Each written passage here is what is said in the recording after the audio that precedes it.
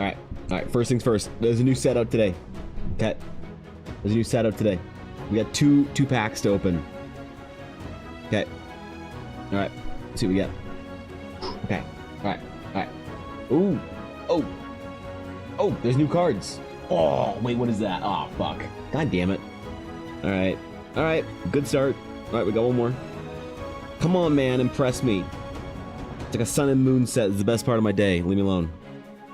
Okay. Hold up. Yep. Let me open the second one. Let me open the second one.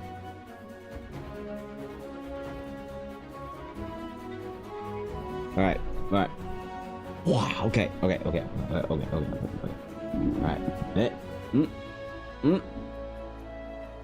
Ah, man. Come on, bro. Come on, man. God damn it.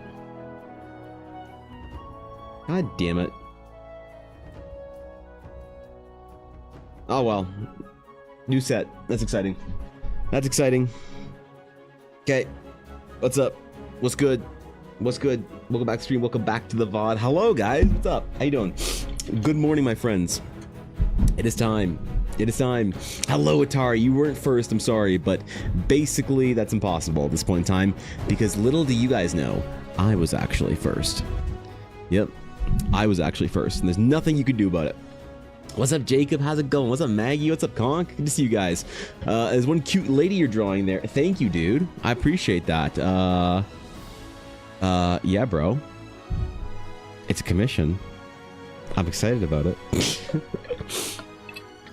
It's talk shit day. It is talk shit day once we decide what kind of YouTube shit we're gonna talk to farm a video, because I feel like I need to farm some videos, right? I haven't had a new video in a little bit. I haven't made a video all week, to be honest. I've just reposted a couple of old videos on the TikTok and Instagram because I haven't had time to make a new video. So I gotta make some serious videos. I'm actually gonna try and make. I know I've been saying I want to do this for a while. I think I know how that. Maybe. I think I'm gonna make my first art talk video and just put it out. I think that's what I'm gonna do. That's like the goal, maybe, for this weekend, depending on how much I get of this stuff done. What's up, KZ? Good to see you. So that's the plan. I want to do some different things on my YouTube channel. I want to like have it be multiple types of videos so that when I'm kind of like growing on it, there's not an expectation of like, oh, Evan only makes videos on this subject or that subject or talks about his world or art or whatever. The goal is to have kind of like everything wrapped up in one channel. Now, I don't know if that's good advice though, because I've heard a lot of people say in the past, hey, if you have different videos you want to make, why not just have multiple YouTube channels? And like, fair enough, I guess, you know, that's like, seems reasonable. I know lots of successful YouTubers that have done as much, you know, they've created a channel for their gaming content, for their travel content, their food content. I don't know, man. I don't know what people make YouTube videos for. And it seems like a good idea, but I think that I want to kind of keep everything simple under one roof while I attempt greatness. So yeah, I want to make my first art talk video, I think, this weekend. And I'm going to talk about a couple of things that we've sort of talked about over the past couple of weeks, how to like work on art, how to kind of like move through blocks and things like that. And I think I've like finally composed a relatively thoughtful, maybe, I don't know what the term is, but an overall kind of thesis of what I want to address. The problem and the issue in the art community that I want to try and help alleviate some of the pain in. So it's going to be fun. I'm really looking forward to it, actually. And I'm just going to do it because honestly, what's the worst that could happen? I make a shit video and nobody watches it. You know what I mean? Like I've thankfully had my first shit videos kind of appear in my channel, so I don't have to worry about that. You know, there's like this like kind of nervous anxiety. Like, oh no, what happens when I make my first shit video? You know? So I think that's already happened and I'm not gonna stress or agonize over it too much. I also think I know what I'm gonna do with the paladin armor here for the runes and stuff. So yeah, man, it's gonna be a good day. But I got a lot of stuff that I wanna get through and a lot of things we want to talk about today as far as the adventure goes and some of the May plans, because it's already May, dude. We need to, oh god, I need to send out all, I was going to send out all the the April rewards for like tier 3s and stuff last weekend, kind of towards the end of the month, but not at the end of the month. The last weekend before, but the convention kind of messed that up. So I still have to send out all the rewards I was going to do for this month, this weekend. So we need to figure out what we're going to do for May. I need some ideas for like environmental art and stuff that I can have prints ready for at the convention, because that's coming up, man. Attempt, you are and already always will be great, Evan. I appreciate that, Conk, but you know what? YouTube doesn't think so. I appreciate that, but YouTube doesn't think so. Yep. I've been judged harshly by the great YouTube overlords, and apparently I am unworthy. You know what they say, man. If you don't have your silver play button, you don't got nothing, Ricky Bobby. What's up, Ashy? The multiple YouTube channels advice comes from people who have followings for their topics rather than for their personality. Like, I know FNAF tubers who lose half their viewership if they talk about any other indie horror. The channel dies outright if they talk about, like, Pokemon. So, do you think, Ashy, that there's much of a difference then between something like art versus like D&D versus the personal project I'm working on? Should those all be separate channels? Because I've thought about it. I thought about creating an Eldara lore channel, a general art and D&D channel, and then seeing, you know, like I legitimately am not sure if I think art and D&D can kind of like occupy one channel. I don't know if Eldara can handle the YouTube, right? I don't know if it can handle the YouTube stretch that you have to put the channel under to get to get another topic in there. So that might be the one that I actually try and remove and put somewhere else. But Ashley, we're playing D&D tonight. I forgot about that. After stream, I'm gonna level up and make food and then get cozy, and then we're gonna fucking chill, and we're gonna see all the cool stuff that we did during the time skip. You know, what romantic entanglements Endrick and Andy had. Who the pitcher is. Wait, never mind. YouTube's a machine. It's not capable of thinking. Thinking is for humans. Ooh, it thinks. It emulates thought well enough, Jacob. It could fool you or me. I don't know if that cool chatter in my stream the other day was a person or ChatGPT. So let's face it, the Turing test has already been passed. Tropes in serious fantasy can be possible, but not usually if they're played for jokes. Is this in reference to my Twitter post? Or is that just like a let's fucking go, hello, what's up, here's the topic of the day? Yes, okay, good. Yeah, so on my Twitter I made a post about adventures, guilds, and serious fantasy. And I disagree honestly with anyone who says yes, and I'm very curious to see how many people say yes. I don't think that they can. I think that you have to detropify them by definition if they're trope. If they're trope, I think that's kind of like, so it's a bit of a test. I'm just seeing what people think about it and seeing how they respond to it, and maybe I can be enlightened as to where some people want to go in fantasy. You know what I mean? So it's very, I think a lot of it's knowing your audience, and you can definitely experiment. Like, I'm pretty sure you've married so much D&D and art together, you can probably talk about both, as long as you don't go into like immense gritty detail. You know what, that's a good point, Ashley, because like I never really want anybody, like I don't think I ever really do get anybody in my like comments or, you know, chat or anything like that that's a super in-depth D&D Andy and only D&D. Those guys, I think they chill out in, you know, like 3 viewer D&D streams talking about building like a mechanic of the day kind of thing. That's fine, by the way, if that's what you love doing, but I don't think that they tolerate an expansion into anything else. So I don't think I have any of those sort of in my following, as it were, right now. So you might be right, actually. I might be able to transition a little bit. Keep it simple. They usually start doing that once they get massive audiences. Yeah, that's a good point, actually. They'll start their second YouTube channel when they've already got like 500,000 followers on their first one. I'm also not capable of thinking. That's fair. Me either, Cass. Like I said, you guys speaking crown to me this week. The Turing test can be passed by simple algorithms like the one YouTube has. Right? Exactly. The Turing test is long gone, man. It's over. We don't know who's real or who's not. I did some experimenting with ChatGPT because I was very interested in it when it first came out. And like whenever there's a new evolution, it's very, very interesting stuff to me. But ultimately kind of eerie when you think about it, you know? I had this like conversation with somebody who said that she needs to like help her brother figure out how to make friends because his only friend is ChatGPT. He has like a whole like 3-page long prompt that he like puts in the beginning of a ChatGPT conversation that spawns this like digital friend. It's very weird. It's very bizarre. So I don't know, man. That's scary tech. The question, Jacob, I asked on Twitter is, could you have an adventure guild in a serious fantasy setting? Apologies, I think I had a different understanding of the tropes as detropifying as you put it. Essentially what I meant was you'd have to work in a serious fantasy. Oh, well, first of all, there's no wrong answer. Entities, if you did straight up say, nah, Evan, you're a nerd, tropes work in serious fantasy, that's totally fine.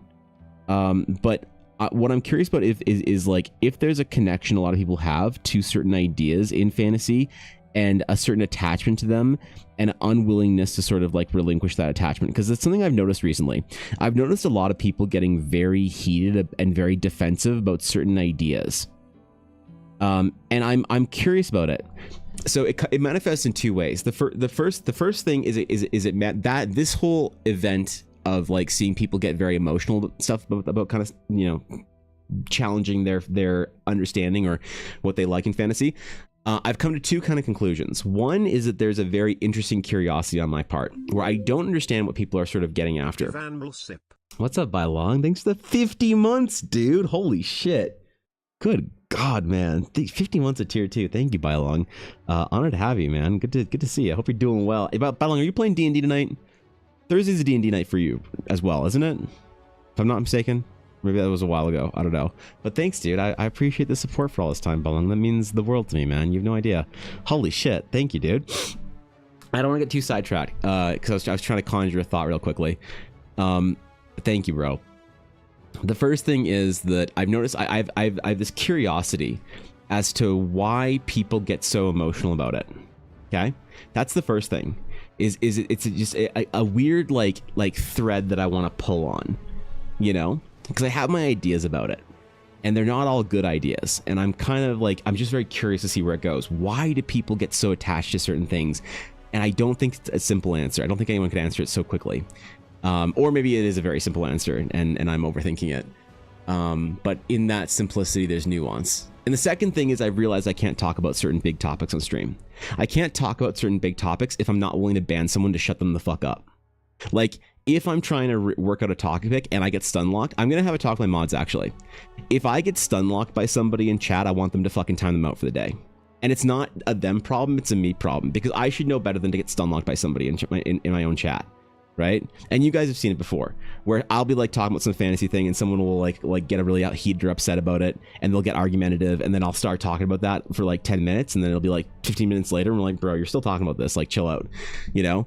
So I'm gonna start instructing my mods to just sweep people away that stun lock me. And it's my fault if somebody gets timed out for a day because I let them bait me into a stun lock. Fair enough. So I'm gonna try and manage how I talk about big ideas and challenging ideas, but also I want to kind of pull on the thread a little bit at the same time, which is going to be hard to do at this, like in tandem.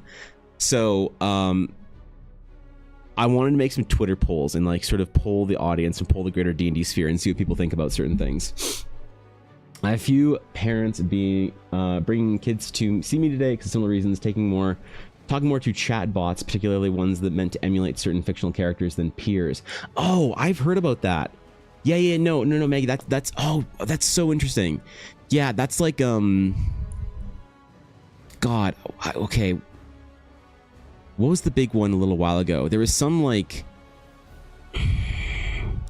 it was some cartoon character that was like really hitting it with youth and like kids were like befriending this character, chatbot, whatever, and like developing a really weird parasocial. I don't know. That's super weird and super interesting. It's a very new, like, could we have predicted this kind of a problem, you know, 25 years ago, kind of thing. That's a big topic, man. I wish you luck, Maggie. I'm good, Spring. Good to see you. I'm chilling. How you doing? Adventures Guild exists in real world. What about all this Victorian British people who want exploring the wilderness with their prick neck table and tea set? I think that's a bit of a manifestation of a luxurious age. in my opinion. I think that something like an Adventurers Guild, you could have something like an Explorers League, but the idea of a generic Adventurers Guild, I think that's too tropey. I think you can have an Explorers League, you can have an Archaeological Society, you can have mercenary guilds, but I think when you try and wrap everything into a nice little package of an Adventurers Guild, I think it automatically pulls you out. It's like saying like hit points.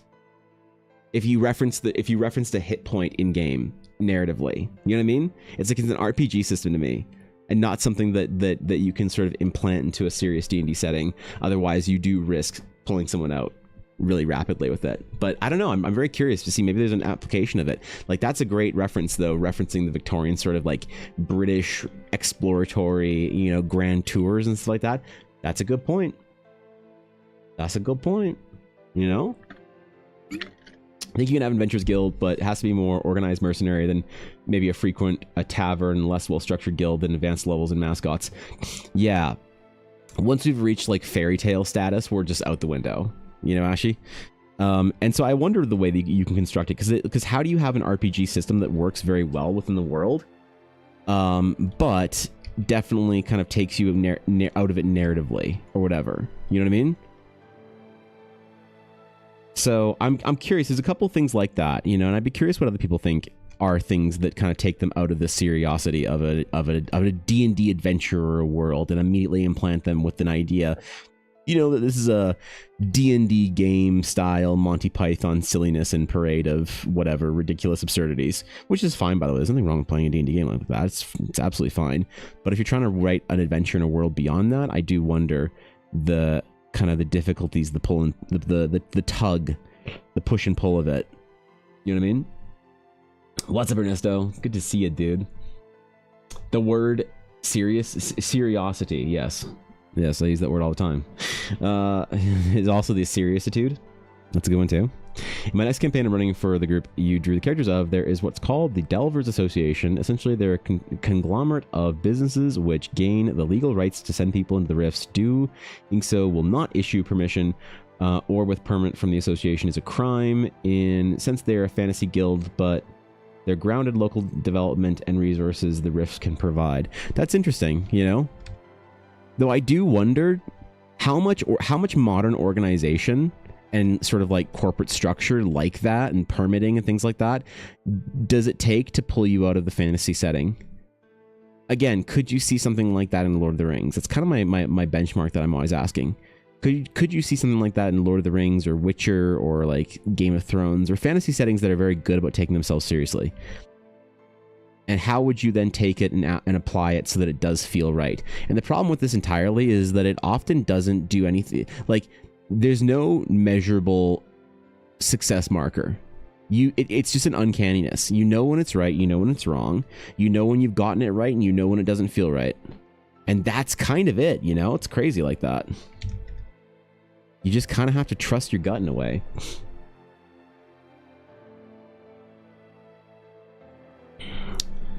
I will say the existence of solo leveling as an anime has immediately made the concept of rifts and the Delvers Association a lot more tropey, even though I had this thing worked and planned for years before I even knew the existence of it. See, I don't know much about solo leveling, so I don't know what they did to ruin it, but fair enough, right? I played 2 days ago, and we'll be in 2 days. On top of that, usually our day is Tuesday. Also, I'm 14 episodes deep in Critical Role Season 3. Ooh, I can try and finish it before Season 4 comes out. Or are they even doing a campaign 4? I really hope they do. I really hope they do with the whole cast. I hope it's not one of these broken up things with like half people that are invited friends and whatnot. I really hope that they at least start the campaign and do a good solid chunk of it, 20, 30 episodes, whatever, with the core crew. I hope this is not their last kind of like game endeavor into the main campaign thing. I really, really, really want a campaign 3 to really chunk onto and to really like bite into. And watch obsessively, you know. I want things. Something I'm trying to do for my own mental health and sanity is I'm trying to be more excited about things, right? I think quite often there's a negativity about things generally in the modern day. Like, who here has or is that friend that is the negative joking person that's constantly trying to make light of how shit everything is, but there's kind of like a weird acceptance that they have. You know, you're like, oh yeah, I got to do my taxes. And they're like, ah, yes, the corporate whatever structure of capitalist, this requiring us to enslave ourselves to the old machine, Soylent Green. And you're like, oh, okay, John, like, shut up, dude. Like, I get it. Like, it's fine. Like, chill, you know? and I worry sometimes that there's a little bit of that when it comes to media, just this like acceptance that like stuff isn't good anymore. And I really want to find projects and things to be excited about and follow. So I'm really hoping Critical Role Campaign 4 is something I can obsessively follow and be excited about every single week and count down the days until it's out. That's what I want out of it. So I'm setting my hopes real high with it. I'm willing to be hurt for this one. I'm pretty sure they have like another mid-season thing where they do smaller groups, invited people like in between like they did before. Aren't they already doing that though? You know, they're moving in a different direction. More bite-sized adventures will probably be always have a main game of sorts. Yeah, and I really would like to see something like that from them, like some kind of main game,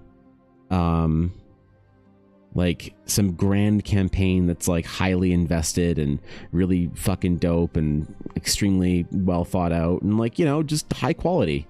I miss high quality stuff. That was something that I kind of had this very interesting kind of conversation with Galactic Sewer Carp a while ago, where I was kind of lamenting that there weren't any games that really kind of like tickled my fancy anymore. And she's like, what do you mean? There's games everywhere. There's all these great games. I'm like, what games are really great out there?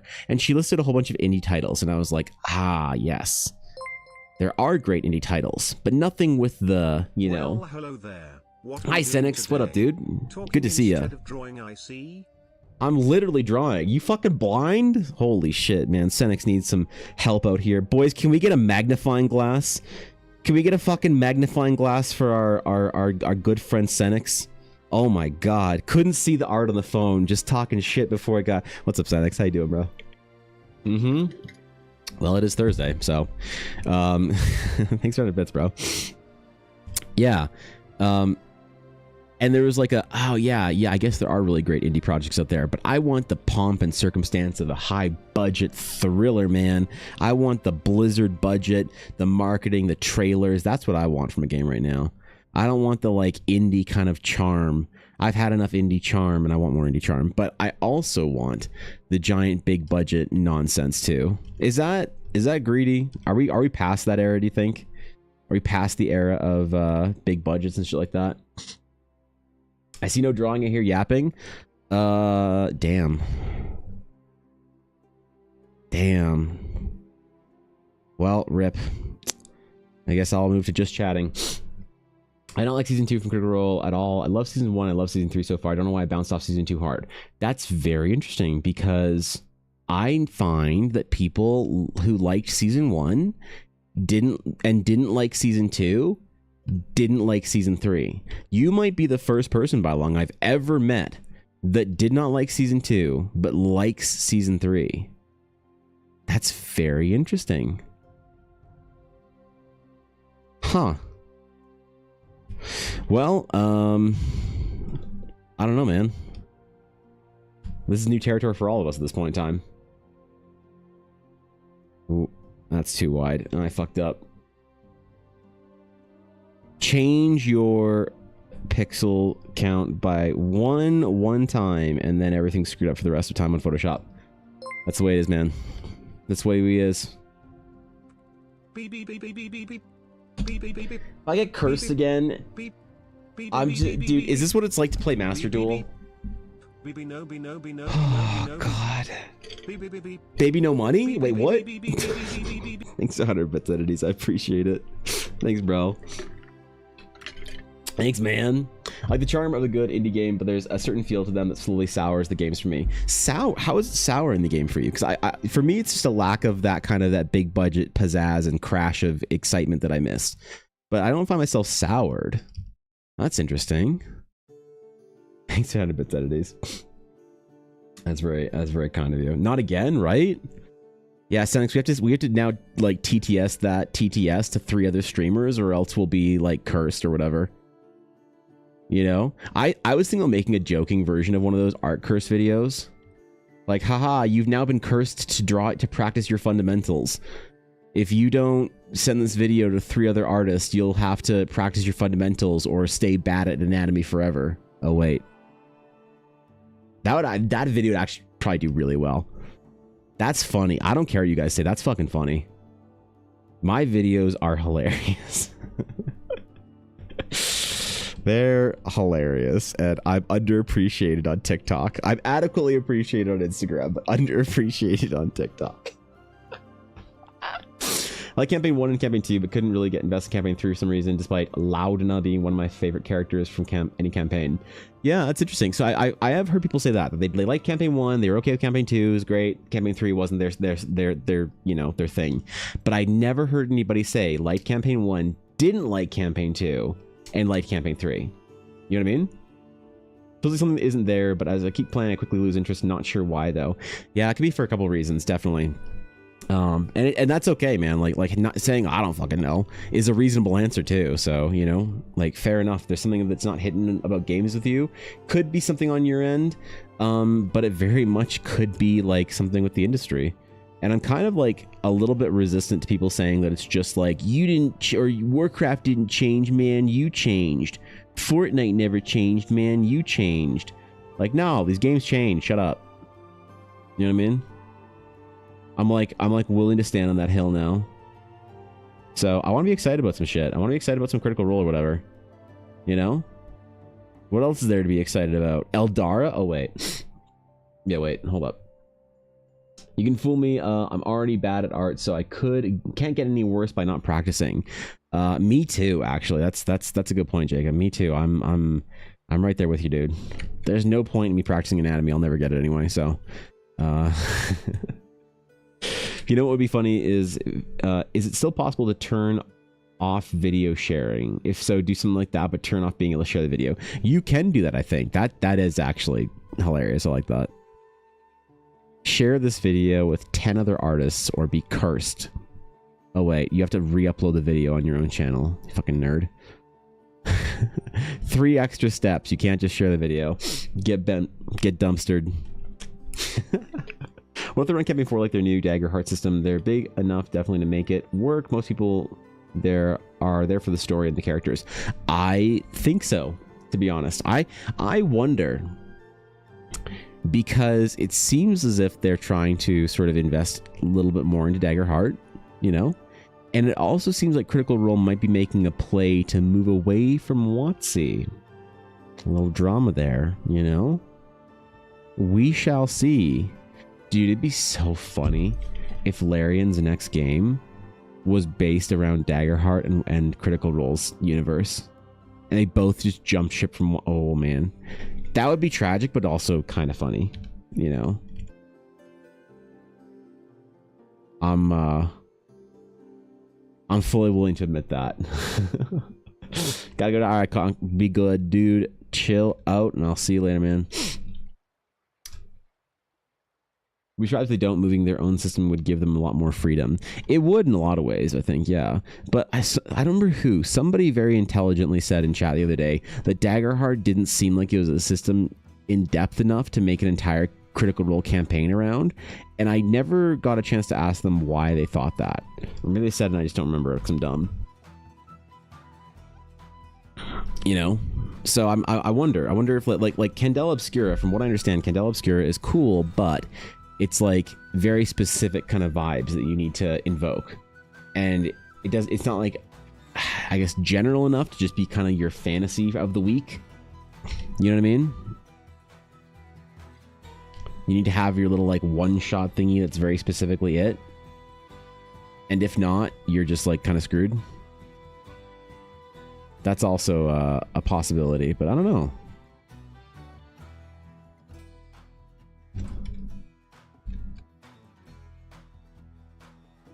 Okay. I'm going to do the basic rendering, and then we're going to actually slap in all that nice little juicy detail in there.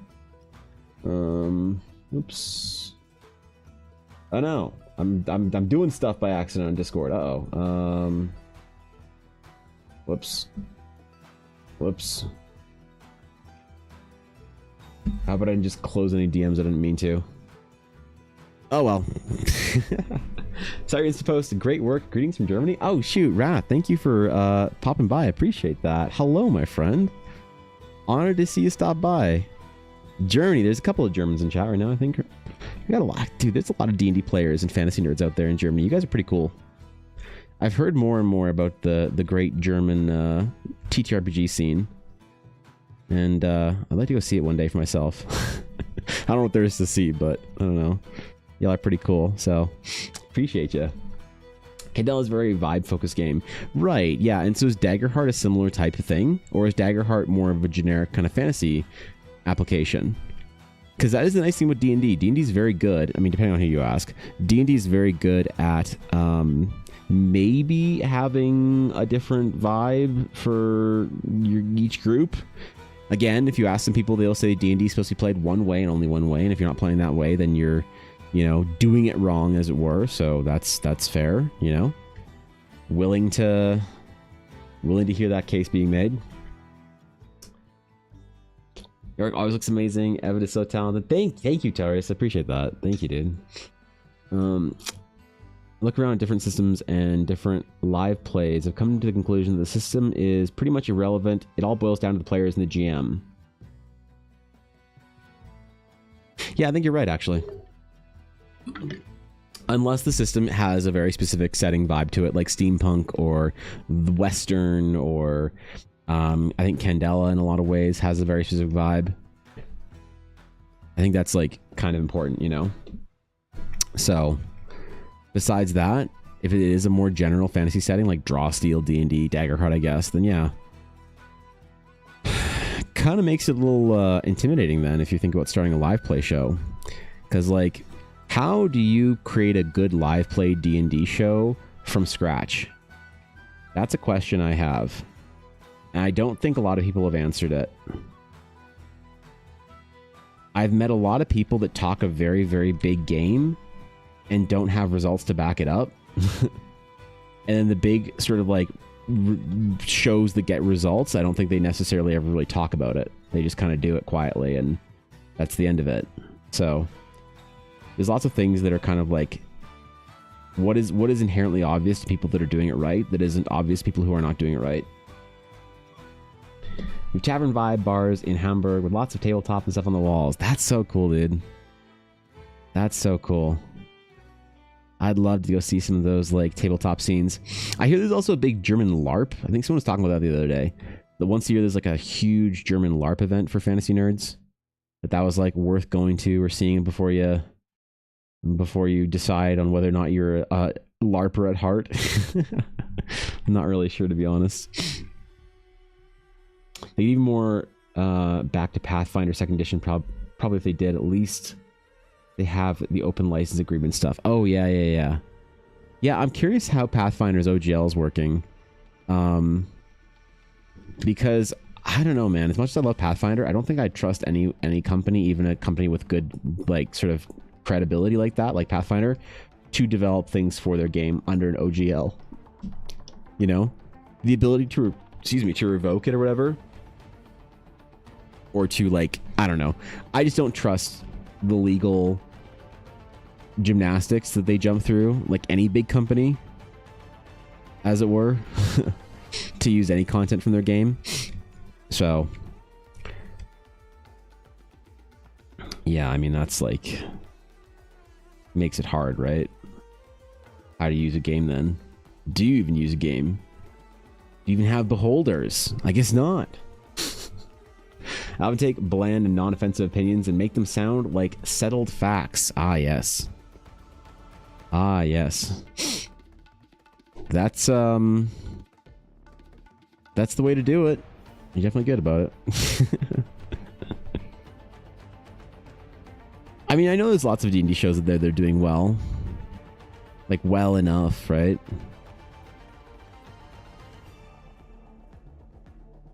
But to truly experience growth, man, what does that look like? That's kind of a challenge, hey? Alright, trying desperately now to avoid putting Eldara embellishments on the armor. That's what we're going to do. We're going to try desperately at avoiding that. Alright? We're just going to add details in the form of connectors and things like that, and hopefully get this thing painted out. And if I try really hard today, I might actually finish this in total, and then we can just draw tokens for the rest of the day, for hours, for days even. Nothing but tokens, until I have to eventually succumb to the weariness of my D&D game and retire from art. Until tomorrow, where we will meme hard again. Pathfinder ORC license, I believe, is active and then was transferred to a separate public domain group, Azora, meaning nobody has the right to change it and everything has the right, or everything has the right to use it. Interesting. Very interesting. Huh. Yeah, all tokens. Only tokens, Maggie. Yep. Only tokens. What's up, Blue? Good to see ya. License can be bought or sold or controlled by any company now or in the future. That's so interesting. Yes, hello. Hi, that's me. Hello. More stuff happened. Tell me. More stuff happened yesterday. Tell me. Hi, what's up? How's it going, Mel? Good to see ya. Hello. How you doing? What's good? Thanks for my best, Mel. I appreciate that. Tied for first place. Holy shit, can you believe it? They made a choice explicitly at the response to the whole WotC stuff. Interesting. That kind of changes things a little bit. To preserve and protect their license by transferring it out of their hands. To give up their power and their position in the name of creativity. Very, very interesting. I still wonder if there's some way that that could be revoked, changed, or messed around with. You know, again, because I don't know, I'm not litigious enough as an individual. I do worry that there is like some form of, like, how would they still screw you if they wanted to? I can't disclose the details. Okay, then don't. But I have been selected for a big project. Ooh. A project I half-assed a pitch and, oh boy. Ooh. I can talk more about it next week, but now you have more responsibility. Starstruck emoji. That's fucking sick. Congratulations, Mel. That's awesome. Congratulations on all the responsibility and pressure you've just earned and asked for. That's amazing. Give it your best. You got this shit.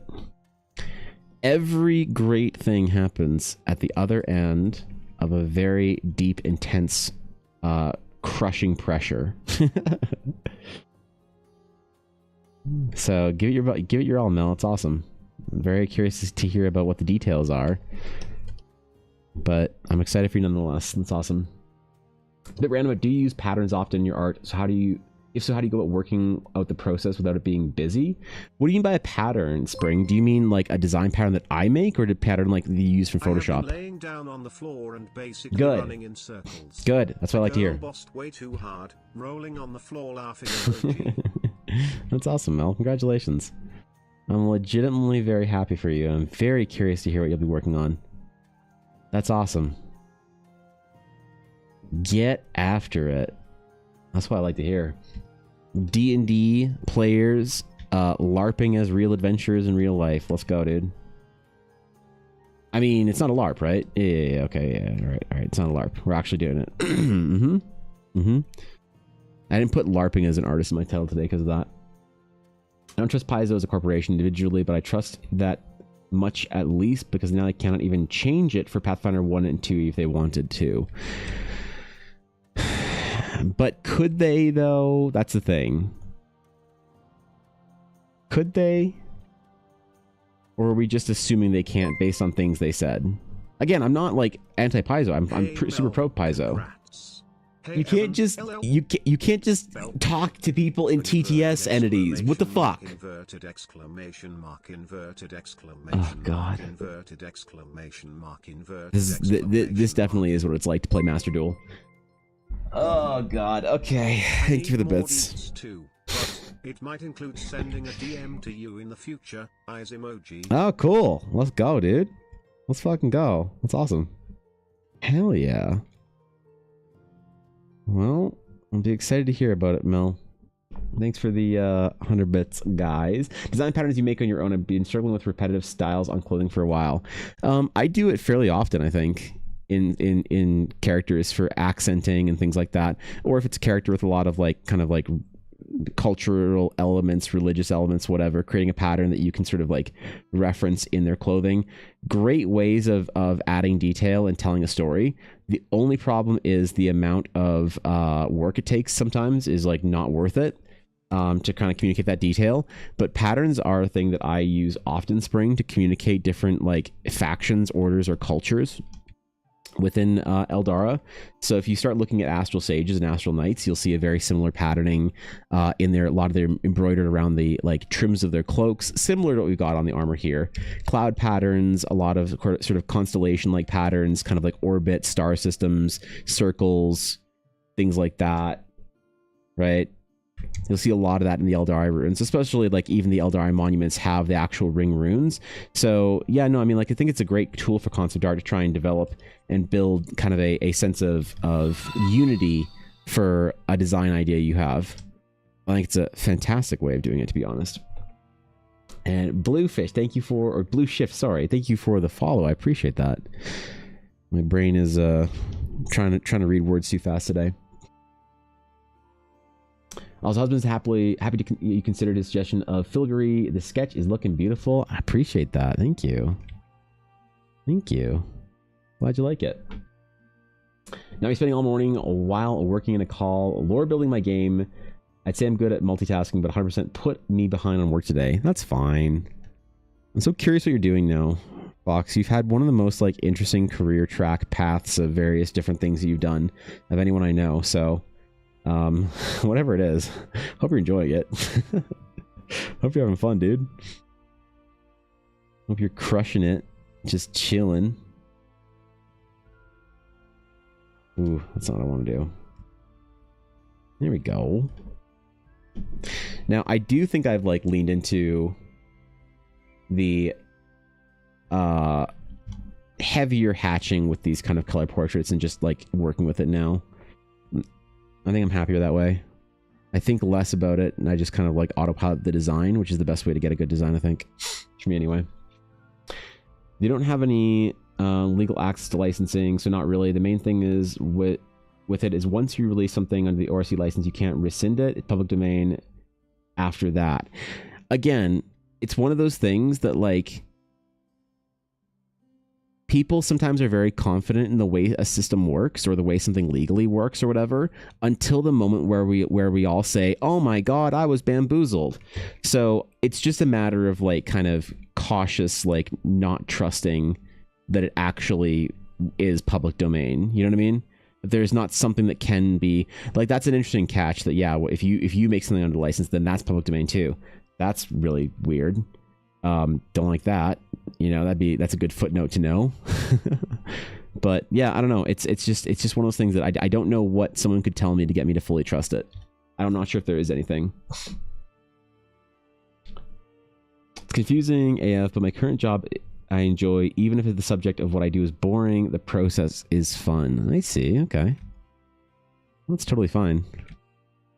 I sort of had that for a while with graphic design when I was doing work for big companies, because I enjoyed the work, but I didn't enjoy the subject. You know, I had a conversation with one of the conversations I had with a dude was kind of eye-opening for me.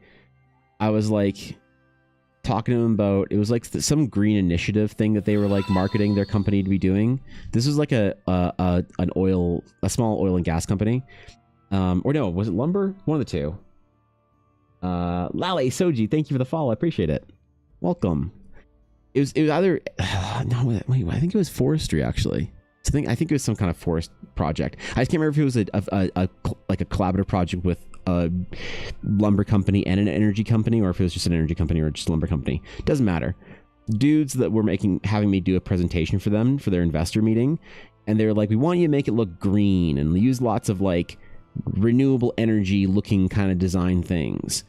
And I was like, oh, cool. What are you doing that I can maybe like kind of, you know, is this like a multi kind of like energy, whatever? Is there materials and whatnot like that I can kind of use as inspirations and textures and patterns? Like what are you doing to actually make this project more green focused, more environmentally friendly? to get your investors here to go on board the project? And he's like, oh, nothing. We just want, like, it's just a buzzword right now. The investors are always asking us, is this a green project? So we want them to like think it is, and, you know, feel confident that it's like, you know, I don't remember the word he used, but he spoke very plainly about it. But he basically said like something along the lines of, so they can feel like they're the cool kids too, like all their other investor friends who are doing green projects. I was like, okay. All right. I'm a corporate propaganda arm, I see. Got it. I mean, you always are when you're doing that kind of stuff for a lot of brands, but this is one of those moments that I had where I was like, oh man, I don't want to do this anymore. I'm just done with this shit. Job's not a job, is not a job. Not the IP, but necessarily the content of what's released under it. Okay. I see.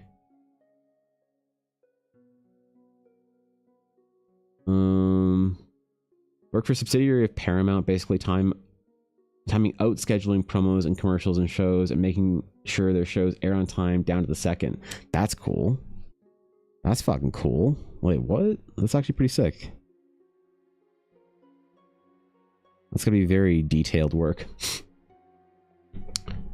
Technically, there's always a chance, but now it seems to be the most secure license I've seen to be tamper evident, at least. Also, public domain aspect would be more if you pushed an Astral Sage supplement under it. The idea of a Sage is public domain after that. Yeah, that's interesting, actually. Well, I mean, fair enough, I guess. If they're trying to make something that, like, everyone can use their stuff, I mean, I guess just open up for everybody. So, good for them, I guess, for trying to, like, either earn points or, you know, actually do something different, I suppose.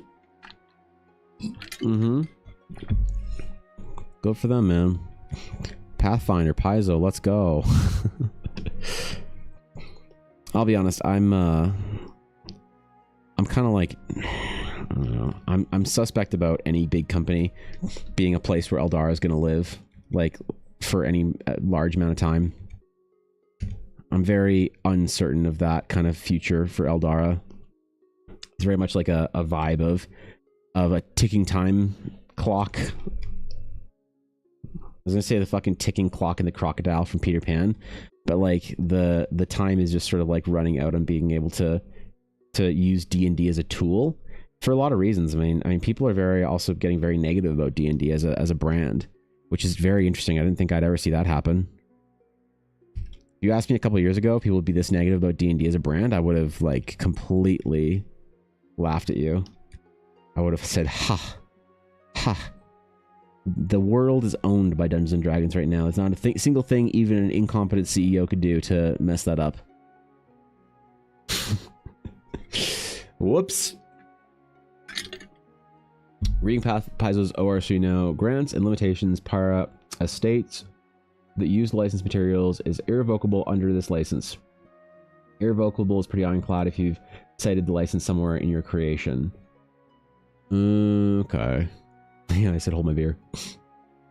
I'd seen publishing something under the ORC license to make it public domain sort of thing makes sense if you are cool, or that are cool that I think everyone should be able to use. I could absolutely see publishing under public domain license like that. Other stuff I want to be specifically an IP that I'm working on, probably not. I think I got what you're trying to say there. Yeah. Yeah, I don't know. I mean, just like a public domain license is kind of scary, kind of sketchy too. So, I mean, whatever. Better than the OGL kind of drama of now all your base are belong to us. You have no chance to survive. Make your time.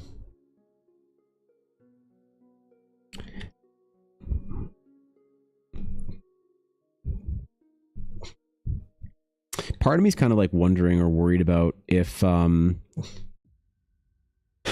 do create something like an Astral Knight class or whatever for Eldara, how much am I sort of like skirting on the edge of WotC at that point? And am I better off making a completely system agnostic setting? You know, like does anybody have a good example of a system agnostic adventure? Because I'm still considering pivoting Horizon to that and not releasing like the class of the Astral Knight or anything like that. I'd be very curious to see what I could get in trouble with like releasing stuff for, I don't know, D&D product type thing, supplements. Use licensed material as much as you want. Reserve material is all theirs. So the idea of the game is okay. The logo and namesake is still private. Right. That's tough, man. Really should try and get an IP lawyer that I can have a long chat with about this, that knows about D&D and this kind of stuff. But who the fuck knows about D&D and is also a lawyer? Oh wait, probably all of them. Fucking nerds. Pretend to be heroes and dragon slayers and shit like that.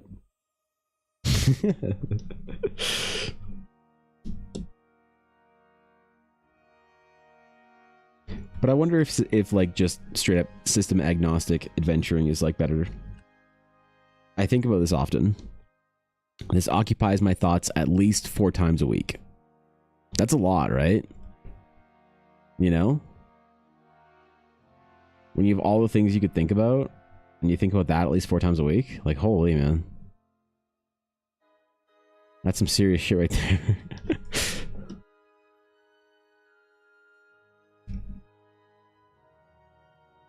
I just wonder if anyone would care, you know, if it was a system agnostic thing. If it was just a setting and adventure, I guess. A story to follow. Also published some stuff under the ORC license that still determines what the license versus reserve material, as well as which is still in your exclusive property. Has a whole paragraph to define what licensed material and what's reserved material. I see. I see. And does anybody even know what the current WotC license looks like? Because that's really what I'm confused about. I think it's probably fine, but if you're also thinking about like doing life's work type stuff, like maybe you should know.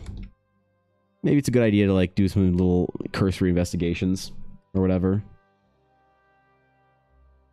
Just very casually.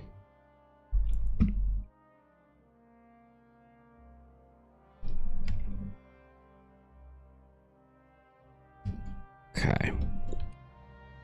Ooh, she's coming together, man. We're almost done. At least the sketches, anyway. Everything in its fair game, use it all you want. For the SRD. Okay, fair enough. Yeah, fair enough. Sounds reasonable. Lovely fellow. Hello, dude. Arkskull, thanks for the 2 months. I appreciate that. How you doing, dude? Good to see ya. Thanks for the sub. I appreciate that greatly. I especially appreciate it this month because May is the last month. That's right. The last month that I need to earn 100 sub points of 100 natural reoccurring sub points to be able to enter the Twitch Plus program, which is nothing that anyone should care about, but it does mean that I will get more from my sub that you guys sub to my stream. So it's very appreciated this month, especially. The support the last 2 months has been unreal, and I appreciate it dearly. And the support this month is the last little bit that is going to get me over that finish line, so that for at least a year, I was going to say Wizard of the Coast, Twitch.Tuvalu is going to give me more of my sub split, which is a lot of extra money with no additional cost to the subscriber. It's just Wizards, god damn it. It's just Twitch thinking that I am worthy of my sub revenue. So I really mean it. It's amazing. Thank you very much for the subs. I appreciate it. Okay, I need a reference for some Final Fantasy ass looking belt buckle. Like a weird way a belt buckle can work.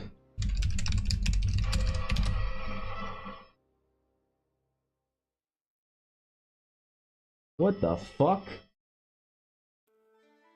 Give me a second. No additional cost to the Equus Quagga, which is fortunate, because it's a horse, and doesn't have much in the way of money.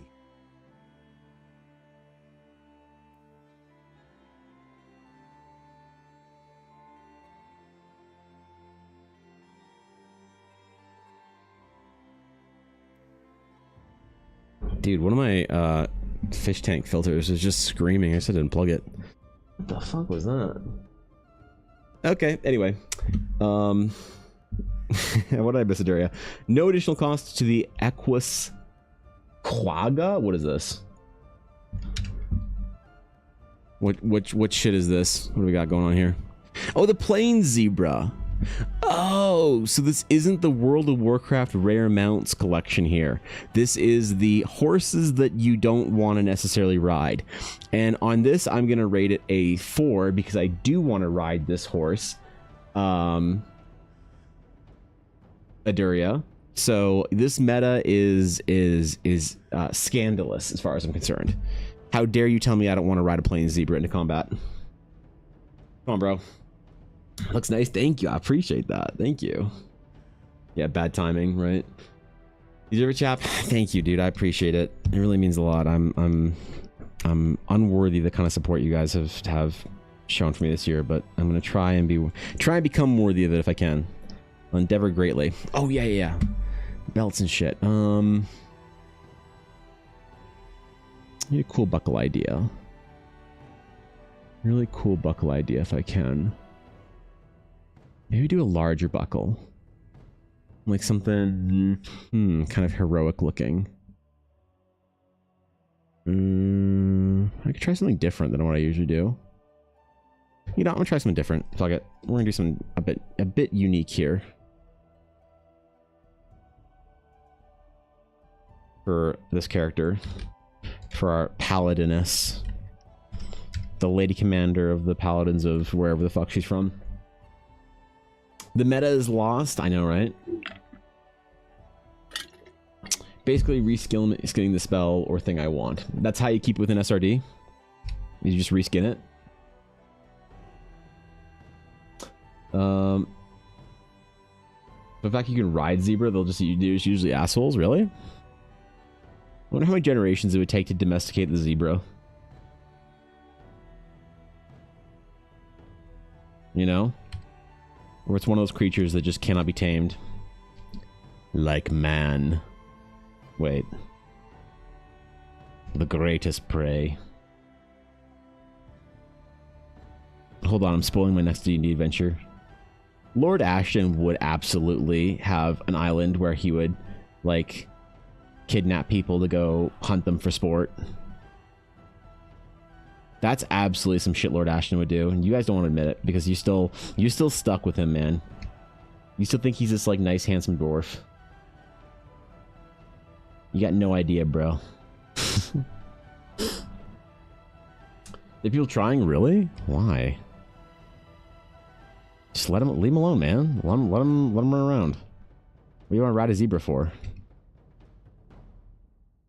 I say as I said I wanted to ride a zebra. Reskinning it also can't be changing the name by a letter or two, then cutting and pasting the spell out of the PHB. Right, yeah. But the Astral Knight nonsense that I have. And like an adventure that uses things like terms like DC and like, you know, wisdom save and whatever, that's all good too, right? They didn't mess around with that in the OGL drama, I'm guessing. You have to make a couple of small changes and rewrite it in your style. Okay.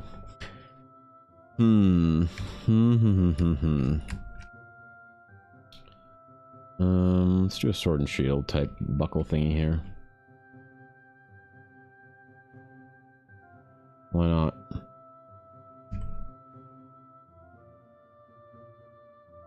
Why not, man?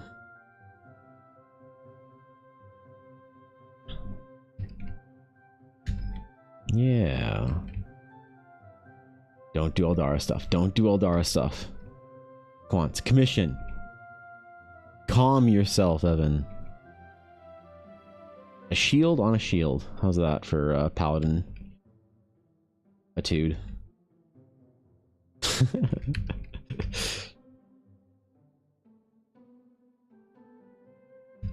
Play like a Diablo 3 Crusader style paladin, man.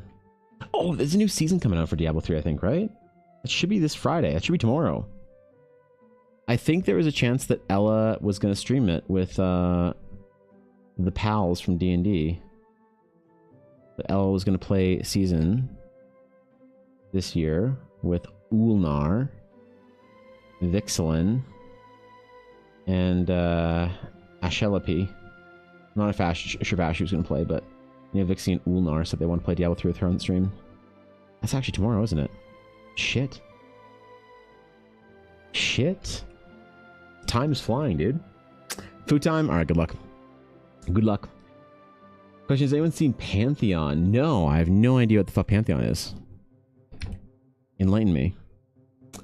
What magic are you using to have the lines mirror what you're drawing? It's the symmetry tool.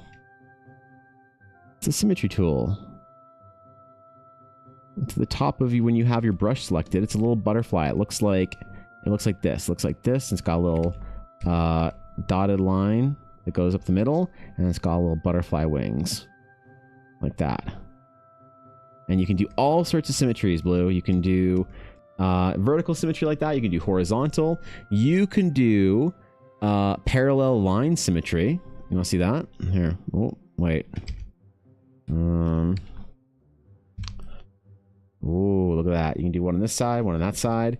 You can do... What else can you do? You can do my favorite one. You can do the Mandela. So you can do... This is how I make my Astral Sage rings. So whenever I make it or design an Astral Sage ring for the order... Come on, dude. I'll make a 6-pointed Mandela, which allows me to draw these really cool Mandela patterns if I want. Look at that, man. Look how cool that shit is. Or if I am going to actually draw a Photoshop, a ring in Photoshop, I'll start with some sort of just like a basic kind of idea shape of an actual,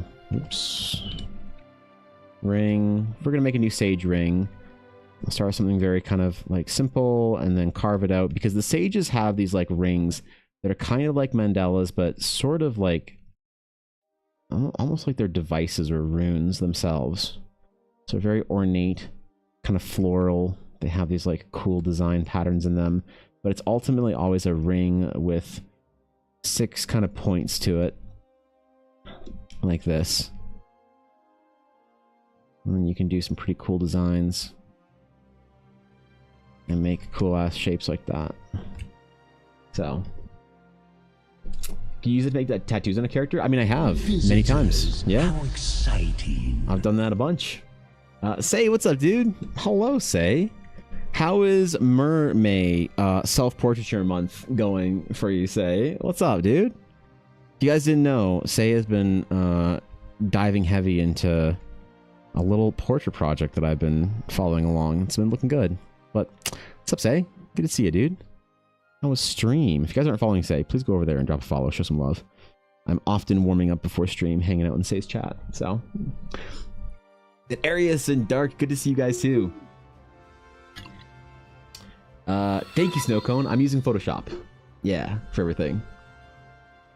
Radial symmetry tool is pretty. The radial one's pretty cool too. Yeah, there's a lot of cool things you can do with it.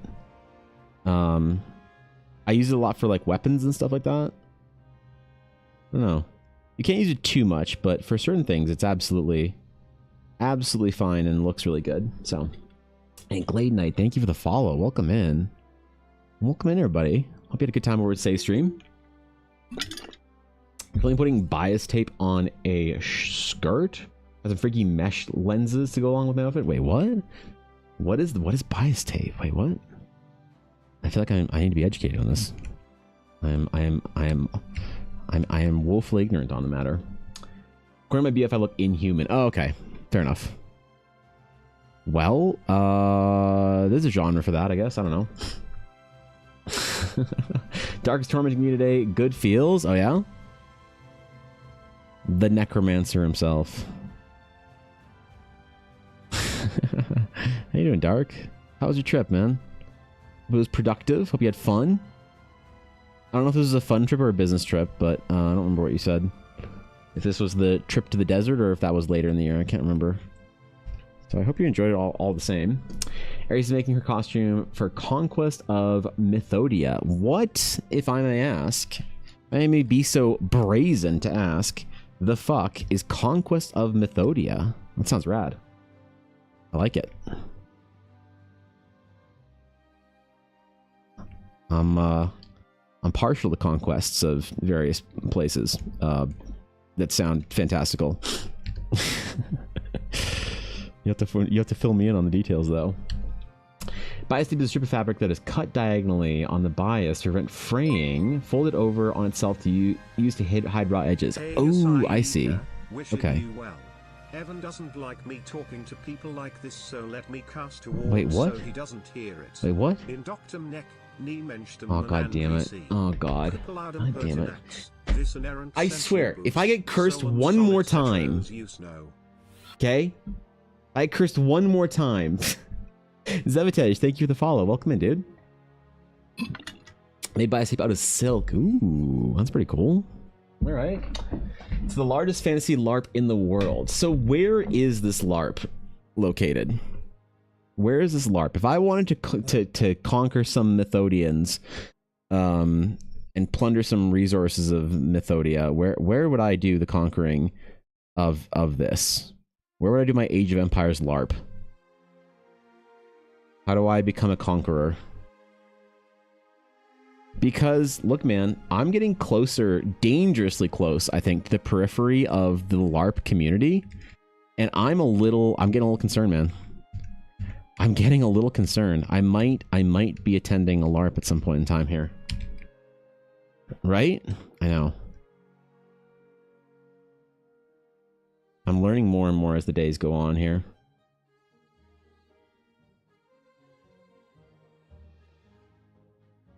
And I'm getting dangerously close to it, I feel. I feel it in the air. I feel it in the wind. I want to have this overlapping. I kind of want this overlapping, but I don't know if it'll look good. Let's try it. Fuck it.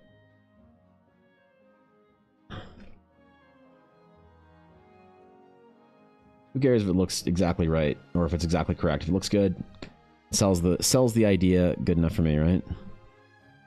Good enough for me. Join the Fae? You think so? I don't know if I trust the Fae, though. I only have one friend named Fae, and I don't trust her, so... Fight chaos in the utmost amazing way. Where is this, though? Where is the conquest located? Don't you LARP every time you have dinner with the extended family? I do, actually, LARP every time I have dinner with any of the family, to be honest. My family is not like a... It's not like a come as you are, like kick your feet up and kind of relax kind of family. It's a show up to be a good host or be a good guest, you know. It's very much like an event. So I anytime I'm at any dinner with anyone I'm related to, it's a bit of a LARP where I have to try and be like a real person, you know. And it's tough, Atari, man. It's tough trying to stay in character all the time. Say mention it, but it's in Brokla, Germany. Ooh. Is that the big German one? That's so funny. So somebody came in earlier today. I'm not sure if they're still here, but they came in from Instagram and they said that they're from Germany. And I was like, oh, that's sick. Like, they got a lot of cool TTRPGs and some cool LARP stuff there. And I was trying to remember the name of the big German LARP that everyone says I should go to before I decide if I want to be a LARPer or not. And I wonder if that's the one. I thought it was something weird. I thought it was something like German, more German sounding. You know? You know what I mean? like a series of letters put together that you think should be multiple words, but the German language decides that it's one word. One of those type of things, you know? It's a lot of fun. It was very healing for me emotionally. Ares is one of the Fae from our camp. It is where I play my avatar Nameless, who's a descendant of the Incubi. I see. Okay, the picture's getting painted now. Very interesting. Very, very interesting. Okay. Well, that's cool as shit, dude. That's fucking awesome. If you come, though, there is no internet. Oh, well. God damn it. That's tough. Yeah, that's ooh. I don't know about that, man. Aren't there any, like, nice, well-mannered RPs or LARPs with internet close by? God damn it. I mean, it sounds cool, right? I've had the opportunity to camp. Like I like camping. I don't know if I'd like camping when I'm doing something like that, like RPing or whatever, because we have the opportunity to camp for all of the Ren fairs we're going to. And I just don't know, man. I don't know. I feel like I wouldn't want to camp out. I'd want to have a proper shower if I was doing Ren Fair or LARP or anything like that. I'm very much a person that has a particular and picky standard of like accommodations, and I know it's like a prissy little fault that I have, but I'm not embarrassed of it anymore. I don't stay at fucking Airbnbs, dude. I'm a bit of it. Like if I'm camping and roughing it, dude, I'm doing that shit in the wilderness with Ella and my dog, and I smell like shit for 3 days. Like, come on. I'm either all or nothing. If I have to be around people and be social and stuff like that, I want a proper like accommodation. You know what I mean? Right? Oh, God. Done with Battlefield, a kilometer in length, filled to the brim with NPCs and players. That's pretty cool. They proper showers and toilets? Oh, shit, okay, well. But then I have to share it. And that's, see, you thought that you could get through to me. You didn't think I'd be too prissy. Then I have to share a bathroom with somebody that I don't know.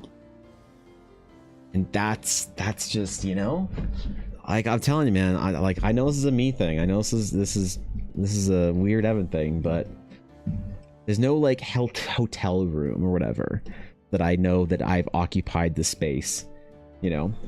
Like you, no. So what I mean, sorry, yeah, no, I guess that makes sense. It's not like that I have to share a bathroom with somebody actively. It's that I have to share a bathroom with somebody over the period of my stay. I like coming back to my nice room at my hotel and having my like accommodations that I can spread out in.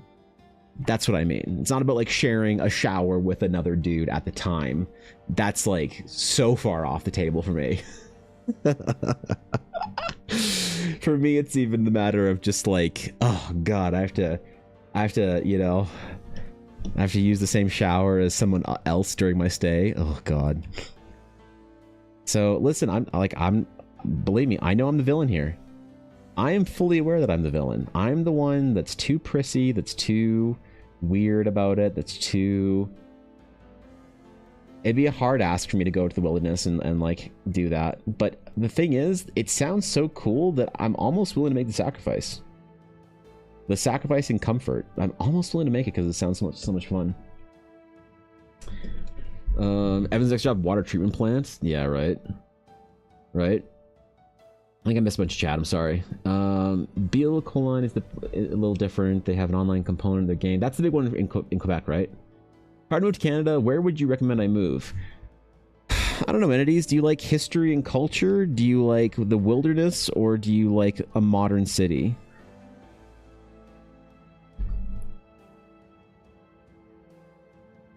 Can't tell if obnoxious dog yapping or coyotes. Whatever, it'll be fine. Yes to all three? That's tough then, because if you like big cities and modern cities, you probably only have 3 options. That's Toronto, Vancouver, and Calgary. And Calgary's a bit of a stretch to say it's a big city. It doesn't have the urban cool stuff that a lot of big cities do. It's no Vancouver. A lot of people tend to like Montreal or Vancouver, depending on their flair and what they like about, I don't know, the cities. To be honest though, I'm not a fan of the East Coast. I'm not a fan of anywhere over there. The Maritimes, Toronto, Ottawa, Montreal, I don't want any of it. I'm a Vancouver, Alberta, keep me close to the mountains kind of guy. So, it also kind of depends on how much money you have. But Vancouver's if you can afford Vancouver, Vancouver's a beautiful city, I think. I mean, in Girl Scouts, Conquest was way better. Oh, really? Conquest is a public image gallery if you want to see. Conquest is, that one is in, like, North Dakota or something, if I'm not mistaken, or am I thinking of a different one? I know I might be mistaken on that and thinking of a different LARP altogether. That's also a possibility.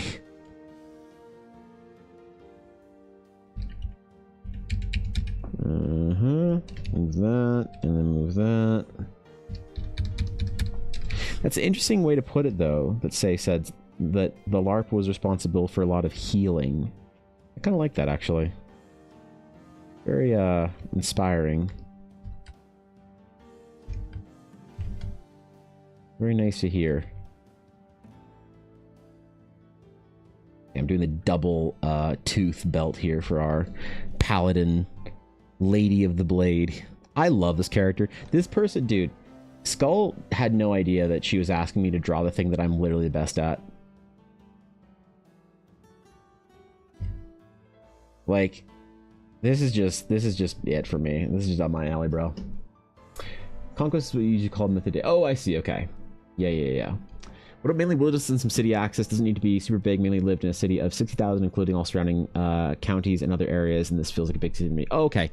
So I would say that entities, Vancouver is still one of the most beautiful cities in the world in a lot of ways, and has a really beautiful wilderness like right the fuck there. But to be honest, anywhere you go in Canada is going to have wild land, like absolutely wild land. The lakes in Ontario and through Hudson Bay across to like Manitoba, maybe Saskatchewan is like the one place I'd say you could miss, because there's just not a lot of wilderness there that isn't flat farming land. There's still wilderness there, but it's not as majestic as the coasts. I mean, honestly, like, Calgary is not a bad bet, because Edmonton, Alberta is less expensive than Vancouver, has almost as good or in some ways better access to the mountains. And I think, like, if you're thinking of wilderness, like, I love the lakelands and like all that shit, and fucking Ontario's beautiful and whatnot, but I just think if you love wilderness, you cannot beat the Rockies.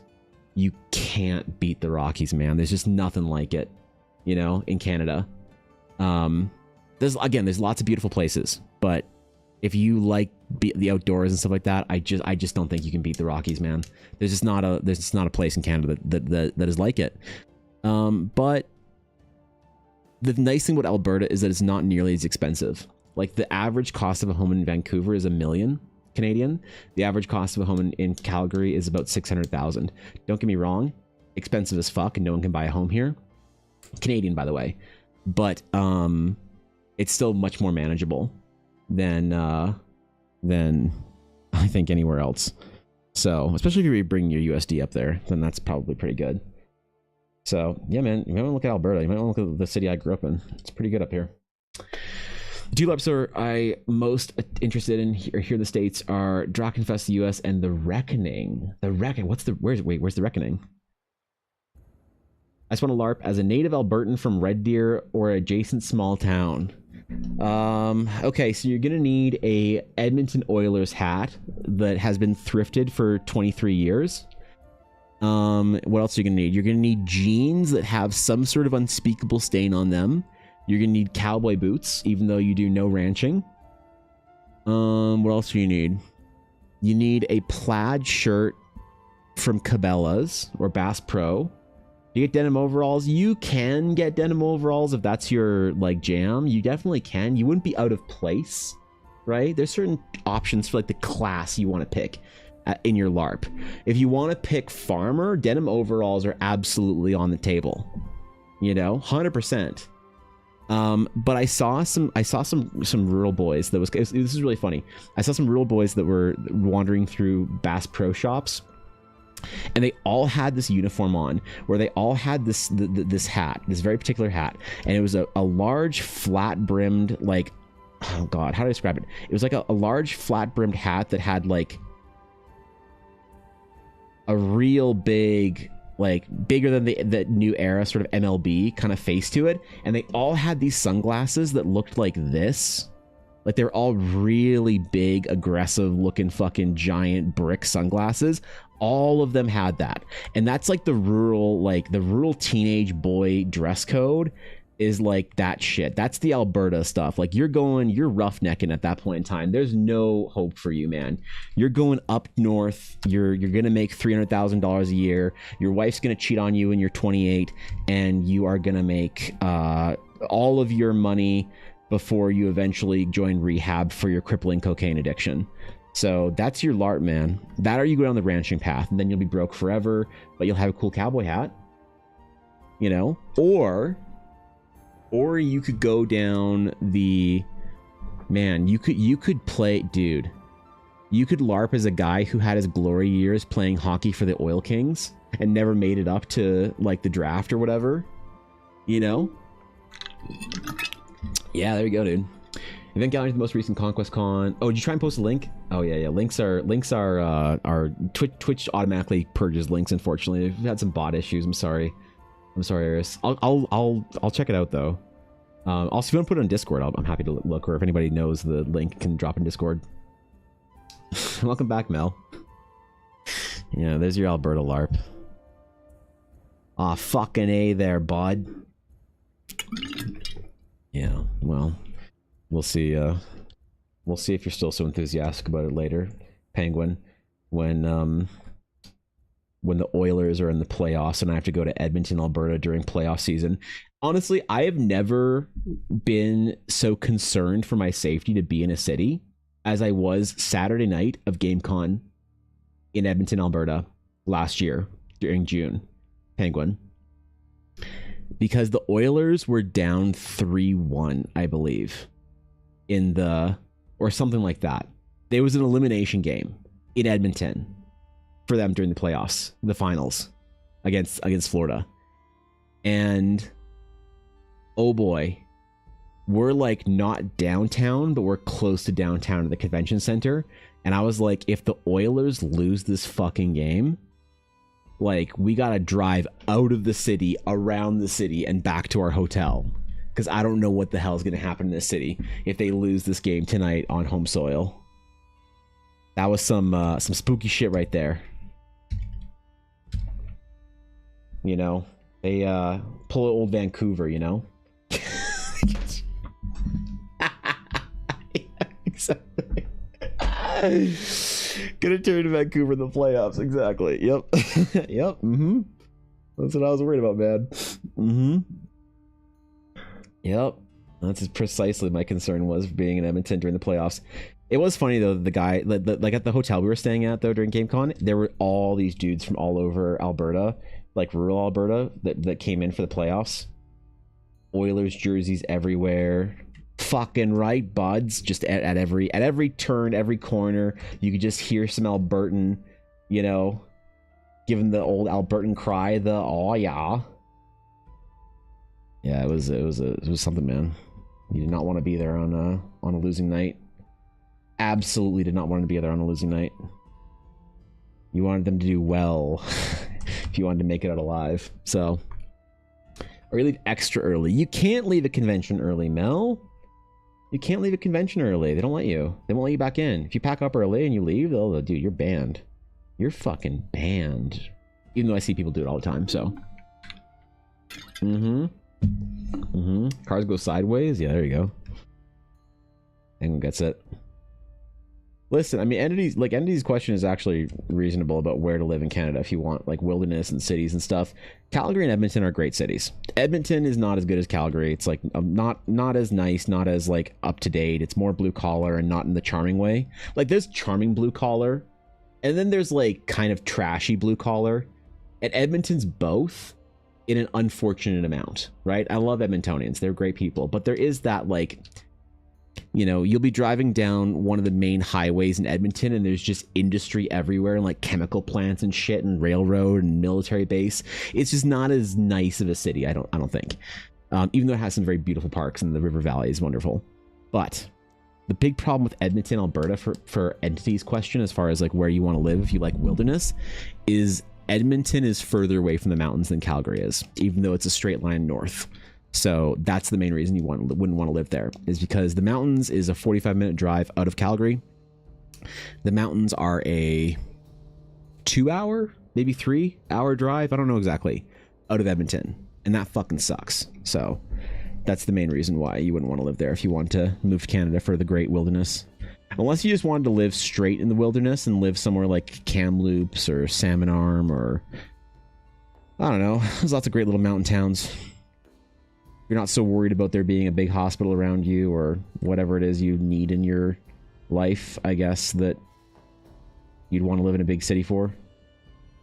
It can be fine. Book. Okay. Don't be weird. Definitely options. Definitely options. Places to go, places to live, things to do.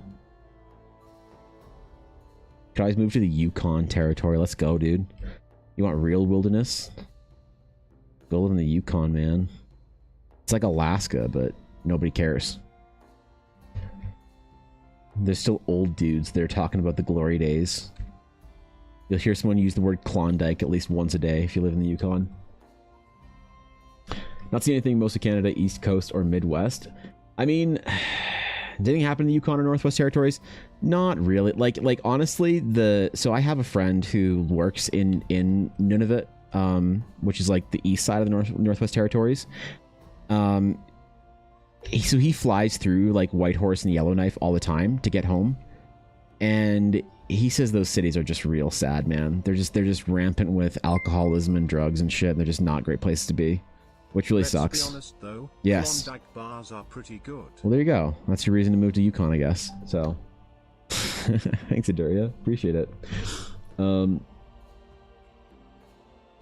But yeah, Canada, East Coast or Midwest. So the East Coast is great. There's a lot of like culture and history and stuff there. It's nice. How exciting. Damn it, Dave. Thank you for the raid. Welcome in. How you guys doing? Good to see ya.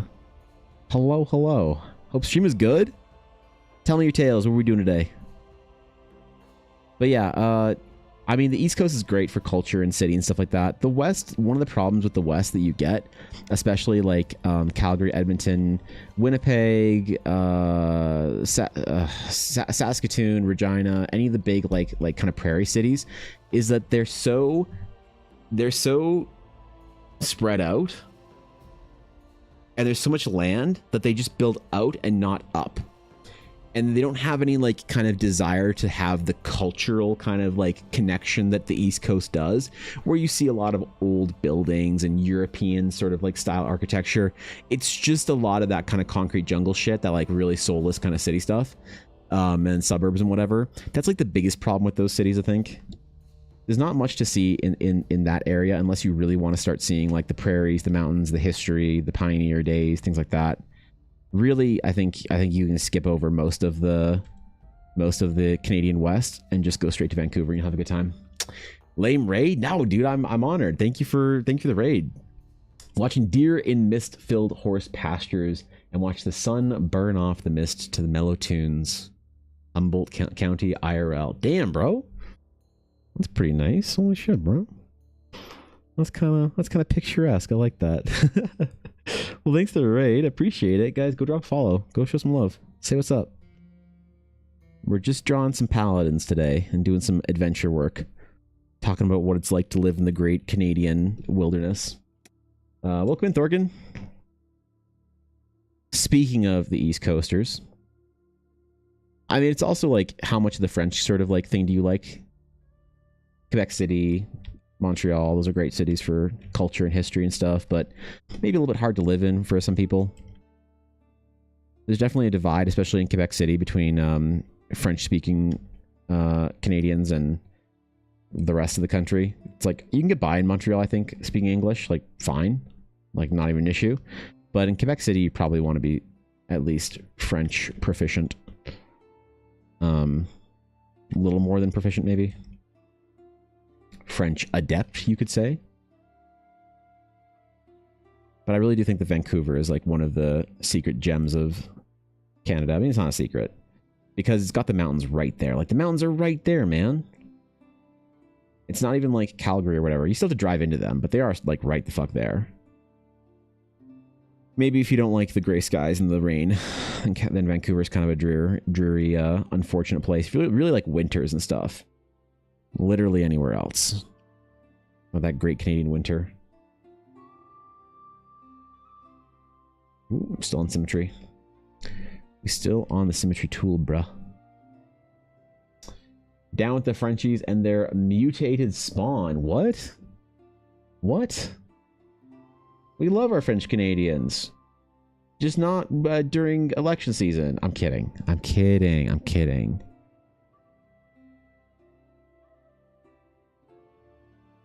We love our French Canadians here in Canada. They're like our sarcastic uncle that will say the thing that we all wanted to say. Straight to the ref's face. Yeah, and there is the poutine as well. Poutine is also a Canadian treasure. And that is a French concoction. Tourtière. What else? What else do we like about French Canadian food? Shit. Kind of stuck here now between poutine and tourtière. I don't know what else. This is a lot, man. Canada's a pretty cool place.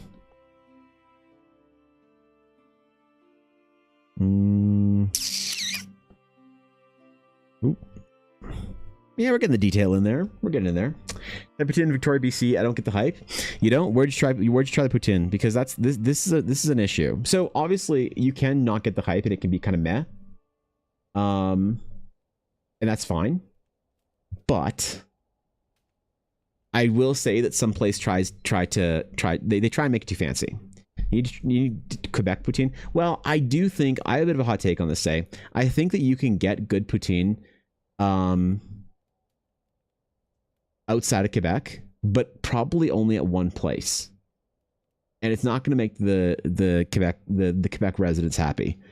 But the truth is, if you want the best poutine in Canada and you're not in Quebec, you go to Costco. You go to Costco.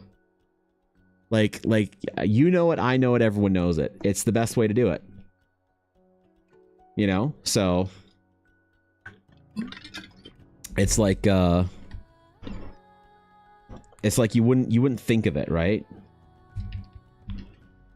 But it's where you should have gone. If you go to somewhere like a bar or whatever, and they give you like poutine that has like stuff all in it, and it's got like steak and like bacon and like all this other shit in it, it's like, okay, cool. It's like a fancy fucking fried dish or whatever. But it's not quite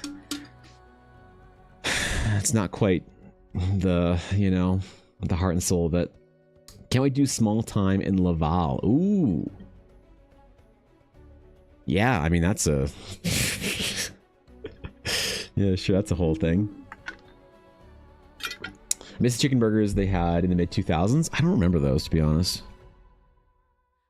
I don't remember those. I'll be very honest.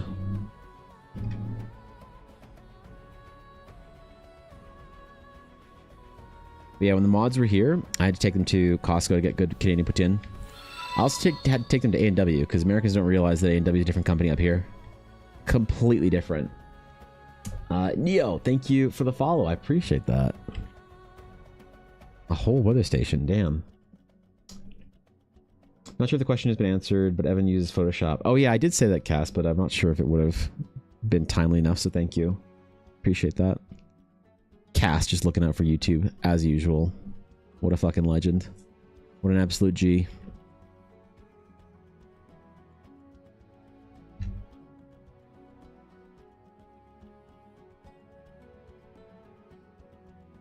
I can't think of any like really big like Canadian foods that are like worth trying up here.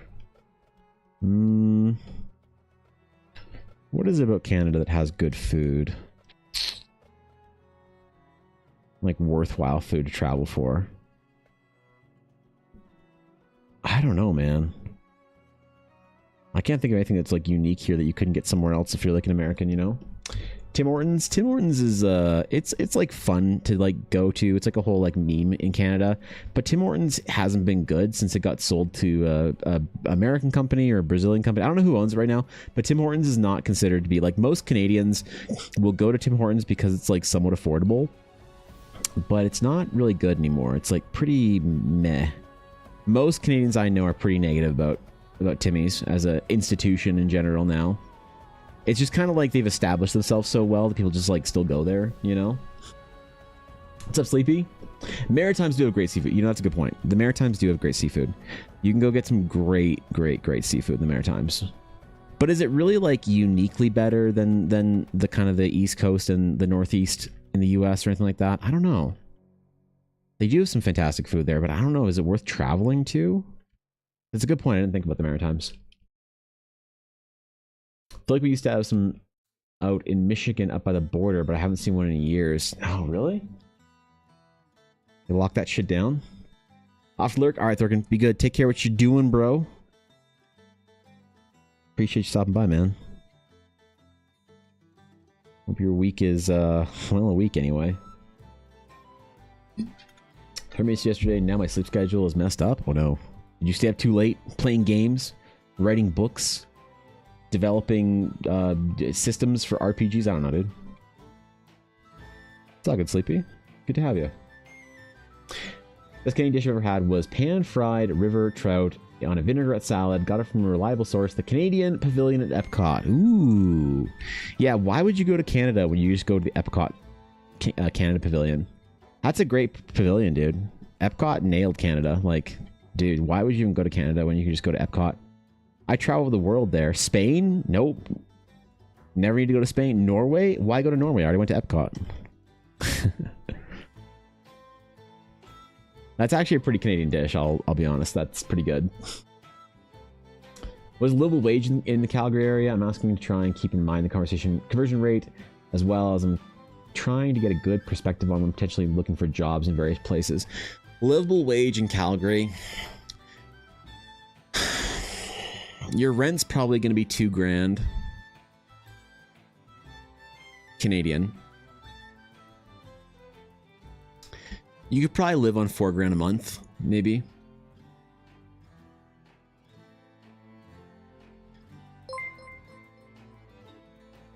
Canadian, yeah, not well, but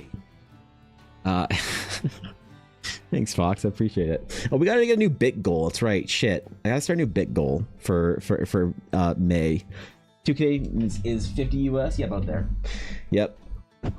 I don't know. I mean, it's tough because I don't know what it's like to live on your own. I've never lived on my own as an adult. I've always lived with Ella. What would it be around for Calgary for livable wage?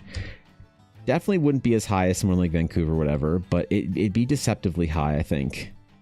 Cost of living's a little bit higher than it should be out here, at least in most people's opinion. But like probably like 50K a year would get you, you'd probably be okay, and like, you know, be decently well off. I don't know. 50, 60 would be okay. If you could make 65 or 70K a year in like Canadian in Calgary, you're probably doing okay. You might not be going on lavish vacations and stuff, but you're probably pretty happy. Got your car, got your place, got everything you need. So, it really depends. I mean, like if you can get remote work with an American company, that would be the ultimate high nut. Our dollar is not very good compared to American USD. So USD goes a long way. A long way. You can start streaming. Ooh. Get Twitch to pay you that USD ad revenue, right? Oh, bit goal. What's the next bit goal be? Let's see. Manage goals. Let's do an Astral GPU. How much is an Astral GPU? Like 30, like 400,000 bit. Wait, 400,000 bits. Is that it? Is that full? Okay, cool. All right. Astral. There we go. Okay, nice. Okay, cool. Yeah, great. All right, guys, we got a new bit goal for the Astral 5090. Sick. Forgot to start that today. It's May 1st. Yep. Got to start the May bit goal. How to do paid subscription, if anyone can answer. Oh, Blue, you don't have to subscribe to the channel. You already have a sub. You got gifted one. Whatever it is, take my You're all good, Blue. Smiling face with hearts emoji. Thanks, Mel. Appreciate it. Thanks for the bits. Look, the bits do go a massively like further distance for me than they would an American streamer, just because I live in a nation of a shittier conversion. So, look, man, I appreciate it. It's huge. Seriously. You don't even know, man. Predictable. But then I suppose failure comes. Oh, God. She thinks she's funny.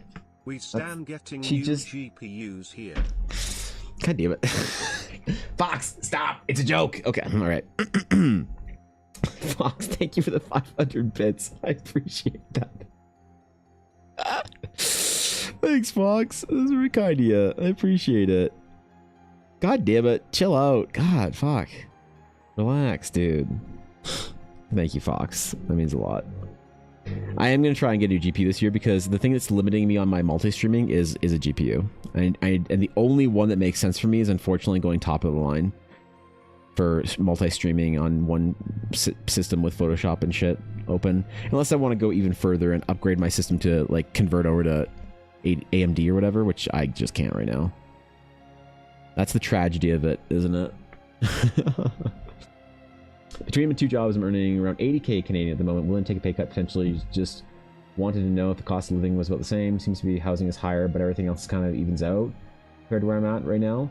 I mean, I don't know. Like, how much does an apartment for rent in Calgary cost? Apartments for rent Calgary. What's the average like 1-bedroom apartment in Calgary?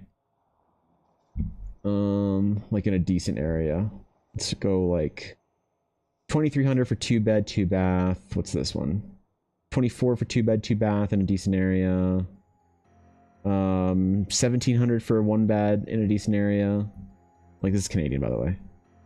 What's this? $2,000 for a 2-bed.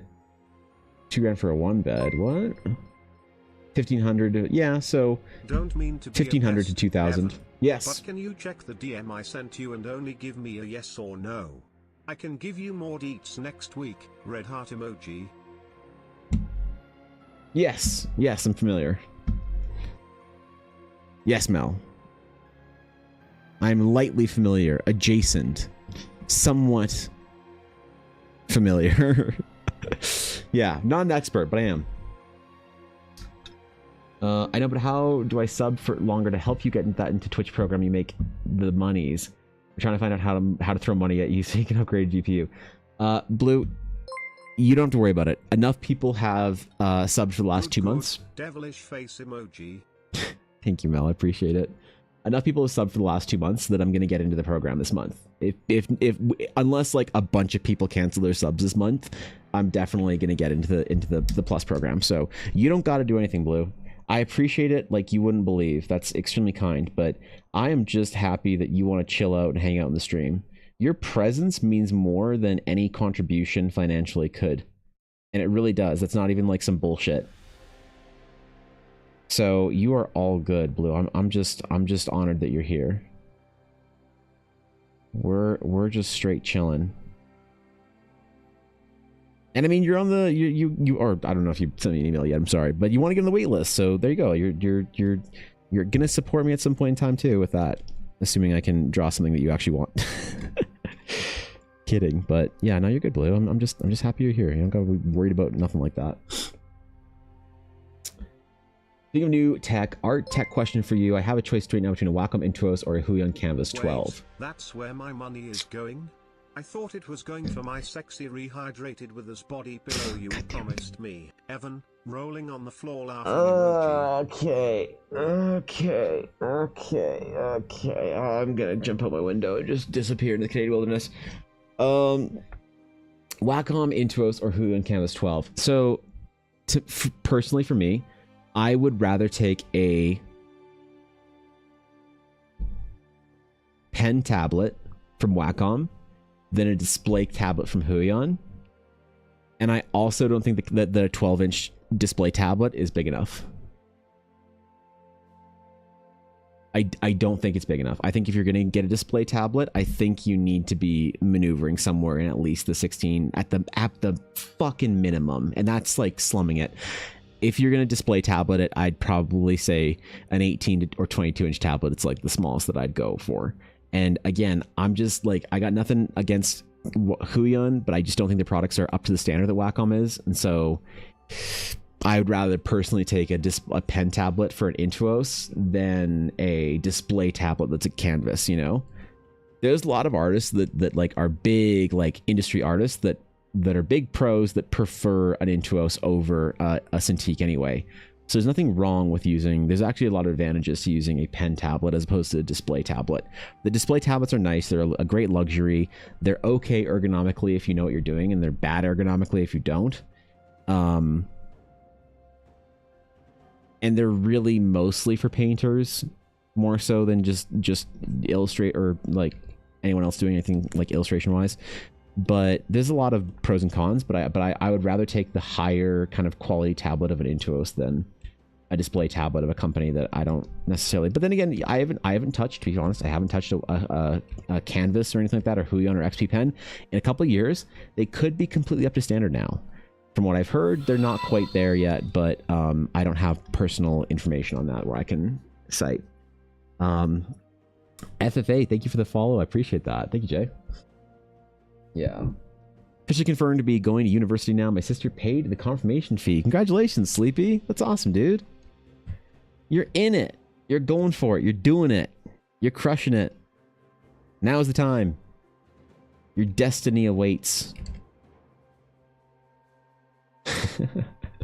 That's awesome, Sleepy. Congratulations. I'm thrilled for you. I'm excited. All your adventures, all of your wild aspirations, you can begin to work towards them. And actually pick your damn engineering degree. Holy. And declare that major, right?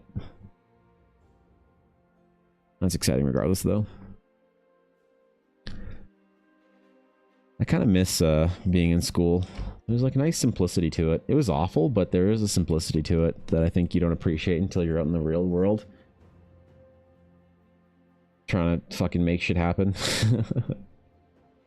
There's a nice, just kind of like rhythmic thing to doing assignments, getting them in, and working on other stuff. Getting your projects done, accomplishing your goals, chilling with the crew or whatever. Do you have advice for making art like that? Like this, Nightly? What do you mean? Do you mean like kind of like the sketch style, or like design wise? Like what part of it do you want to emulate? So I know how to tailor my advice for you, my friend. You miss being in school. That Canadian summer weather must be driving you mad, Evan. Yeah, I mean, like it was kind of nice to not have like it's simple when you're just like going from assignment to assignment. It's the simplicity is nice about being in school, I think.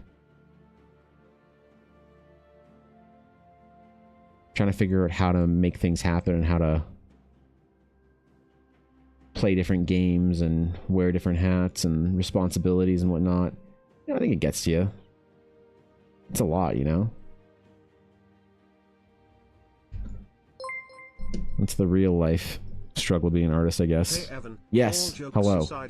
That's me. Tolerating my random tangents. You are too kind. Oh man, it's my also, honor. what is this about a new goal? That's the astral goal. That's right. That's the astral goal. That's how much the GPU costs. That's right. If we hit the goal before the end of the month, I'll add another orb emote. Yep. Yep, you guys get another orb emote.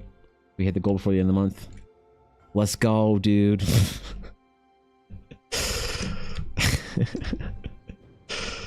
Let's fucking go. Thanks for that 420 bets. Thank you, Edities. I appreciate it. Wait, I don't have a 420 alert? Isn't the mini full saying she hates me? Isn't that 420? Or is that... Oh, no, never mind. That's 666. My bad. Yeah. I also feel like that with the reason my sleep schedule, my body was just shocked into a university student's body. I see. I see. Yeah. The sketch style is what I'm going for. I struggle with that. Also adding color. Okay, so if you're trying to do something that kind of feels like hatching, find a brush in Photoshop that feels that it has some grain to it, like this. You don't want a brush that's perfectly smooth, and you don't want a brush that's soft on the outsides like this one. You don't want a brush that's too hard like this. You want a brush that has some tooth to it to imply some resolution and texture without necessarily making things too soft. Otherwise, you can't sort of build and construct and sculpt with this brush if there's not a texture to it. There has to be a texture to it. Otherwise, you're not going to be able to get the sketch style at all. You're just going to kind of get like hatchy lines. Like I'll show you the same kind of thing. Nothing, just saying some stuff. Oh, okay. Don't worry about it. Okay, thanks, dude. Yeah, appreciate it. If you try and do this with like just a regular brush, like hard round brush, it's much harder to like try and build the kind of hatching in. There's no tooth to it, right?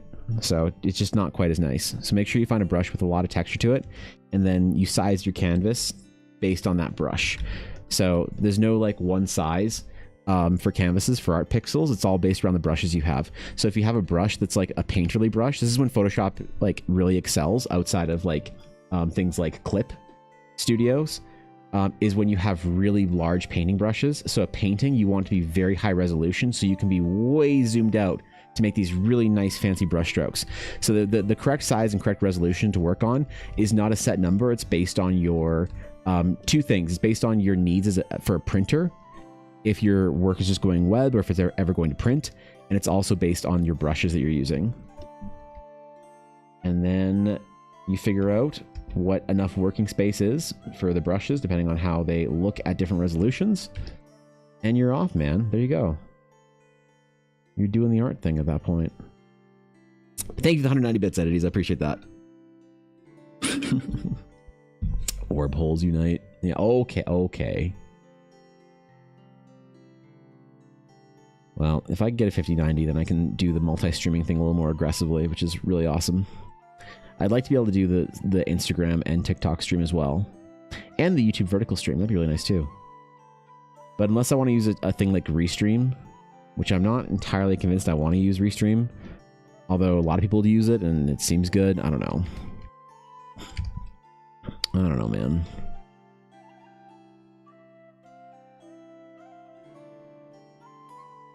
Okay. I plan on printing my stuff. Where did you get the brushes, or did you make them? So finding various artist brush packs is always good, but learning to make your brushes is absolutely necessary, because you will never find a brush that you like out of the box from another artist. You will always want to customize it and tailor it to you. Even if like this brush that I use is from Greg Rutowski, and I don't know where Greg Rutowski got it because it's in Chinese, and I don't think Greg Rutowski speaks Chinese.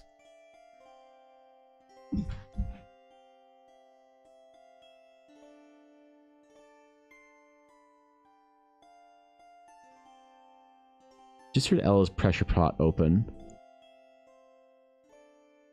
And I'm almost positive she's not home. Oh, okay. I was going to go down and just check that. Okay. Hi, Ella. Fair enough. Fair enough.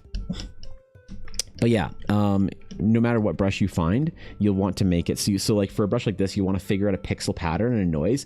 So this is based off of a brush. This is definitely based off somebody else's brush that I used, but changed to tailor my needs. I don't remember where I got this one, like the base pencil brush from, but you can probably find any pencil brush on the internet and use that for this style.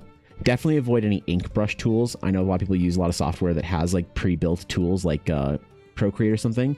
If it's an ink brush tool, it probably isn't going to work for you. It's probably going to be too hard edged. You want to use like a pencil tool, I think.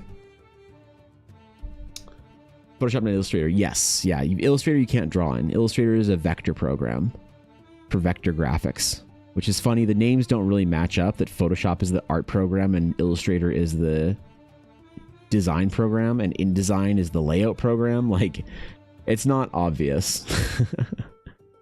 But that's the way it works with the Adobe naming structure. So yeah, Photoshop for everything.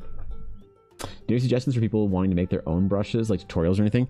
So the problem is that I don't know what to do about that, Cass, because learning brushes is very annoying and tedious, but it's like a 2-hour tutorial hell, and then you never need to worry about it.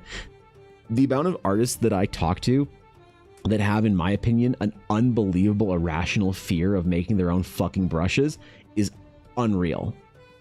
And I don't know what the good resources are. I don't know where you go today if you've never made a brush in your life. And I have been contemplating making a tutorial, in-depth tutorial on how to make a bunch of different brushes in Photoshop, how all to work all the settings, what they all do, because I think that it might be not out there. It might just like not be available. Because the problem is a lot of the artists that use Photoshop and are really like proficient with Photoshop are industry artists.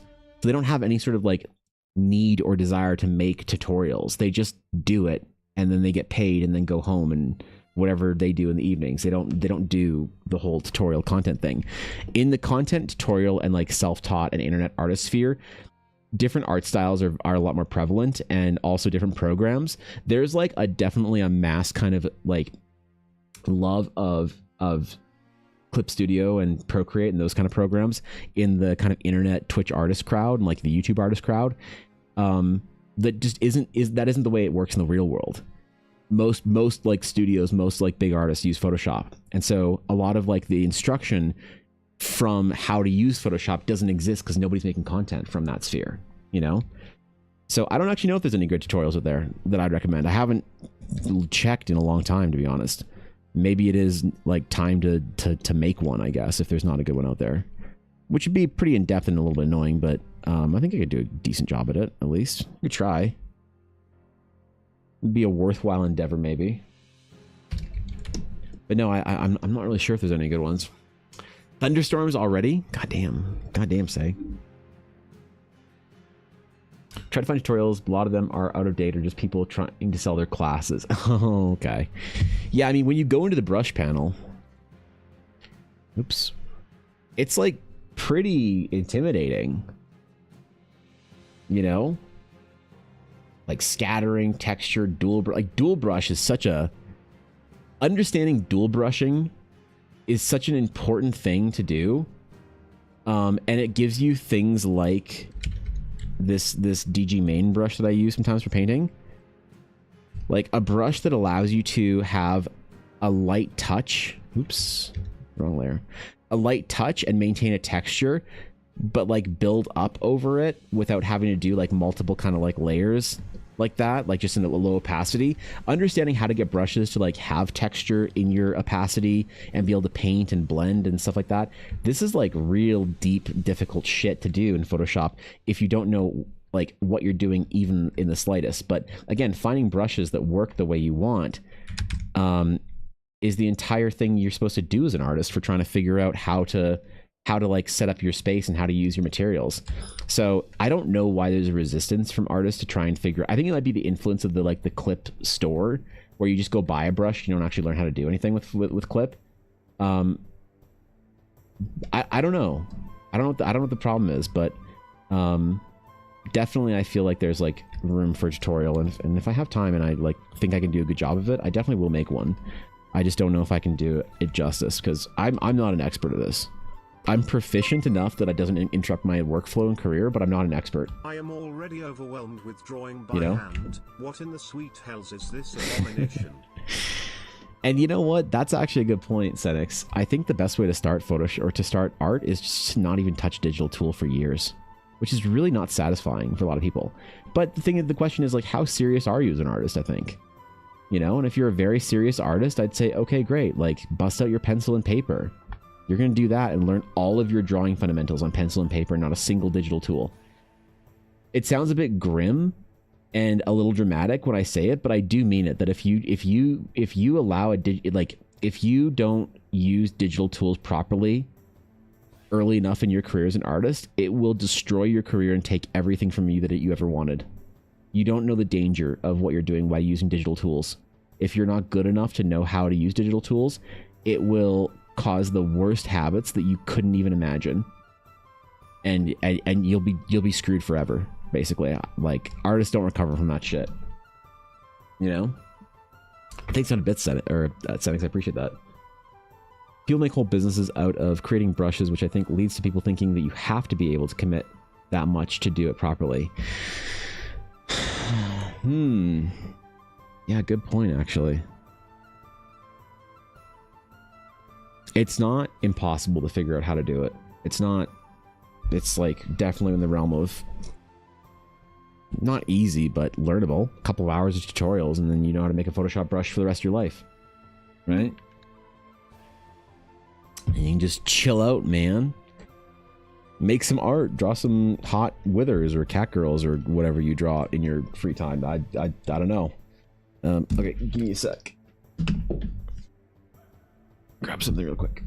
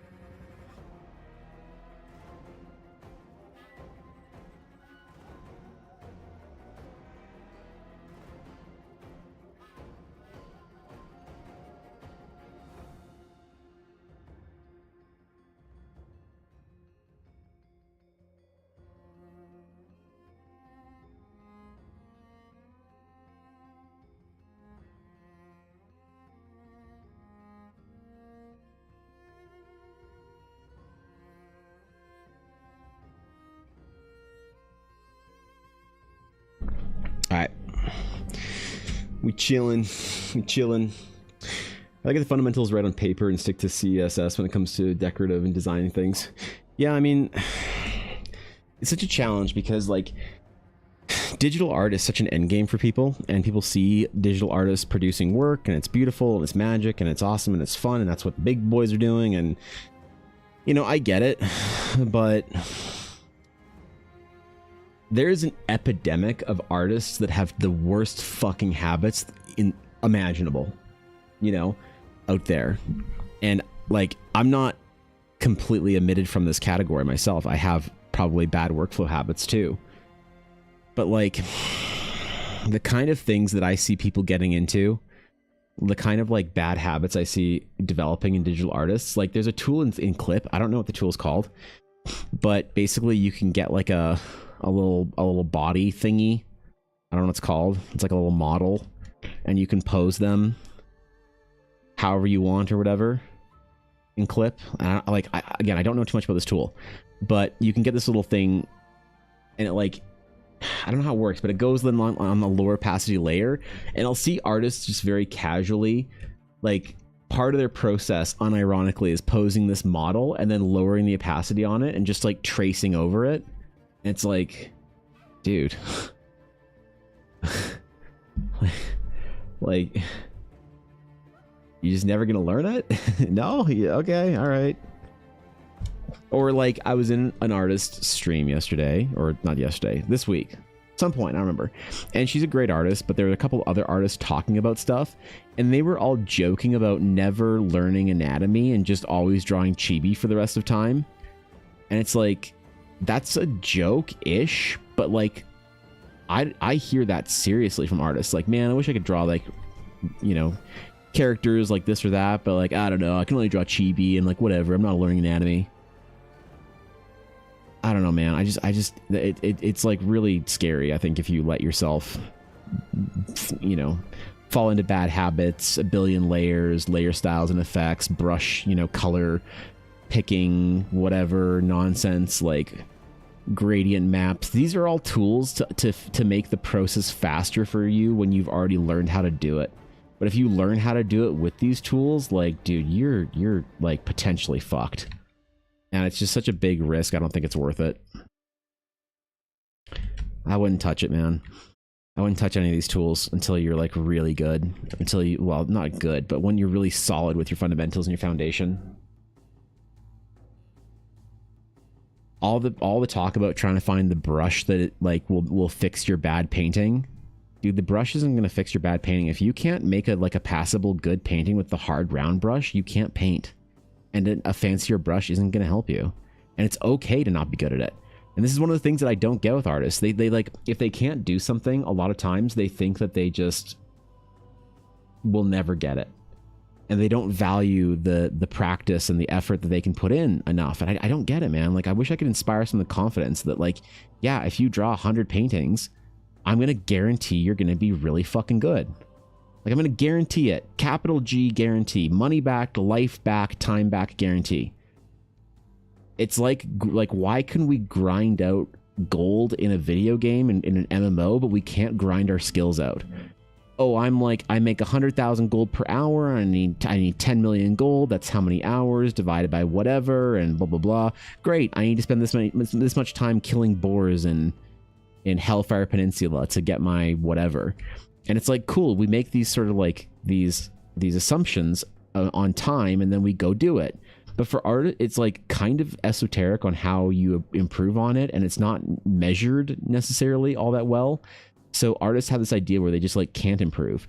So if you say to them, no, if you draw 100 hands, you will never have a problem drawing hands again for one reason or another. And I can help you with either one of those. But regardless, they just like don't think they can do it. I don't think artists are lazy.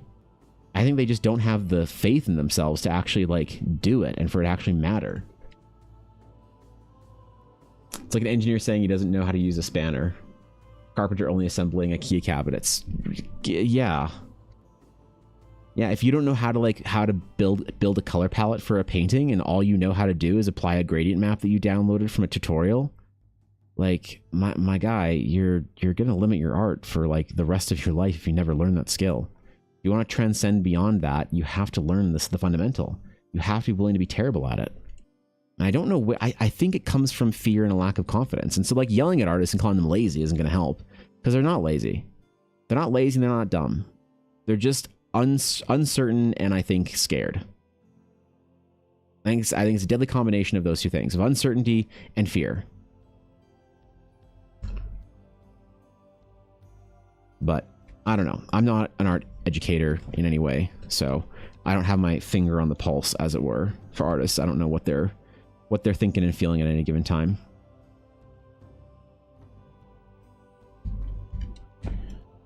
I have to just kind of like infer things and try and guess. My profession, this would be comparable to, yeah, I don't know how to read a building plan or use a tape measure. Yeah. Mm-hmm. And a lot of artists will get this confused with using reference. And say like, oh, well, like all good artists use reference. And it's like, yeah. But if you don't understand how to use reference, then that's a bit of an issue. I don't know. This is like a big challenge that I'm trying to think about how to overcome, because I think this is like a challenge that a lot of young artists that aren't in the improvement culture that art school or a studio gives you don't have access to. And I don't know how to like distill the lessons that you gain from art school or being like in apprenticeship or a mentorship or working at a studio, which is basically both those things. I don't necessarily know what to focus on with them. So like my mentorships I'm doing this summer, I'm going to use as an opportunity to test and experiment, hopefully provide a lot of value for my little mentees, but also try and figure out how to communicate these lessons to them. I get that I've only ever started to branch into digital art. I've only ever done pen and paper stuff. I mean, fair. That's a great way of starting. Not fail with my drawing abilities either, but here I am at least trying to do something about it. Yeah, and I mean, like, if you want to make art, so like, is this honestly, if I tell you being good at art is a decision, do you feel attacked or do you feel hopeful when I say that?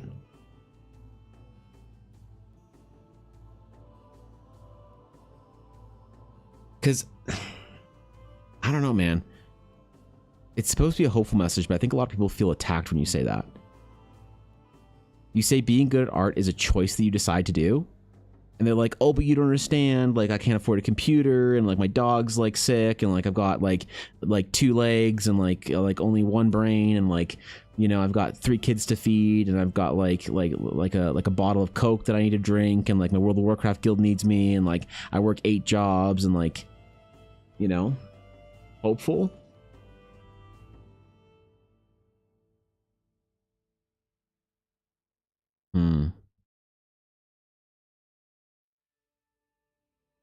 A lot of people don't feel that way. A lot of people feel attacked. When you can like basically guarantee success, like I can't guarantee that you're going to be the best artist of all time, but I can guarantee that you can get a career, that you can be good enough to be a career artist, basically. You know? And it's like, I think that if you can instill that in people, then you can get them to do a lot of like really good work for themselves and like try and figure out how to do shit and how to get better and how to move forward in their lessons and things like that. But so there's also 2 parts to this. Once I say the logical, like you could maybe agree in the logical statement that like, oh, okay, if I do the work, I'm basically guaranteed success because that's how the brain works. Okay, cool. You can logically like agree with that statement maybe, and still then when it comes down to, okay, then if that's true and you want to be good at art and you're like, I want to set the time aside, what then stops you from putting that time into it? Because I think this is a big issue. There's a lot of things that people necessarily think are like guarantees if you put the time into, like learning a language. You know, everyone knows that they can learn a language. It just takes time. No one thinks that it's beyond them. The skill is too arcane or indecipherable to learn a language. But you know that there's like 1,000 hours between now and talking to somebody in their native language in a market across the world. You know what I mean? And is it just that the path is not satisfying enough in progression that you see it and you see an insurmountable goal and your brain naturally shuts you down when you try and then tackle that goal? Where is the hang up from somebody? When somebody says, I want to be good at art, and you're like, really? And they're like, yes. And you're like, really? Yeah, I want to make a career out of it. Really? Great. Okay, cool. Here's what you do. And they're like, ooh, I'm going to start tomorrow. Fuck. Almost had him, you know? So close. What is that thing that holds people back then? You know what I mean? And I should know because it held me back for a long time. But when I talk about my own struggles and like how I basically decided that I'm not going to kind of accept mediocrity in my life and I was going to try again at my career, a lot of people don't relate to that or whatever, you know? So I don't know how to apply the lessons that I learned to other art students that are trying to get better and improve. Fear of failure for me, right? Even though you know you might be guaranteed success, you still have that like idea in your brain. What's up, Quincy? A paladin? How unique? How bright? Listen, Quincy. I can explain. Listen, I got this request to a paladin by somebody who was like, "Hey, Evan, do you take commissions for paladin? Can I ask you to draw paladin?" I had to take my glasses off to answer that question. I was like, dude, you have no idea. Are you kidding? Like paladin, face scar on like armored paladin, sword and board. Are you kidding me? Oh, God. They had no idea, Quincy. They had no idea who they were dealing with. And thank you, Queen Distria, for the follow. I appreciate that. Thank you. I stopped drawing for a good amount of years, and I'm finally getting back in the frustration of starting from scratch. So, a brief history, without boring you guys. My journey through art was mired with about a 6-year break because of just that. I got behind. I got depressed about it. I got in my head about it, and I didn't want to try because I couldn't handle being bad again. So I get it, man. Like I see so much of the pain points that I have had to deal with and still try and deal with. I see in the art community, and unfortunately, I just don't know how to help with some, because I think it's such an individual problem. This is where mentorship is necessary. Because if I sat down and you and I chatted for 3 hours and you told me about everything that you were willing to be vulnerable and tell me about all your insecurities with your art and tell me about your history and what got you in the way and all that kind of stuff, and you and I had that chat for 3 hours, I bet you that I could give you some pointers that could help you go in the right direction and then like the encouragement to go do it. You know, but that's like, you need mentorship. You need a one-on-one type thing for that to really work, I think. And it's hard. Then how do you then talk about something in a YouTube video? Because I'm trying to figure out how to make my first YouTube videos on this subject, on how to improve at art and get back into the game. And it's like, I don't know, man, because it's like, I don't know how to talk to a general AOE art community. You know, one-on-one, we can figure out any problem with any artist, right? But like the AOE kind of healing is like so tough, right? Like, how do you kind of apply that positivity and that encouragement to a group of people that you don't know their individual circumstances? You know, when do you like give them grace and kindness, and when do you say, hey champ, it's time to get up and like, you know, like get after it? Which we all need that bit of the kick in the butt sometimes. And it's just tough, I think. And I'm trying to figure out that goal and trying to figure out how to kind of like tackle that at some point in time. And I don't know if I'm like qualified to talk about like all the art things ever, but man, I thought my career was over. I thought I'd given up on it. When I was 26, I thought that I was going to have to do something else for the rest of my life. I never thought that I'd actually be able to make a career off of what I love. So that pain when people tell me like, oh yeah, I stopped drawing because I would like, you know, whatever reason it is, and all good reasons, that just like, it hits me right in my chest, because I'm like, oh, I get it. I was there, you know, I was there. I know you, I you know, right? Asking the real questions, Nick. Yeah, right. No lip scar. Time Dragon, thank you for the follow. I appreciate it. Thank you, dude. Definitely need some guidance for a small push. I was portrait artist, skip the fundamentals. I don't want to be stuck doing portraits forever, but I might as well draw a stick for a body. Okay, that's fair enough. Yeah, and it's like every artist needs a lot of kindness, a lot of understanding, a lot of grace, and also a lot of encouragement. Sometimes in excuse me, a way that your brain's going to resist you to hear, you know what I mean? So you have to really trust the person that you're listening to. That's again why the artist mentor connection is just so deep and so profound and so important, I think. And I don't know how we get that back as a society when it's more profitable for an artist to go for like a career in a game studio, and then there's no reason for them to like take on mentees or anything like that. And you know, for good reason, like they're just trying to get by too. How do we get, like, there's just so many artists I fear that we lose in the mix in the modern era by not having a system in place. Recently had a therapy slot open. Where do I sign up for a therapist, Evan? Yeah, right. Speaking mentorship connects, serious advice here. Sure, Casey. I'll always do my best to try and meet a serious question with as much honesty as I can. So, and I mean, if you're just having a bad day, just go watch 10 Quincy videos. You'll feel better. So there's that too. You know. It's like how I want to love drawing again. You know, I can show you the piece where I loved drawing again. Do you want to see the piece? Do you want to see the moment in my art career where as an artist I learned to love my drawing again? I can show you. It's pretty far down on my Instagram because I post a lot of nonsense. I can show you the illustration that hit me where sketch that hit me where I learned to love my art again. Past all the memes, all the reels, all the videos, all the nonsense, all the jokes, all the characters. Ooh, there's Amelia. It's a very important character for our D&D campaign. And this is almost chronological, but some of these pieces are slightly newer. But it was this piece. Natalie Landris. So this was a squire that I sketched for my wife's character. This was her squire. And this is where I tried some different techniques and kind of got a little confident, just a little bit. And I tried something new that became and evolved into what I do now. And if you go back earlier, years since, you could, or years, you know, past, you could see a lack of confidence in a lot of my sketches, that I just wasn't confident, wasn't feeling like good about it, wasn't happy. And I keep this stuff up because it's embarrassing, but it's like, you know, it's part of the journey.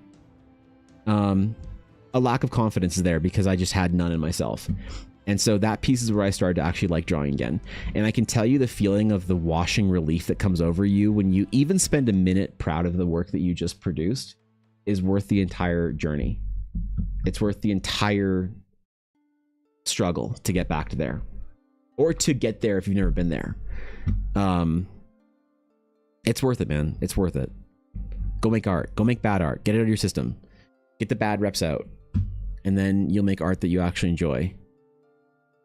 And you'll start loving your work, and you'll start loving what you do again. And hopefully you'll attract people that love your art for the same reason, and clients and people that want to put your art on their wall and whatever, man. Like, and then you can build a career.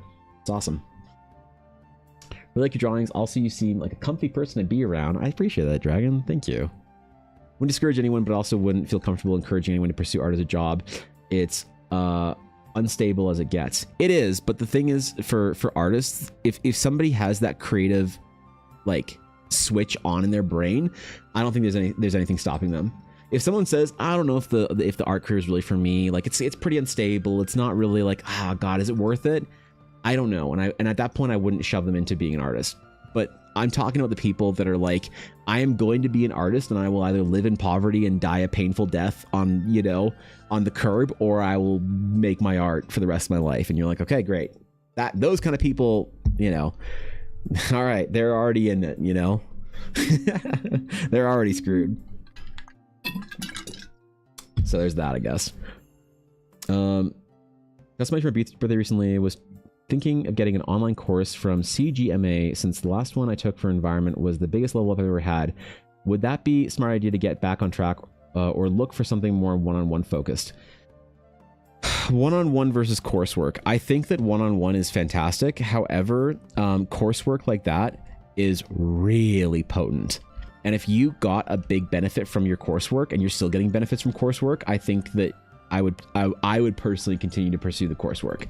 If you're taking environment courses and things like that, that's leveling you up and you really feel like you're getting a lot out of it, they're going to be a lot less expensive, and you can do multiple courses for the time it would, and money it would take to do one mentorship. So no, if you're liking it and you're feeling it and it's good, I'd sign up for more courses. That's awesome. I'm glad you're getting stuff out of it.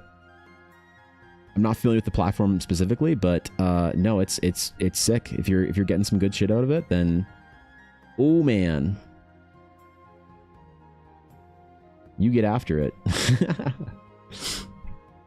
Love the flatness and the dress style. Oh, of Natalie, yeah.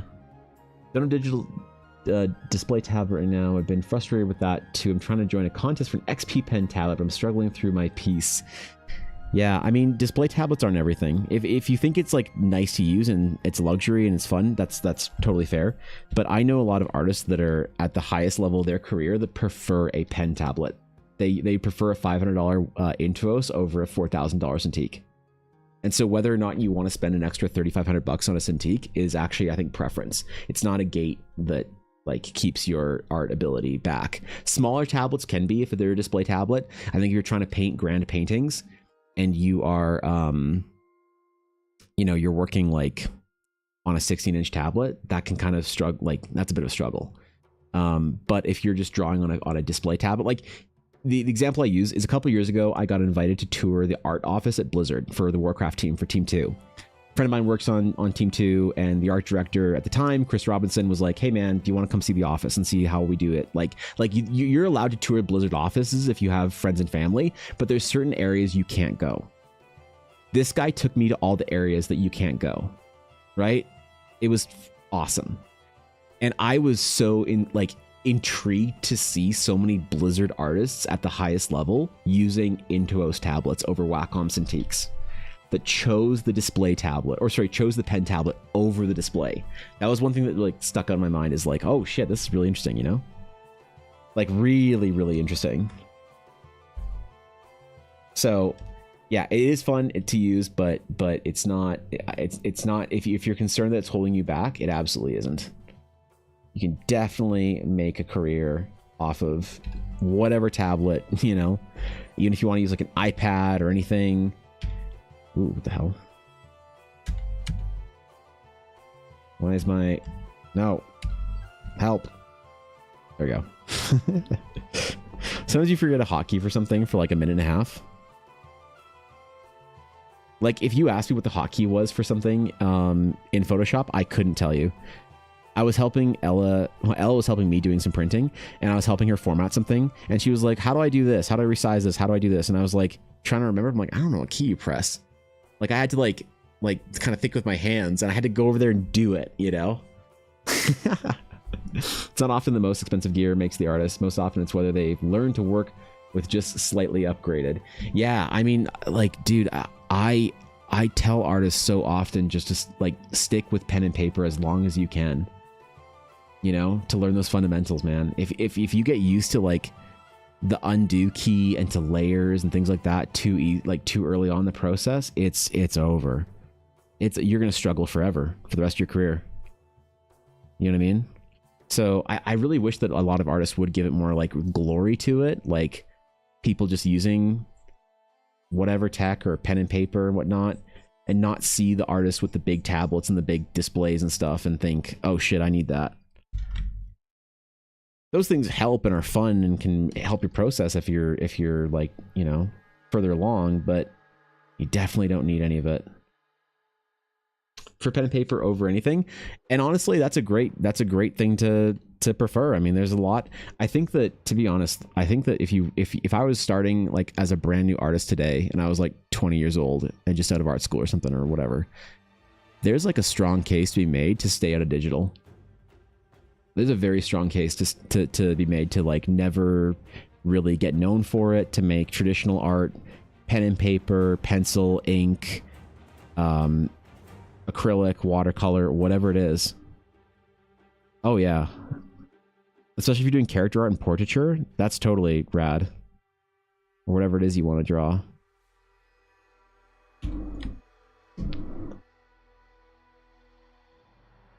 It's all good.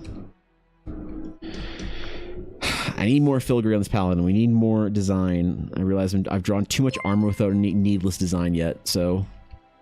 Okay, thanks, therapist Evan. So I've had a rough day. So I'm lost in life. I don't like myself. No one likes me. I'm lonely. Oh.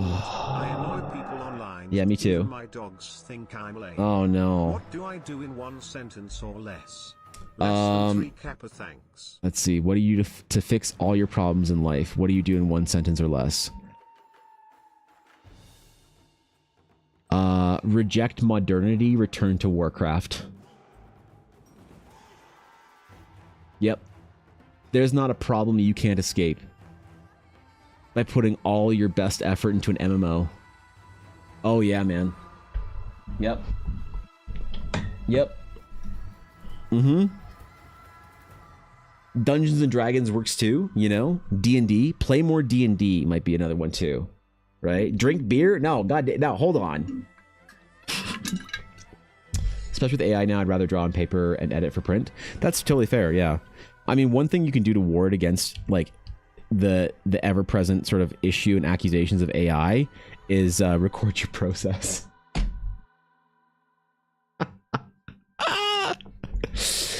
Grab some French fries and yearn for the mines? Oh, holy. Wait, we're going to the Minecraft arc now? Yeah, that's right. Yeah, Quincy gets it. Quincy gets it. Yeah, for real, right? And play another D&D game. Yearn for the mines with a nice thing of French fries. Holy, dude, like go to Costco and get the Costco box of French fries.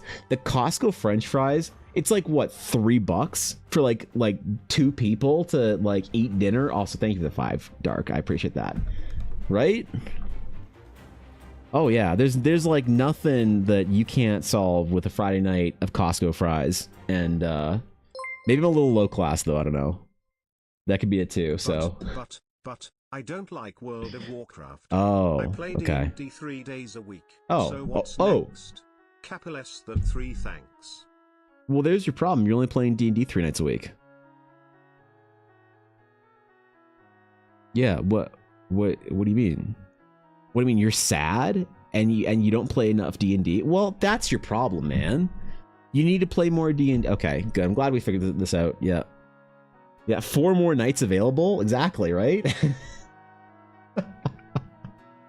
Costco hype? The best poutine in Canada outside of Quebec is actually at Costco, Quincy. People don't want to admit it. Something from Mossy Socks' stream to say, hey, love the art, man. Keep it up, boss. Dude, Toomble, thank you. I appreciate that.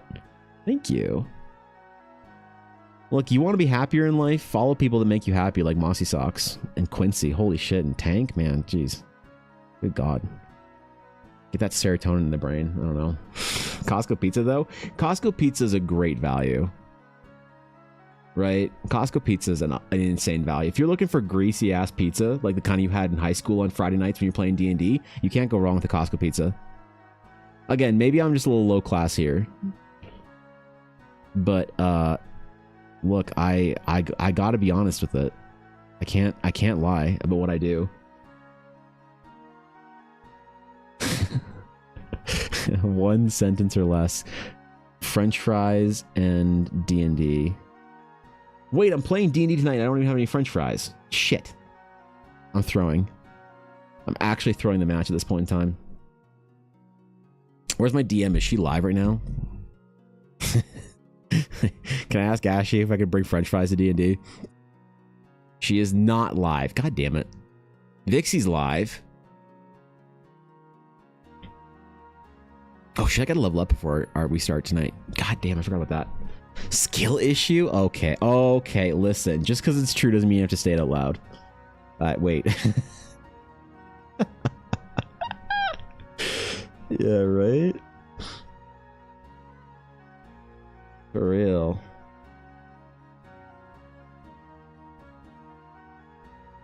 Alright. How are we on Filgary? Oh, we're still lacking, damn it. Okay. We're still lacking. Has made a world map for his recent campaign out of an oil stain from a Costco pizza that looked great. That's genius. That's actually genius. That's that look. I spend how many, like, dude, how many hours do I spend on a map? Like, what's a 20 hour map look like, you know?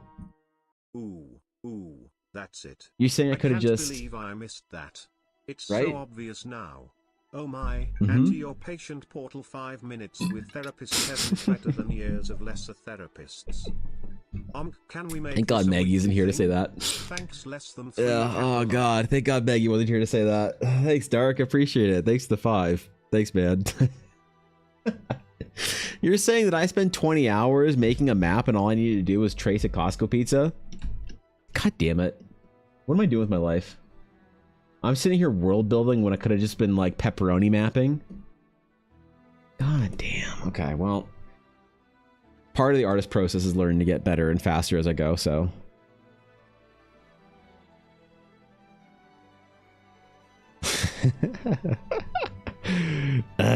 God. Tank had his debut in the Realms of Eldara last weekend as the Toll Man controlling access to the Sky Harbor on Horizon. That's awesome. Atari, I'm that dude. Dude, if you made an NPC based off of Tank for the Horizon game that you ran, you gotta tell Tank. Next time he's in chat, I want you to add him and say that shit. He's doing some MMA stuff right now, hey? Use an outline and looks so organic. Don't feel bad. He still puts weeks in hand drawing from there. Okay, good. Okay, good. All this, like, the rice method, the whatever method to, like, make a map, and no one's using the Costco method for the outlines. You know? Got a book about how to paint boats if you need reference material? No, dude, okay, my sketches, oh my god, my sketchbook has been fucking boats all winter. I need reference for your boat. Dude, painting boats is actually like ships and stuff. It makes me feel like a real artist. Painting like a 18th century ship triumphantly sailing across the world. Good God, man. It's inspiring. I've got so many cool projects coming up, dude. Oh, whoops. There we go. I'm just so excited, man. I've got a really cool ship painting that I'm doing for Jacob that I'm working on for like almost a year now, trying to get the skills up to be able to do it. I've got a big project coming up of a bunch of characters for a very important thing that I don't know when I can talk about. I've got the adventure coming up. I've got some big commissions after that late summer for full party pieces. Dude, there's just so many cool things I get to do right now. And I do feel the most baroque painting boats, I will say, Jacob. I will say that I feel the most baroque painting boats. So there's that, I suppose. That's definitely good for my artist soul, so I appreciate it. If you have references, though, for how to do that shit, I'd love to see that stuff. Can you see one of those practice sketches? I don't want to get it up on stream because I have documents where I do sketches for stuff, where I learn things, that I have a cardinal rule for myself that I do not bring up that document on stream ever. Well, it's like a safe space thing, you know? Earlier? I'll give Wait, any what? reference you want to my boat. Well, okay, dingy, but we're not all blessed Kappa. No ships? Damn it. Damn it. Thanks at 5 Dark, I appreciate it. If you need modern boat references, let me know. My dad is a boat mechanic, and so I can get all the pictures. That's actually pretty cool. That's kind of rad, though, right? Making boats and shit all day. That's a cool thing to be a mechanic of, in my opinion. I don't know.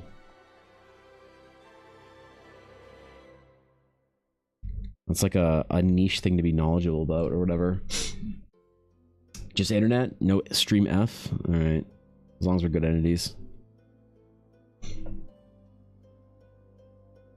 As long as we're good.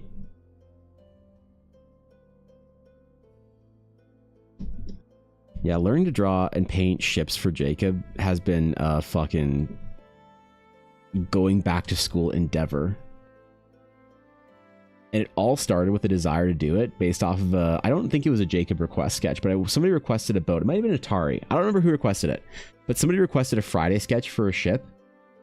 And then, like, shortly after, Jacob mentioned something about me, like, painting a ship for him. And I was like, you know what? I don't know how to do this, but I had so much fun drawing or sketching that thing. I'm going to spend the, like, however many months it takes to learn. And here we are. So, for the title of a Discord? Oh, yeah, please do, actually. Thanks, man. Okay. One more arm, one more pauldron, one more thing, and then we start painting this thing out. We start getting it good. The ship art book you got are really cool. Oh, are you familiar with them, Samurai? Are you familiar? Am I going to enjoy this process? Am I in for a world of classical art? There's like a couple of really big like ship paintings that actually kind of inspired like a big part of my like desire to be a more traditional, like more classical painter when it comes to painting. Obviously not like sketching like this. That was at this place called the Royal Canadian Legion. I saw when I was young. And they were like British war vessels that inspired the hell out of me to make like a grand painting like that one day. I have half a mind to paint Jacob's ship traditionally once I can show him a design that he likes. I have a half a mind to just buy a bunch of oils and make a giant canvas and then take a picture of that. Ship my canvas, I don't care.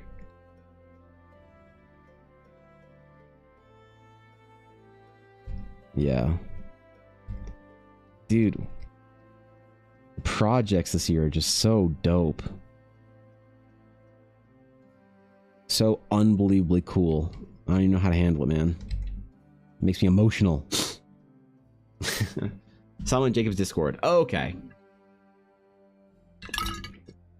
It's me bragging about them about an hour ago. I see. I see. Dude, I gotta get my Discord DMs under control again. I gotta wrangle them. I gotta figure out maybe a better way to handle DMs. I'm not used to the like kind of attention and whatever and I don't know.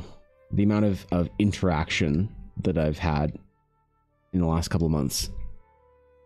I gotta figure out a way to like manage it better. Discord's like okay, it's like somewhat manageable, but like Instagram is just not tenable. It's not. Tried joining Discord, but I'm stuck on the first screen. Oh, there should be a react role that you can go react to in the guild gates that just proves or the trials, I think. It proves you're not a bot right here. You just have to react to this. If not, I can manually assign you. Daystra. Let's see. I'm a queen. Let me manually assign you the role. Stray. X add role. Guilds. Initiate. Boom. There you go. You didn't stuck. Wait, what the fuck? Really? Huh. Can you see the Discord now? Because I gave you the rule, I think. You beat me to it? Ha. Ah.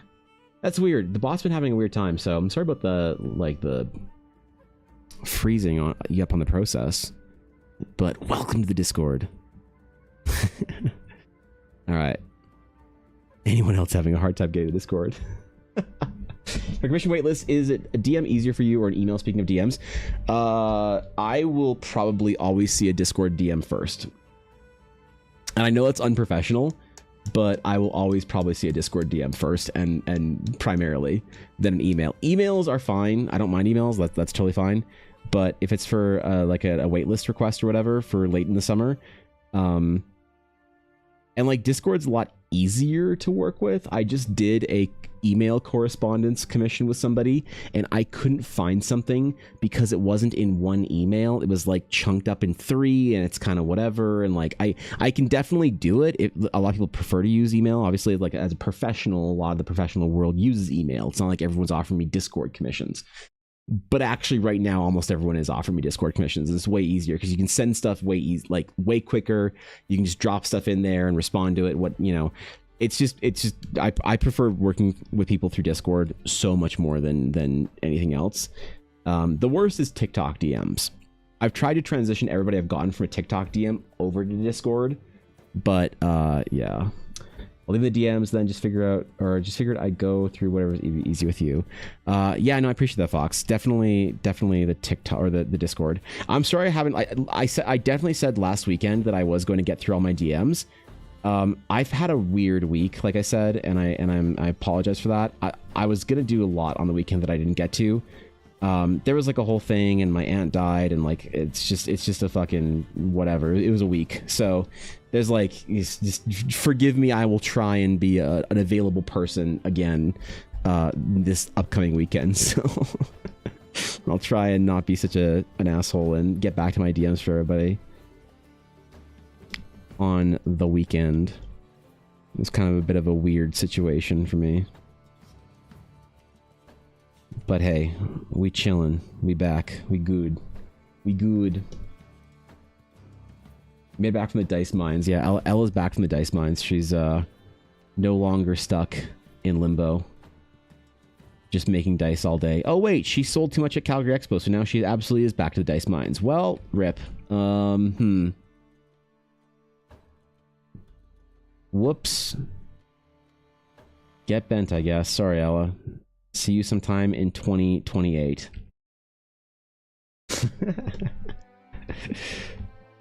See you in 2028. Ella did so well at the convention, though. I'm really proud of her. She did really good. And a lot of people were very excited about the stuff that she had. Legitimately, I keep saying it, Ella is one of the best dice makers that like most people have seen on the resin front. And I'm extremely proud of her for that.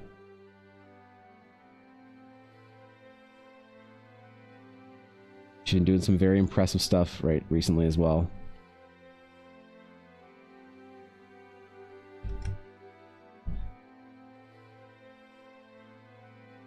God, I wanted to have her like shield or something in her, or her sword, or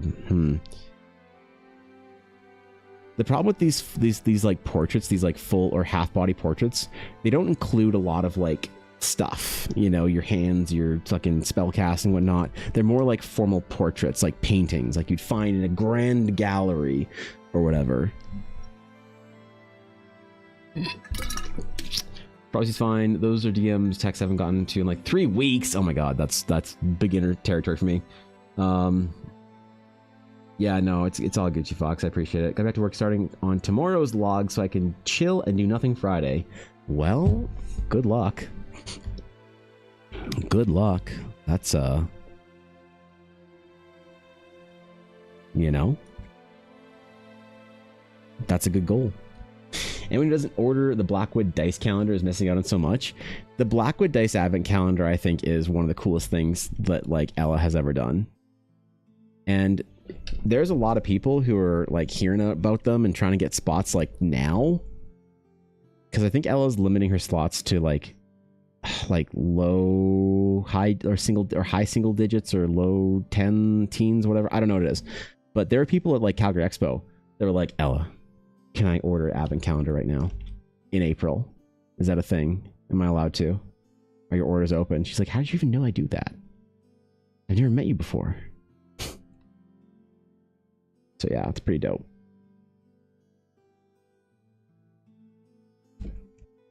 Hell is impressive. That is all hell.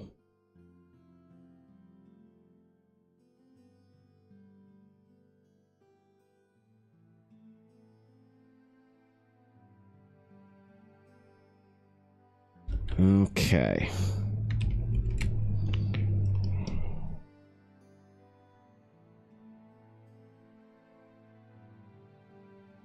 Kind of a Space Marine-y vibe on this shoulder, but maybe I do a different pauldron here because you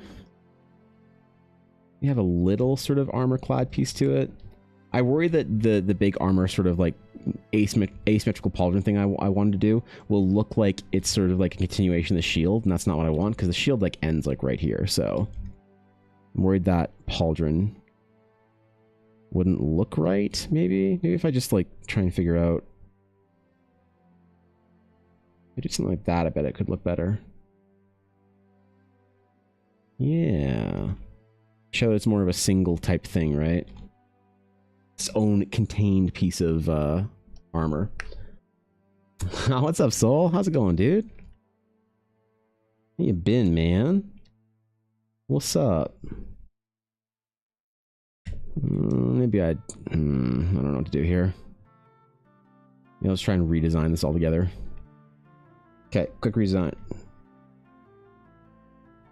Try and tell the clients from the approval stage to the actual finished work stage. Sometimes redesigns in small elements will occur.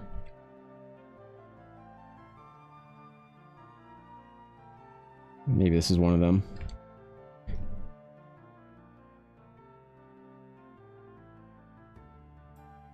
Let's see.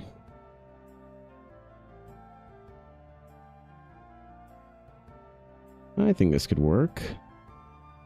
I kind of wanted a ramparted cape on her, but alas, I don't think we can fit that in this piece. Manage basically work non-stop Wednesday to Thursday, so I can do practically nothing on my Fridays. That's pretty good, actually. That's nice. I like that. That's good shit, Fox. I'm impressed. That's that tiny spirit Fox efficiency. So for a quick hello before I do some yard work. Ooh, that's right. We get to do yard work now that it's like not winter. Also, a job lined up for the end of May, so I'm enjoying the last bit of my vacation. Ooh, yeah, right. Well, please don't crunch too hard during crunch time. I know how you animators can be, all right? Listen, or anyone in the periphery of that.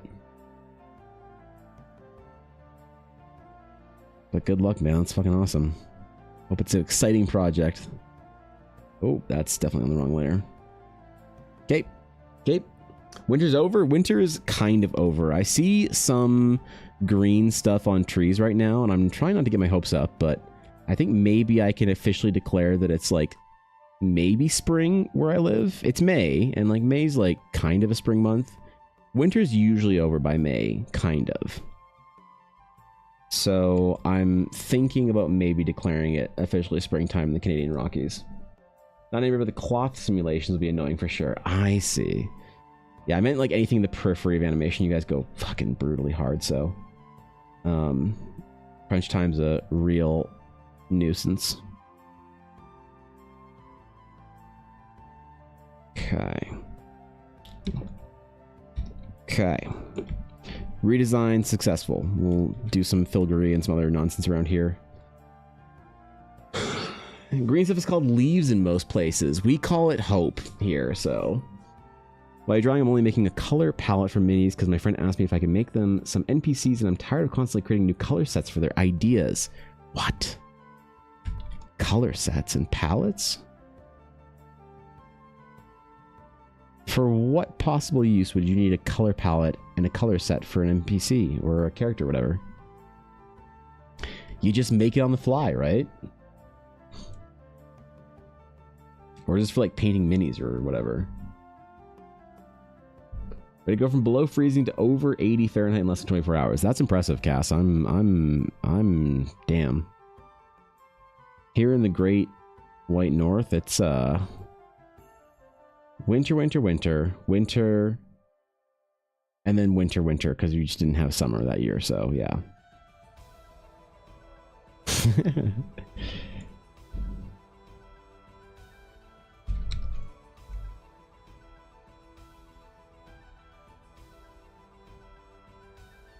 Okay. I really like this character so far, man. I'm really enjoying this piece. Once again, I'm gonna complain about how many cool projects I have coming up.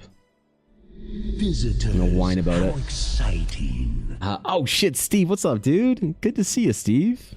How's it going? The master gallery artist. Holy, what the hell? What's up, Steve? Good to see you, man. Welcome in, friends. If you're from my stream and you are not already following Steve, go do that. Steve is amazing. One of the greatest, honestly. So, kind of a personal endorsement on the highest level, if you ask me. And welcome everybody from Steve's stream. We're trying desperately to get a commission done today so that I can. Whew, man, I got a lot of stuff to do. So we're gonna try and get this commission all done for a paladin. Because yeah, amazing. Somebody asked me to draw a paladin, if you can believe it. My kids to the dock. I'll see you later. Ooh, hope everything's okay, Steve. Thanks for the raid. I appreciate it, man. Be good. Take care of yourself, my friend. Doing the family thing. What a guy, man. Steve Sketches. What a Twitch legend. Are you kidding? Full plate is a happy plate. That's right. That's right. That's what I tell myself during the stressful crunch to get the adventure done. Because it's true. Thank you, Chance Draws, for the follow. I appreciate that. Welcome in. And thank you, Ella, for doing the shout out. I accidentally drank some ice. Excuse me. Yeah, but a happy plate is definitely an understatement right now. Had a lot of cool projects, a lot of cool things to do. Got the adventure coming up too, so we've still got some art to do for that. We have a release date for that yet? I don't think we do. Posted anywhere, published publicly. There we go. I got there in the end. Man.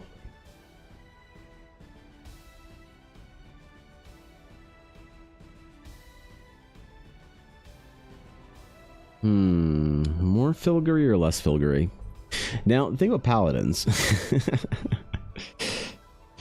is I don't want to overly reference things I do for paladins, whereby you could just say, I see the pattern here, Evan. I see what you did there with this paladin. Because I've seen it on every other paladin you've drawn in the last, 2 years. I'm trying to ensure that I don't accidentally do anything like that.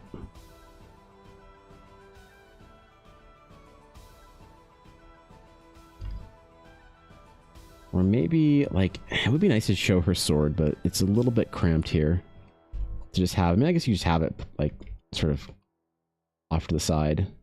The hilt kind of coming out. And then her arm sort of moving behind it, I guess. I'm trying to plan this out because I didn't actually do this in the sketch. You mean the blank, blank, and blank. Yeah, that's what I said.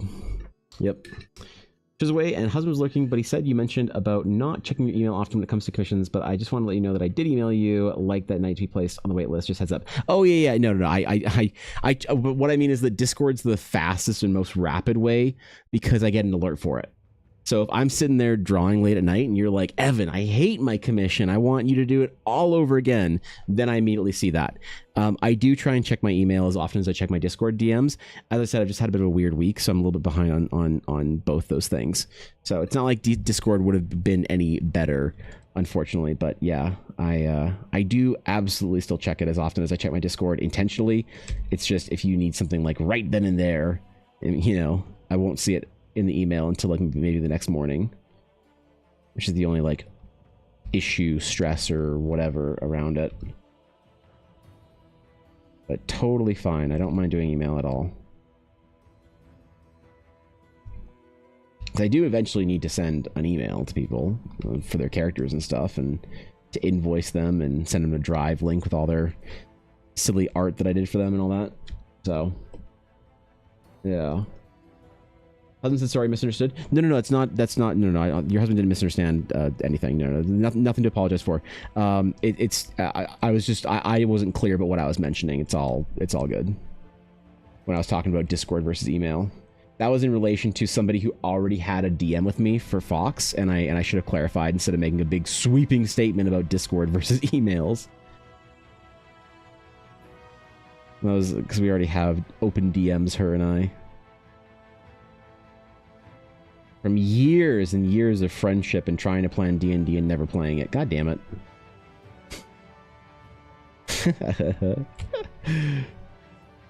Years, in fact.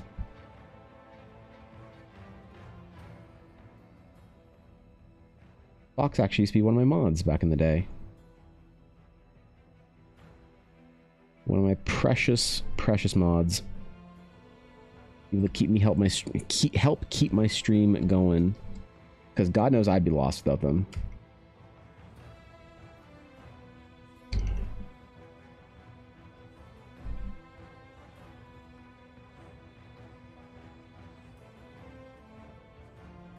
You know, show the elbow armor there, so she's like kind of moving her arm forward or whatever. It isn't just like sinking into the...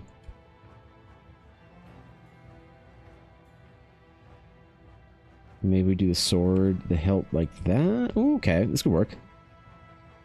This could work. Sorry, last no pressure. I appreciate that. Yeah. One of your first 5, I think, when you have 7 to 10 viewers per stream. Yeah, that was a long time ago. I think you were one of the first 5 or so. I don't remember how long it was before I decided to expand the mod team. And after years, a bunch of the mods flew out to see me, and the mods are pretty cool, man. Once in that mod crew, always in that mod crew, even if you don't have the burden of the fucking badge. Okay, we need to do a sword, I think. Just the edge, none of this detail is going to get shown in this piece except for like one small section here, so... We're going to do a little Lord of the Ringsian style kind of hilt type thing. Very simple. For our sword and board tank. Dude, nobody plays the sword and board tank paladin anymore. This is cool. I'm glad that Skull asked me to do this. Gotta make it pretty, right? I'm so lucky with D&D got such a good campaign, or good group, been going over a year long now. Like if it was your first campaign you're DMing. Oh shit, dude. First time DMing. Year-long campaign. That's awesome. That's really dope. Yeah, I need to... Oh, God, I gotta get back into running a campaign. I'm playing in one on Thursdays right now that I'm really enjoying with a couple friends of mine. But I really want to get back to running a game, you know?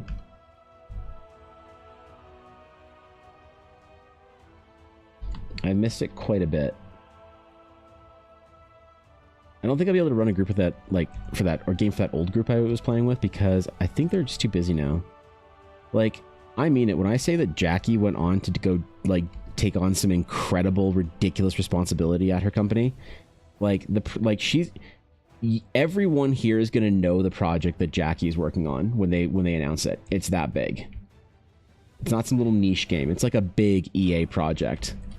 And I'm very excited that she's like basically leading it, more or less. So she does not have the time to play D&D with us anymore. It was rough. Missed her quite a bit.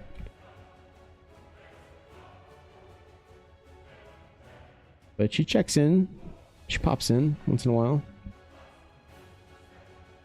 Because I can be bullied back because I can't be timed up. That's true, actually. Damn. That's right. Shit. Tempting? Oh, man. Busy's got the itch. She got the itch back, man. She's ready.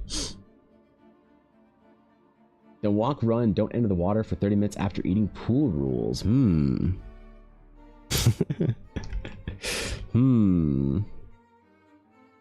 Yeah, right?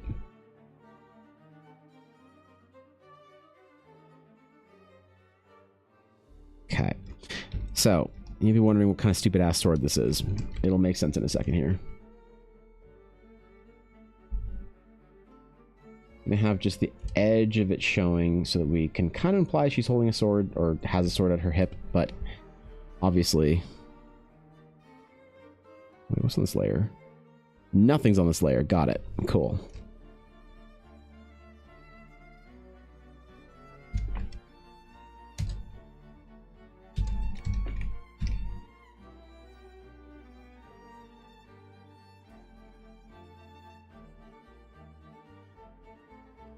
Okay.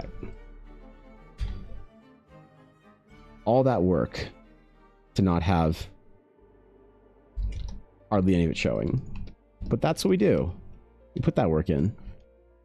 Because without thinking through the design all the way, it might not look good. I put so much effort and so much work into art that just, like, parts of the art that just never get appreciated, never get shown. Design, concept, whatever else, it just sometimes obliviates into the darkness. And that's okay. You guys saw the sketchbook that I maintained for a lot of concept development stuff. It looks like a mad ravings of a lunatic.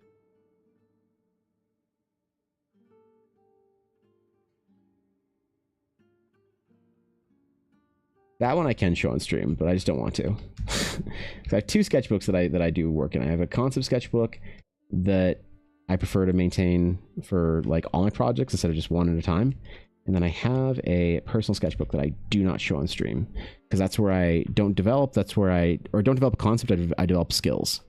And I think it's important as an artist to have a place where you feel like you don't have to be accountable for your work, as it were.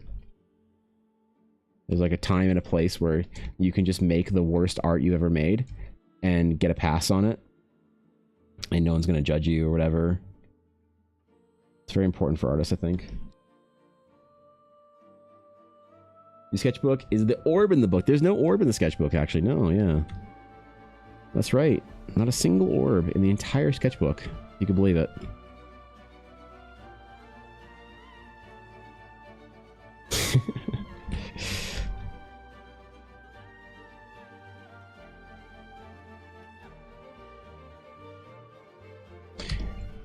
And well, it's actually not a book. Like I do have sketchbooks, but my sketchbook, air quotes here, is a Photoshop document.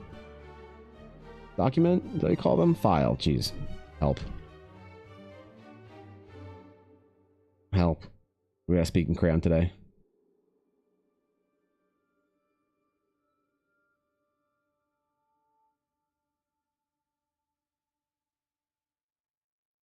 Full plated out, man. Let's go.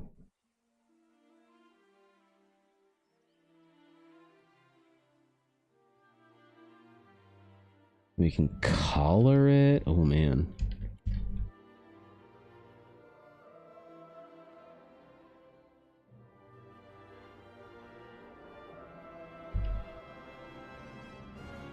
Still standing, right? 3 of them are anyway. You get 3 emotes. Listen. Hey. You guys saved the orb. I honestly didn't think that we'd have any orb emotes. I thought they were all gonna get killed. And it's going to be a giant funny thing where I murder the orb emotes systematically one at a time in front of you guys while quoting Star Wars, but... God damn it. Hey, YouTube chat checking in. What's up, Industrial Scribe? Good to see you. Just like painting miniatures, all the little details you take hours to put into them that no one notices. Just goes, wow, that was a cool mini, and moves on. Yeah. Yeah, it really sucks though when I'll do a detail for something like I'll do like a really cool belt buckle like this or whatever, and then I'll be like, she needs to have a giant bag right there, and then I'll just draw over it, and then it's just like literally like a wasted effort, you know. But I don't mind doing that because stacking details like that is important for the project, and you have to be willing and I guess capable of letting go of certain design ideas and letting it be. Otherwise, you get a weaker design, I think, you know? Overall, just a less impressive design. You didn't count your chat being idiots? That's fair. I did not. You're right. I should have... I thought you guys would forget about the orb in 1 month. I didn't think that you guys would make a cult around it, so... One of the most successful emote campaigns in all Twitch history, the Orbathon 2025, was grand and well thought out and, oof. Yeah. You guys never hit rank 7, though. God dang, right? Man, you think you're so close to hitting rank 7 on the Orbathon, you just never get there. It sucks. Maybe it's just me, no insult to others. I get you, Samurai. It's alright, Orb Leader Evan. Oh, that was my new title? Okay, cool. What do you mean you didn't think it would turn out this way? I just didn't, Senix. I didn't. I just didn't. Maybe a mistake on my part, you know? Fair enough, if it is. I didn't think that you guys would meme that hard over it. I've seen you guys meme, like, commit to memes before. Goring Crest Citadel being renamed to Croissant Island, things like that. Like, I've seen it. Don't get me wrong, I've seen it. I just didn't think that this would be one of the ones that would earn the wrath and ire of this guild, so that was my mistake.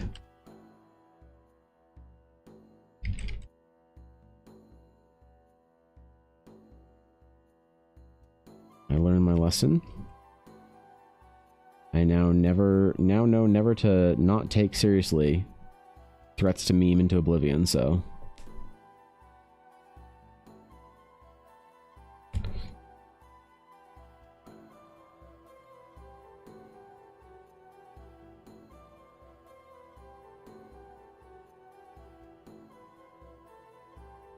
The tail end of the Orbathon, but I love all these emotes, even though I didn't get to use them often. No thanks to Ancient Phone. Aw, man.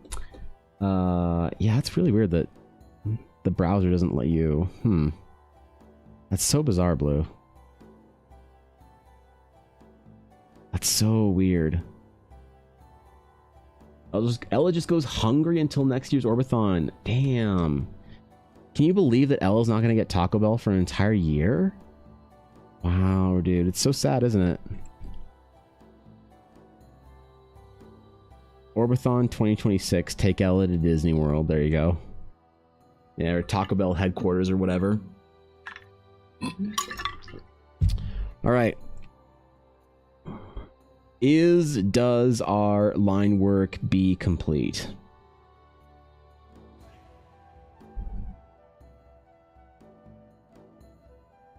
Let me look at this for a minute and a half. Let me contemplate it. What's the latest Samsung Galaxy phone? I don't know. I stopped paying attention to the new the names and stuff for phones a long time ago because nothing changes anymore. It's just better. And better is a relative air quote term. Better every phone. So I have a Samsung phone that I can, it's the bigger one that I can use my like a little stylus on. So I can actually draw on this phone. It's not good, but I can draw stuff. Like I have Metabang and some other things. I've done like some little dumb doodles in Samsung Note, which is not meant for doodling. It's absolutely not. But I did a little, like, this is with Samsung Note right here with my stylus. I will draw at conventions or on planes with this phone. It's kind of funny to do that. So I enjoy the process of it. I enjoy the phone. I don't mind having a bigger phone for it. Slightly better battery as well. But I don't know, man. These phones are so expensive now. It's like, if you don't have to upgrade for like years or a decade or whatever, why would you? You know, unless your phone is like not working in some way, which is not ideal.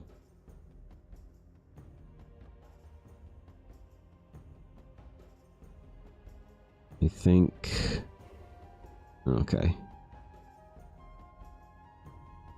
Hold on. I'm gonna close all this shit. There we go. You have the S7? Let's see. What year did the Samsung S7 come out? 2016.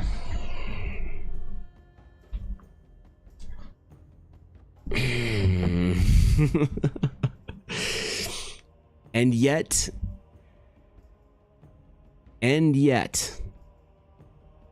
it's probably just fine. Unless you're doing crazy shit on it, it's probably just fine. The only thing I'd worry about having a phone that old is security stuff. I'd be a little nervous about security things. Because I don't know when it might be like they might still provide updates for it, but I know that at a certain point in time they stop providing security updates. I don't know if it's 10 years or if it's like 20 years or what the time frame is, but it's like a long time. So you're probably Gucci for a while anyway. I don't know.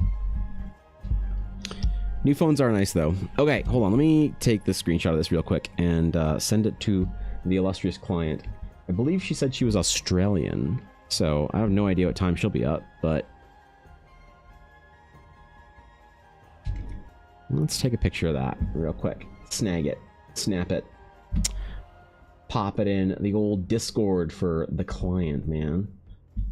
I got such cool clients, dude. I love being picky with my clients because I love all of them. Hey, just wanted to give you a quick progress update on the piece, or on Gloria. Here's the line work. Here's the sketch line work. No, it's confusing. And I'll be moving on to color tomorrow morning. Okay.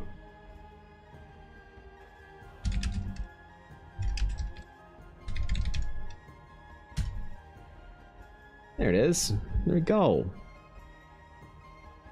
I'm pleased with this piece, alright? Listen, I know you guys dunk on me for just drawing paladins all the time. I legitimately think this is cool. I legitimately like drawing paladins like this. This is like my jam. So, I'm not gonna apologize. I will accept the memes and the, you know, the scorn, the casted doubts. I'll accept all of that. But I will not accept that drawing paladins isn't awesome. So, okay, so color palette. We're gonna do... What are we gonna do for color palettes? Mostly warm colors. She used a particular word with her hair. I gotta make sure I get it right. Yo, Def Pip, thank you for the follow. I appreciate it. Welcome in. This is like, okay, so sometimes people use what I think is a made up word, but it's actually a real word. And I think this is, no, shut up, TikTok. All right, where's my... God, I hate that TikTok just starts screaming at you the second you open it. Okay, so what was the color of hair used to reference her? Dark Baharat red hair. That's a very important detail. Dark Baharat red hair. What is that? What is Baharat hair?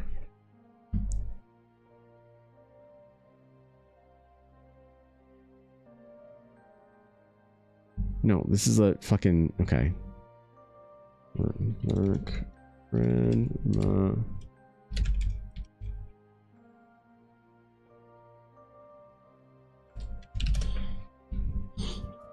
So just a deeper red, I think. Not like kind of a ginger red, but more of like a crimson, I think.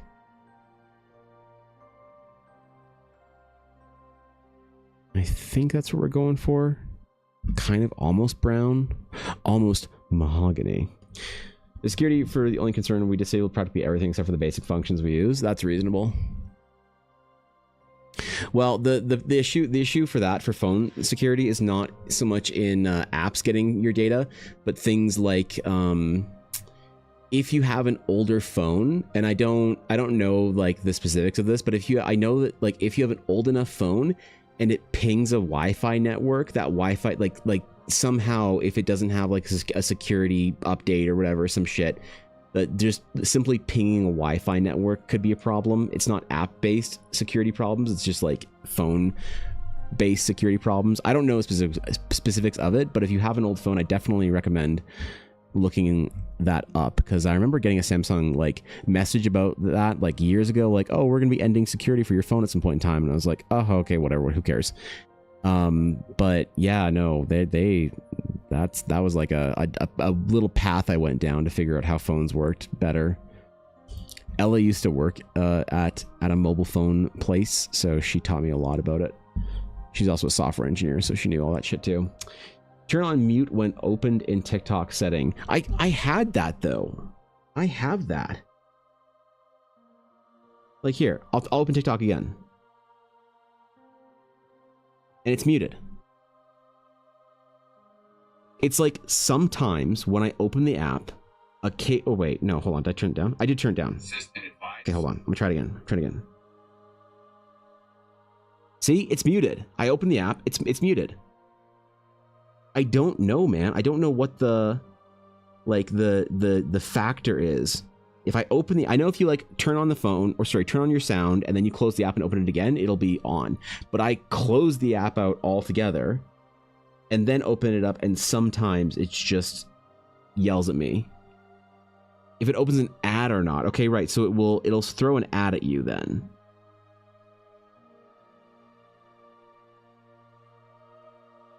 Wait, what's this on this day thingy?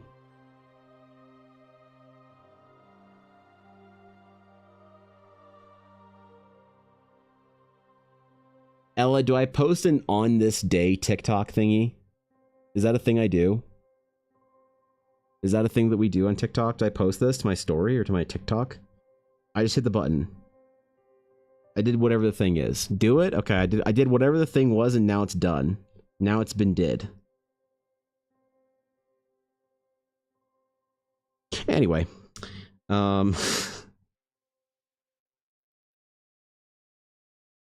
Oh, it doesn't have any description to it, though. Oh, fuck. How do I edit it? How do I edit it? Edit. Oh, no. I did the thing. I did wrong. Edit. Shit. Hold on. Let me do this real quick. I don't mean to do this right now. Oh, God. How do I edit the description on TikTok? I can delete it. I can share it. I think I'm just dead. Oh well, rip. Anyway. We just brought new phones a few days ago, but we back up our notes, files, and photos from our S7 before upgrading. Ah, cool. Home server and all that, I'm guessing. Security's the only concern. Where was I? Oh shit, Avail. What's up, dude? What's good, Avail? You know the ads on TikTok when in Jamaica, so that's weird for me. Oh, you don't have TikTok ads in Jamaica? Really? I'm alive. Made it home after feeling dizzy at That's a the thing? office. That's a thing, really? Mel, welcome back, dude. Welcome home. Hello, Mel. Hello. How you doing? Good to see you, Mel. This is our sketch versus final type thing. How do we do?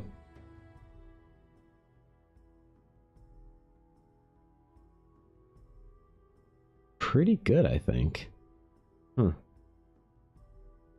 Looks decent. Alright. So, dark red hair. That's the important thing here.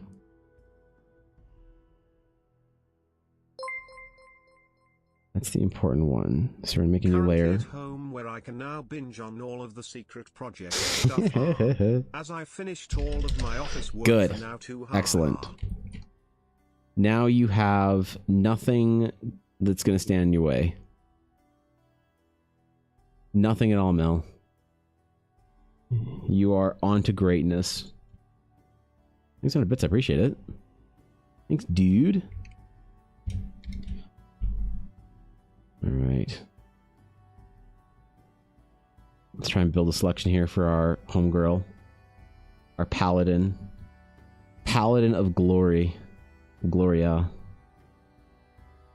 My grandma's name.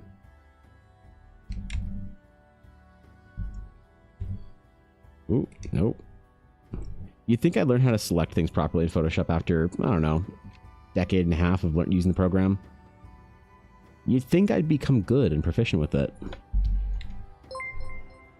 And yet here we are, watching me do this together. Dude. Just testing out of it is another funny word Brian says. Migraine. Dude. Pancake. Doggo. Yeah, keep Paladin. going. Yeah, try more of them. Paladin, that's pretty good. Yeah, nah, not quite as funny as migraine, unfortunately. Oh, wow. Oh, wow, Mel. Thanks 100 bits. I appreciate it.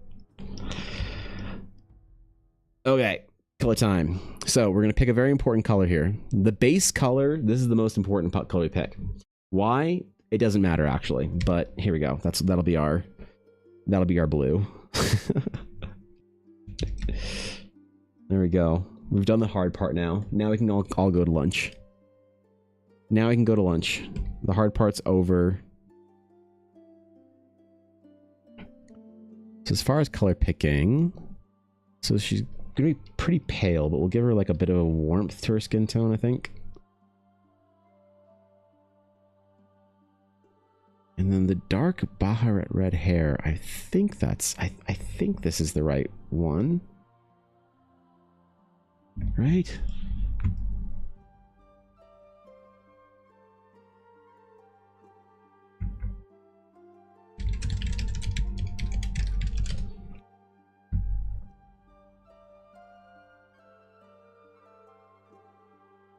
Oh, wait, hold on. It's a spice, wait.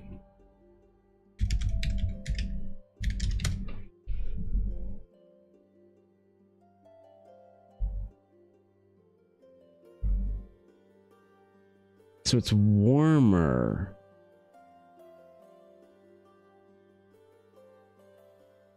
Than that.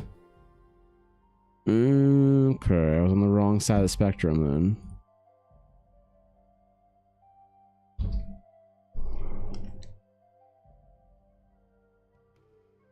Let's try something like this then, see if it works.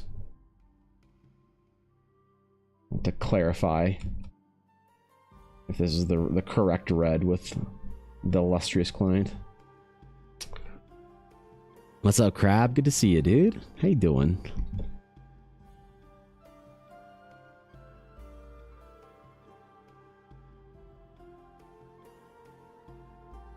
Oops. Warmer, warmer, warmer. Warmer. What's the right one? What's the right one? Warmer than that. Redder. Cooler. Warmer. Warmer. And a little bit of that in there. I find like a skin tone that goes well with the hair colors is always a challenge.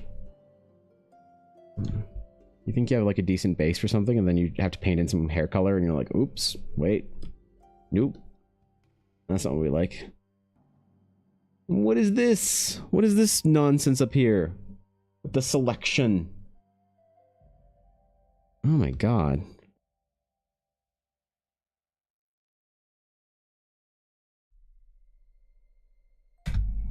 What is this absolute nonsense? There we go.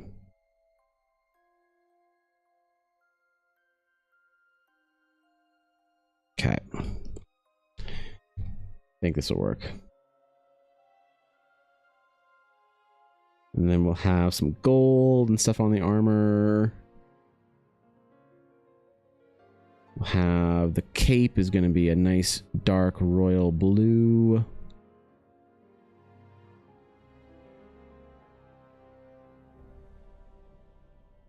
And everything's going to stay pretty warm, though, on this piece.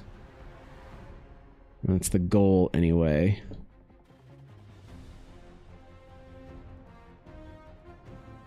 Our cool silver. Let's do a warmer silver. There we go.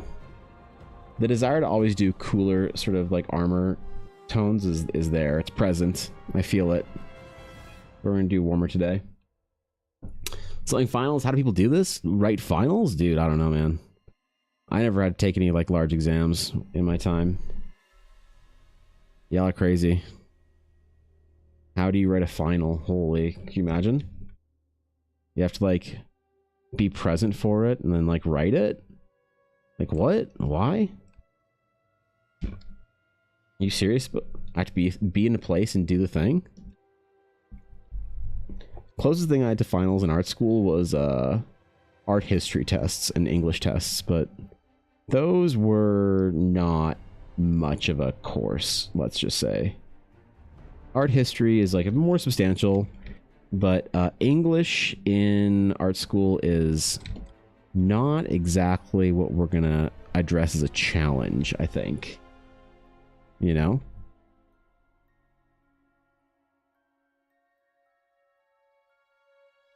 Yeah. It's a good way of putting it. Sketches color? It does, Jacob. That's right, man. Finally, right? Finally.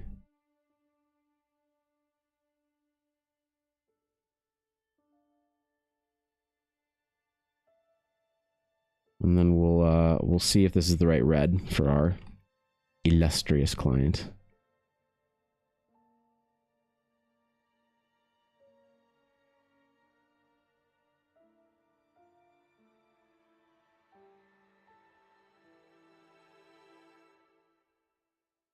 Of course, time zones are a bit weird, so I'm not sure when I'll find out. Maybe later. So much spite right now. What? 3 papers due by the 5th, and that's all. Like, what does the TikTok ban mean? Ooh. You're writing papers on timely subjects in the world. Is TikTok getting banned in the US? Is that a thing? I'm not keeping up. I thought that it was like saved and then it wasn't. And then, so are you guys gonna have TikTok in like a week or whatever? Or how's this working? What are you guys doing with TikTok down there? Fill me in.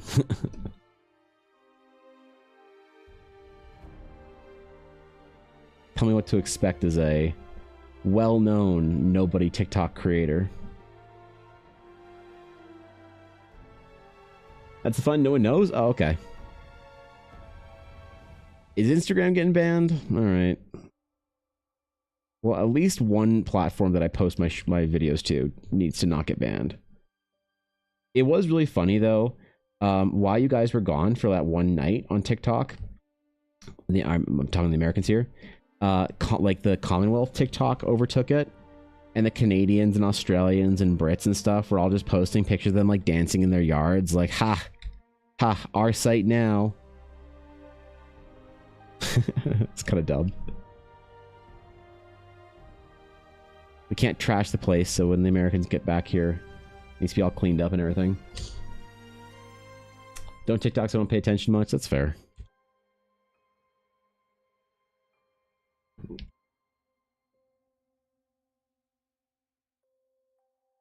Yeah, that's fair. I don't use TikTok a whole bunch now. More just like post on it and then peace. I'm not sure if that's a good way of doing it or not.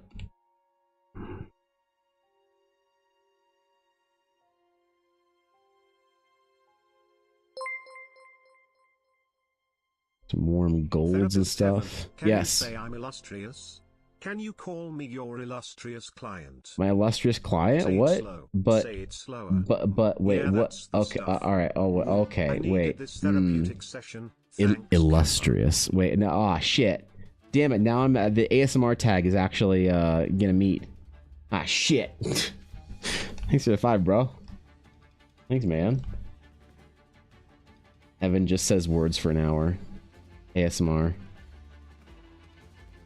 Yeah, wait, what? What? Biggest stream on Twitch now? Wait, what? How?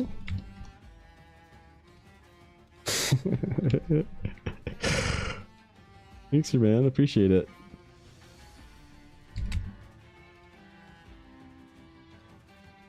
You know what? Gold jewelry is actually polarizing. I'm gonna take the safe bet and do silver. And then we'll add the gold trims. Add the gold trims to it. Fucking dark, man. Say words then? I was asleep when they got banned, and when I woke up, they were all back, so literally nothing happened. Well, yeah, okay, that's fair. We got a night, I think, of no US TikTok in Canada. I don't remember. I don't remember if it was a full day or just the evening. I don't really remember. Everyone made their farewell TikToks. I made a TikTok, basically, just in case the Americans never came back, thanking them for, you know, watching my videos and shit, and hanging out with me.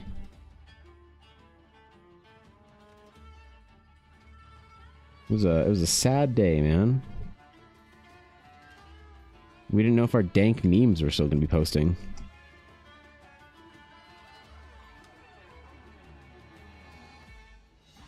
Well, I guess I'll try and keep up to date on one matter of American governance, which is the TikTok ban, because that's going to affect me personally, so...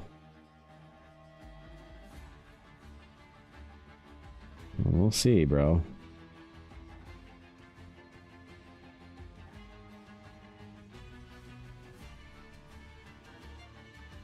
It was 14 hours or so. Oh, was it? Just straight up 14 hours? That doesn't seem like that long of a ban. Come on. Ban it for a week. Nut up.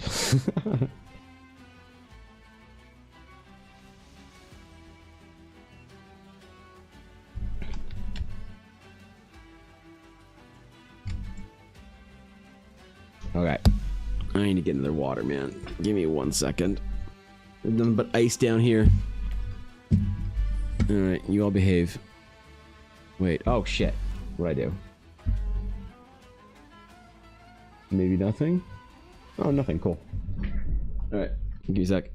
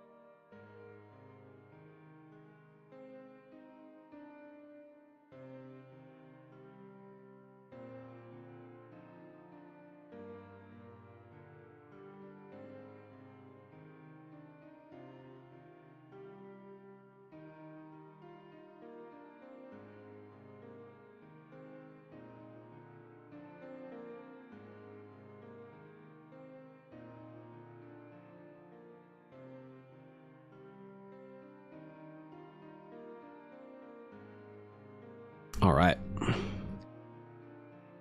Got more water, man. Dude, I'm on like decongestants and shit for fucking allergies. Chugging water. Good God, man. I have not been in a good state. I feel like shit, bro. Hopefully this allergy season will figure its shit out quickly for me. That I'll just continue to chug water and have a humidifier on here. Let's go, dude.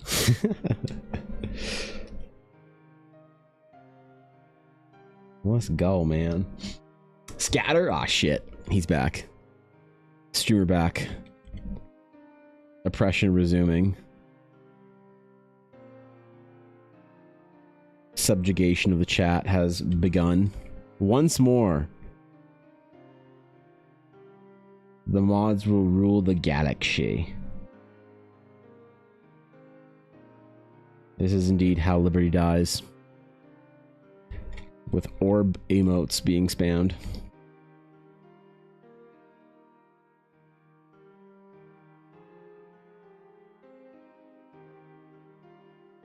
Maybe I should watch Star Wars this weekend while I'm working.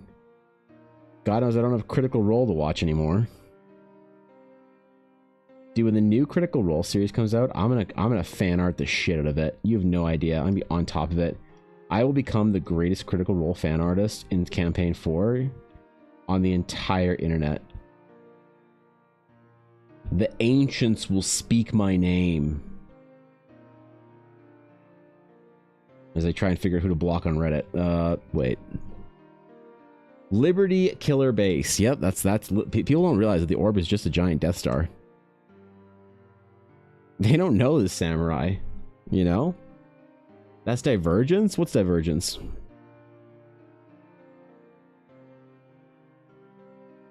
are you doing using big words on me? That's how we worship it. I see. Okay. Yeah, got it. Allergies is the bane of existence. The weather changes when my nose decides to war with my own body. I know, right? I have allergies so bad I've lost hearing in one of my ears. I didn't know that could happen.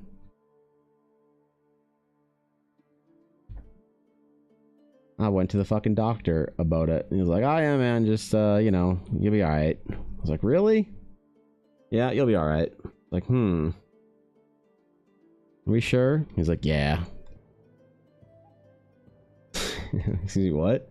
Yeah, right? I can't hear my right ear or my left ear all that well right now. It's really distracting and really fucking annoying. But apparently that's like just a bad allergy thing that I am at risk for. So, okay, man. I'll try your fancy medications. I have to wait till next week to actually see my real doctor about it and maybe get some pretty cool stuff to go on for it. It sucks, man. Allergy season is hitting me hard this time. Why does chat say I'm timed out but is letting me send messages? I don't know. You're fine on mine. Humidifiers are a fucking godsend. Yeah, I mean, I have my expensive humidifier going full blast right now. 70% humidity. It's hitting me with right now. Yeah, hopefully it's okay. I don't know. Never knew that's possible. Have you tried Neti Pot? Clears the sinuses. Good? No. I tried something else, a different type of thing. I saw that, like, beside it on the shelf. I was like,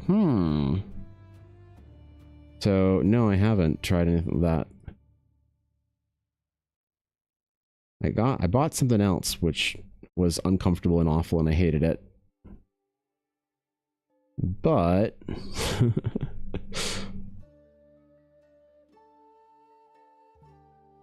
we shall see, I guess. Must be mobile bugging? I think so. Yeah, I think you're good, dude. I wouldn't worry about it. You seem to be all Gucci on my end.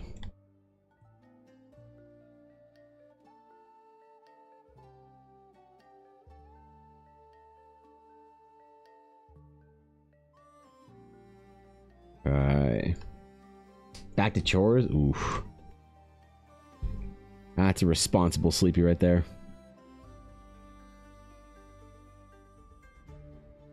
Getting after it.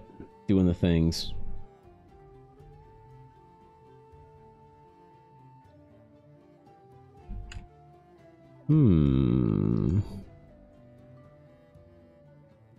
Now I think we enter into the gold side of things with some accents and whatnot. Maybe a little warmer coppery gold for some of this.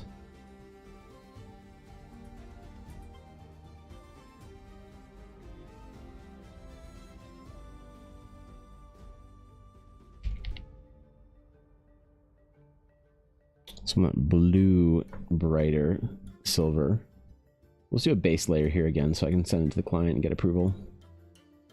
Make sure they like it. He's a washing neti pot, but it's a little squeezy bottle instead of a pod a few months ago. It actually helps me, yeah? Are you supposed to use warm water? Or just any water? Is it supposed to be hot? I don't know. Is that a thing? Spraying water in my face.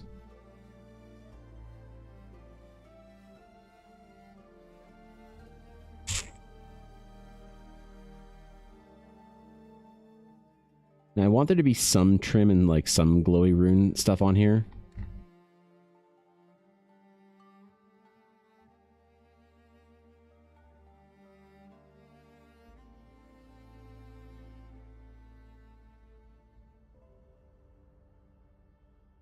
Oof, God, it's hard to pick like skin tones with hair until you're actually willing to start painting.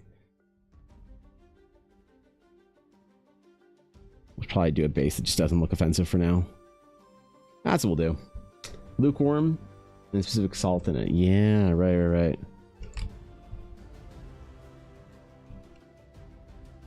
We'll see if it works.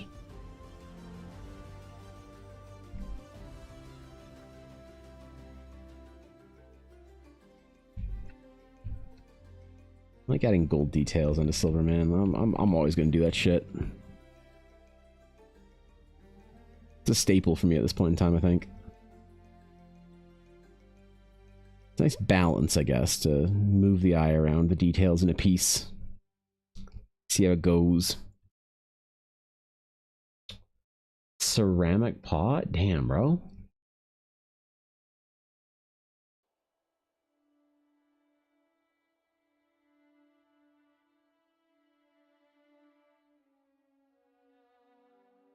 What the hell do you have to be allergic for, Bizzo? You don't have allergy season there. You just have summer and then more summer where you live. And then it's summer again. And then if you blink, it's summer again. Right?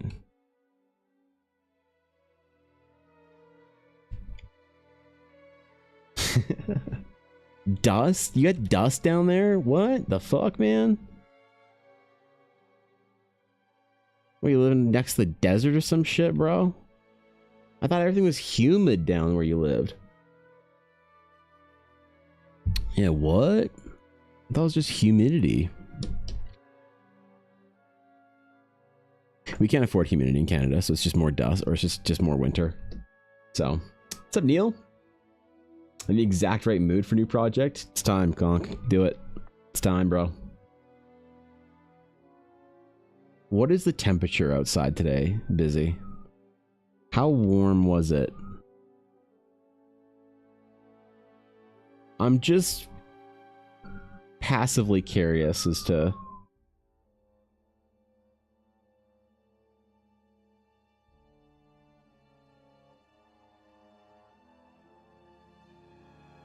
Passively curious as to what you're dealing with.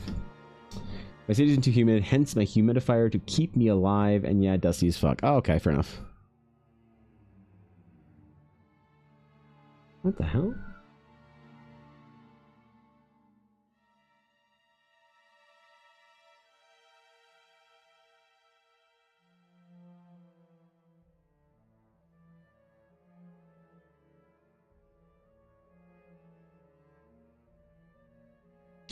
When the fire truck pulls up right next to where you live, Monka. Casual 38 degree Celsius or so usually. Okay, well, this is why I don't know, man. I should move. Can I come live with you, Busy? Is that like, would that be cool if I did like an artist installation whatever retreat thing held a gallery in your city and just lived with you for like 2 weeks. Good God, man, what's it like living somewhere nice? What is it like even? Cold 29 Celsius there. Ah, yes. Mm-hmm. Mm-hmm. Keep talking. Keep talking your shit.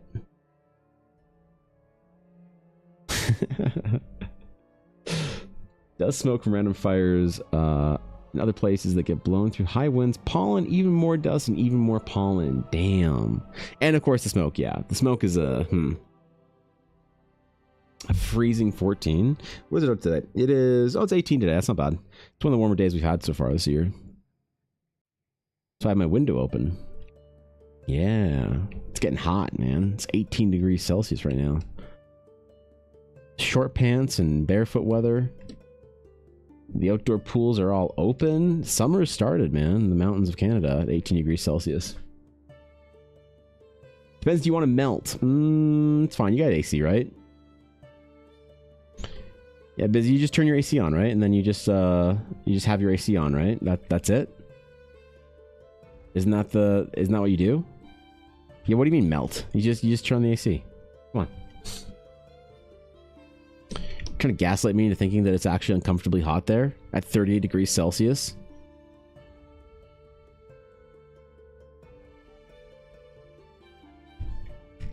Yeah, maybe we'll hold Eldaracon in India so we can all experience warm weather together.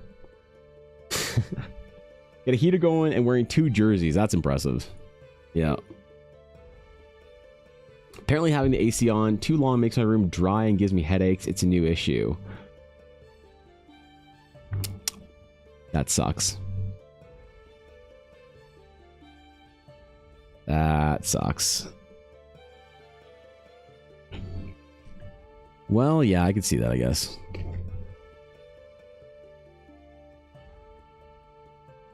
I do live in one of the driest places. I know that. So I feel it. I feel the pain. There's so many nice things about where I live, but also it's so inhospitable to people with certain health or body composition, whatever. I don't know. I don't know what the term is for constitutions.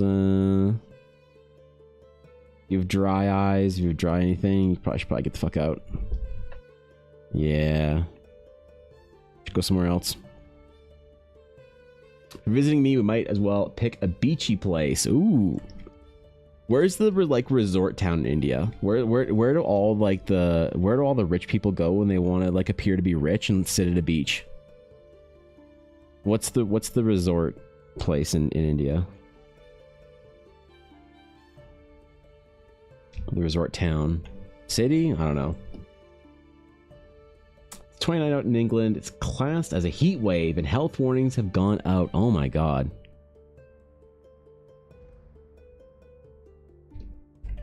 That's I don't know how to translate that into like what do you say then when it's warm out? Like is this like how to say it's hot out in UK slang? It's a scorcher. It's sweltering or I'm boiling, according to the Yorkshire Times. So it's a sweltering day for you, samurai. Very gentlemanly. Tried my best there. Did some converting. We are at 1 Celsius here, but due to wind chill, it's -6, which is one of the warmer days so far this year. Whew. Oof. That's tough. Even in the Canadian Rockies, I have plus temperatures right now for a little while. I actually do research to give you suggestions. All right, I'll you know what? Fuck it. I'll Google this shit. What is the nicest resort area in India? Let's see.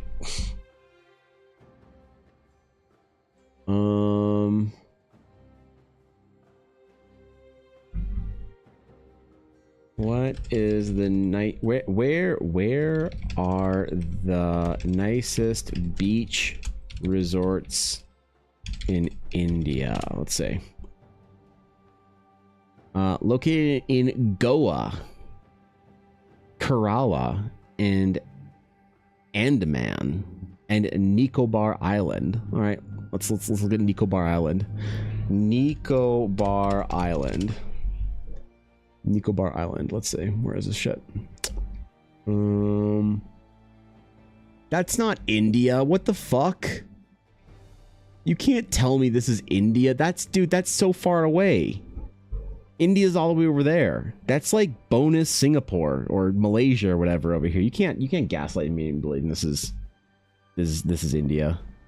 Nah, dude. Nah, come on, man. Nah. All right, Goa, India. Goa, India. Let's see. Oh, that's nice. Look at that. We could go there. Look at that. Look at how nice this is, Busy. This could be us. We could be in that boat.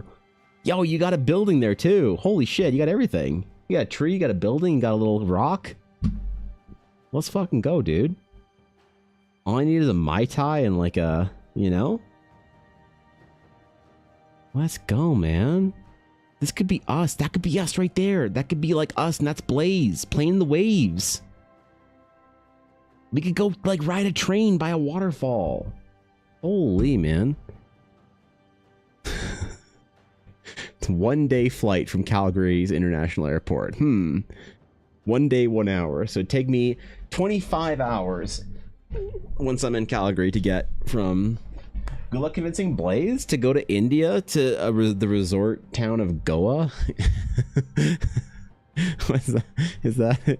Wait, Goa all you need to know before you go? Wait, this is a thing? Wait, what? We can go to Baga Beach? Anjuna Market? What's the primary language spoken in this area, in this region, Busy? My Hindi's alright, my Tamil's bad. I don't know the regional language distribution in India as well as I thought I did. I'm never confident in it, like, ever again, so... Good question? Oh shit, she doesn't even know. Fuck. Damn it. Alright, well, we're screwed. We're screwed. We're going in blind, I guess. Damn it.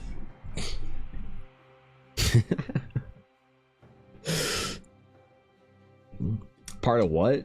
Bonus part of Singapore and Malaysia. That's what I said. Something along those lines. Yeah, one of the countries over there. We fine with Hindi? Alright.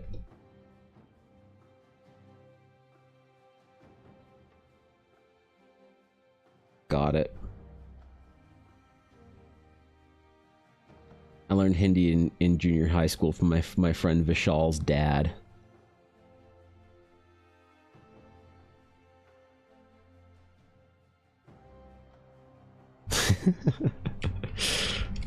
Let's go, dude. It's gonna be a good trip. Do some art there. Hold Eldark on there. Yo. Right? That's where we're gonna Eldark on. Goa, India. The only person that makes it is Bizzo and Guapo. That's it. Nobody else comes to the first Eldarcon. Not even me. Damn, bro.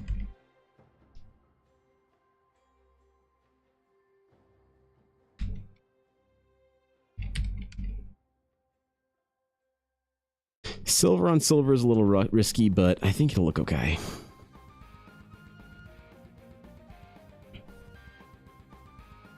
I think it'll be okay. We'll divide it up with some gold and shit like that. It'll look okay. Can attend through Discord. Ah, yes, okay. We'll put Bizzo on the iPad like Iron Mouse does or whatever.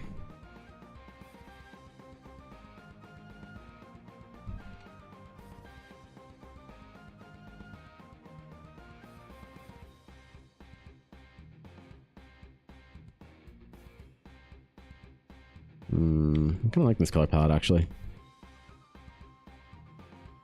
A little muted, but it's fine.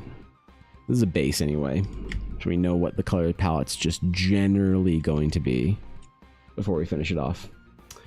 Coldest I've ever felt was 16 Celsius when going to school early mornings, but the hottest was 34, 35. Damn, bro. The coldest I've ever experienced personally,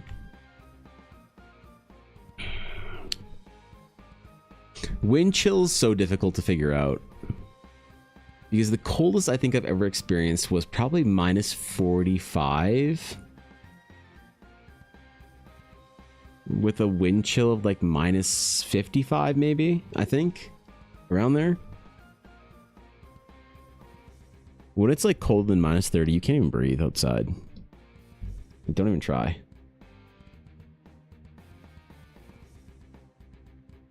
When it's that cold, it's over, man. You just go home. I remember school used to get canceled when it would get that cold when I was young. If it was minus 40 out, man, for too long, you didn't go to school that day. But that was also at my non-public school that I remember it getting canceled a lot. Because then, like, in junior high school, dude, in high school, they don't cancel for shit. They don't cancel for nothing. There's an earthquake and a tornado. They don't care, man. They're like, school's in. If you're not here, you're late. And you get written up.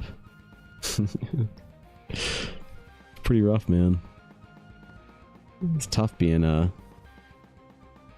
young Evan.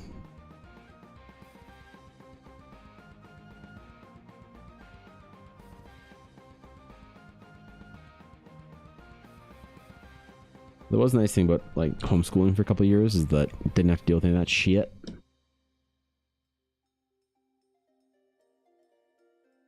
Just kind of stayed at home no matter what. Like, I think my quality of life did improve when I started like doing freelance work at home and just like stopped going out. That or maybe it decreased. I don't know yet. I'll tell you guys later. When I know, you'll know. We'll know the results of sitting at home for years on your own. Like when the pandemic hit, dude, I was an expert at this shit already. I was like ready to go. I was a black belt in staying the fuck home. Avoiding responsibility.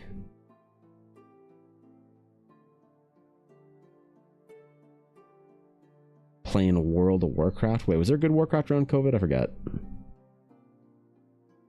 think it was Shadowlands? Oof. Oof. Coldest what we had here in past winter was minus 27. That's still rough, dude. That's really rough. Have to turn from the mine, quest for glory against the high hills of a bake yard. Ooh. We got some yard work done, bro. We were trekked out with high sun, a turn with no injuries. Good. No need for the clerics. We shall rest until the sun falls before we shall clear whatever remains. A victory for our land hath been accomplished. Huzzah, another round of your finest elven watar for the table. Ooh. Spending big today. Damn, bro. Let's go. Soul, do you think an adventurers guild is a thing you can have in a serious fantasy setting, or do you think it's a trope of RPGs? I'm posing this question today, even though I haven't posed it many times. That was some D&D ass shit that reminded me. We get warning text messages from the winter services out here, but you can't be outside more than 15 minutes or else you're at risk for hypothermia and frostbite considered within 30 minutes. Yes. Yeah, it's very dangerous to be outside that long. Yeah, 100%. I gotta be real careful when it's that cold, especially with a little dog. With our little tiny dog. Ooh, she doesn't like that. She doesn't like that at all. Problem with where I live is it gets windy, cold, and humid, hot, so every season except fall and spring sucks. Oh, okay. Well, time to move. I don't know. Adventure skills are useful. I already voted yes on Twitter and can be used for navigating side quests and bringing out new rumors and news from lands far and wide. That's a good what? Argument for, I guess? Okay. Okay.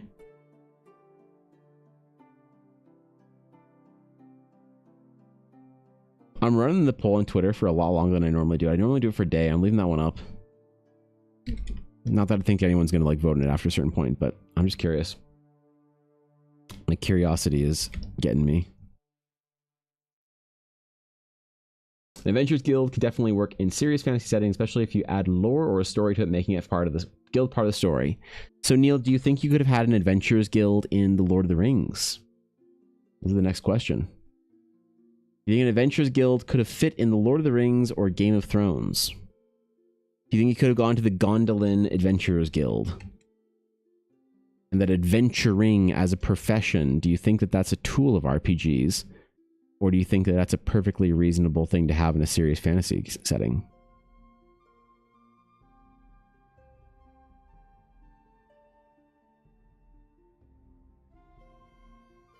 I have my thoughts and theories, but I'm trying to see what the general public feels, what the D&D fans and fantasy nerds of the world. Because I just disagree and differ a lot on fantasy and whatnot with people in the fantasy scene. And if there's something I disagree with, or if it's something that I'm trying to get confirmation on, I'm always curious to know why people feel the way they do. Depends on how it's done. I believe it could happen. Would it have been an Adventurers Guild, or would they have to change it to like a mercenary company? Or something along those lines. Does the idea of an adventuring guild that offers quests that you take and go and do things, is that too much of like a corporate sort of modernized system that we implement into D&D because it's familiar and doesn't actually fit a feudal era whatever? Like, could you have had it in The Witcher? Kind of thing. Game of Thrones. Lord of the Rings' Zone and Beast, main issue being like that. I learned this: powerful beings that made other lesser powerful beings go down and deal with things for man. That's a good point. Yeah, the Valar and the Maiar do kind of change things there. Maybe a side story that could introduce side characters who enrich the main story.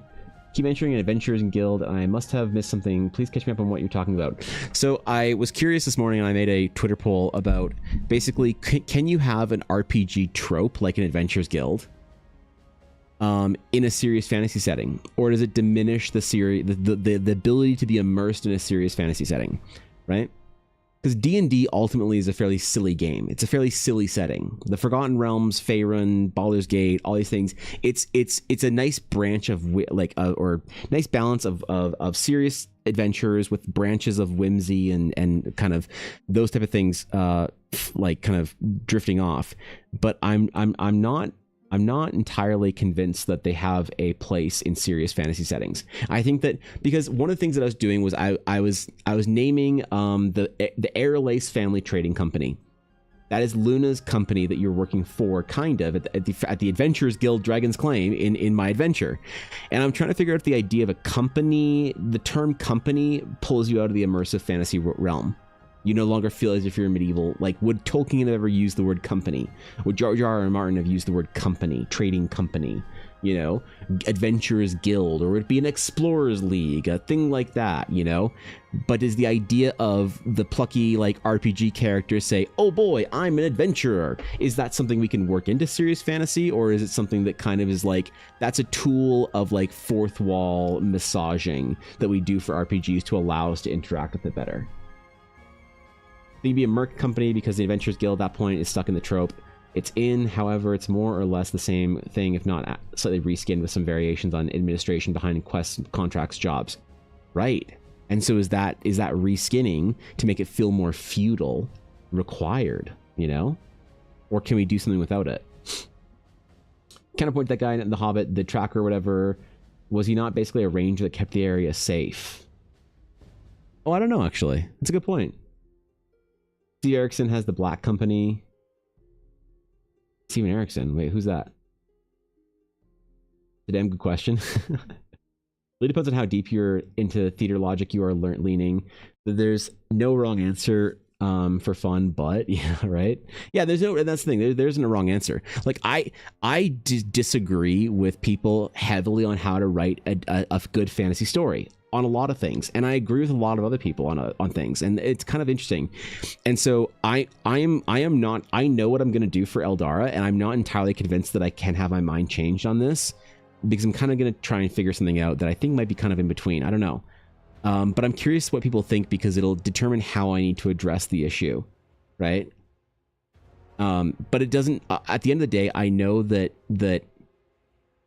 whenever I get resistance to ideas that I like have about like strong ideas that I have about admitting or including sort of ideas into fantasy, I know that it's still worth pursuing, even if I have everyone screaming that's a terrible idea at me, right?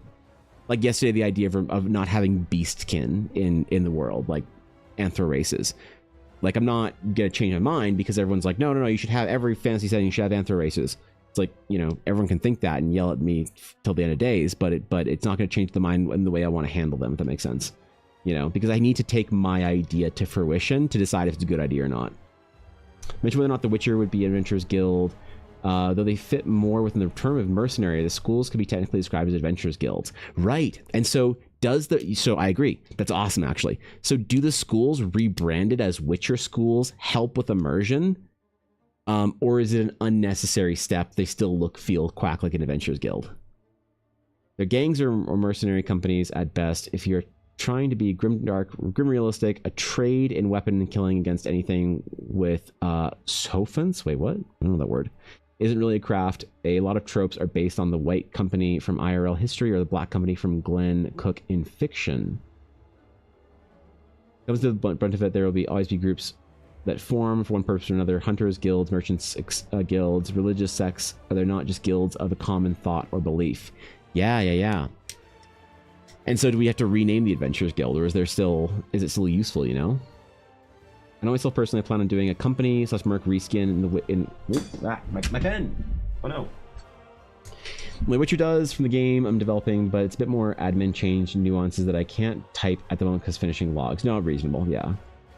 Asking husband about what he thinks about your question. Maybe you back with dissertation. Yeah.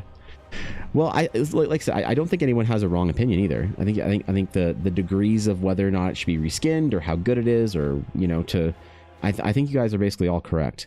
I'm just curious on what like preference from like storytelling is, and if you could take a story seriously, like the Lord of the Rings, with an Adventurers Guild as the main operation, or RPG tropes in general. Like, we can all think of RPG tropes that kind of fit into D&D, but we wonder if these things would fit into, you know, other fantasies.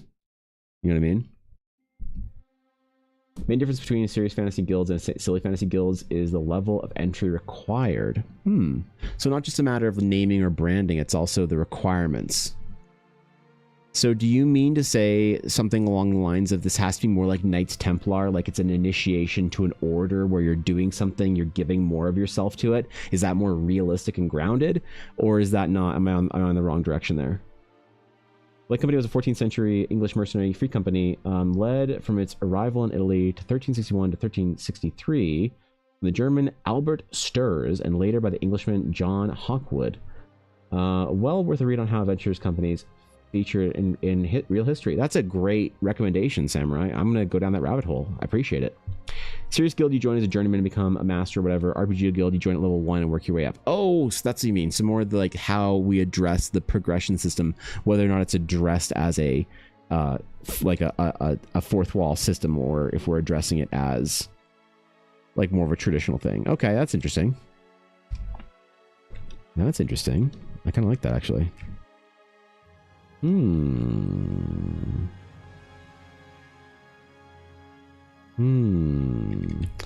know, for this purpose, we're not going to do different belt colors. I'm just going to do it later. Right now, we're just trying to do blocking. I'm overthinking this, trying to find a different belt color. Holy, what's wrong with me? Good luck, Lobster. Good luck, bro. Whatever the project is, you got this shit, bro.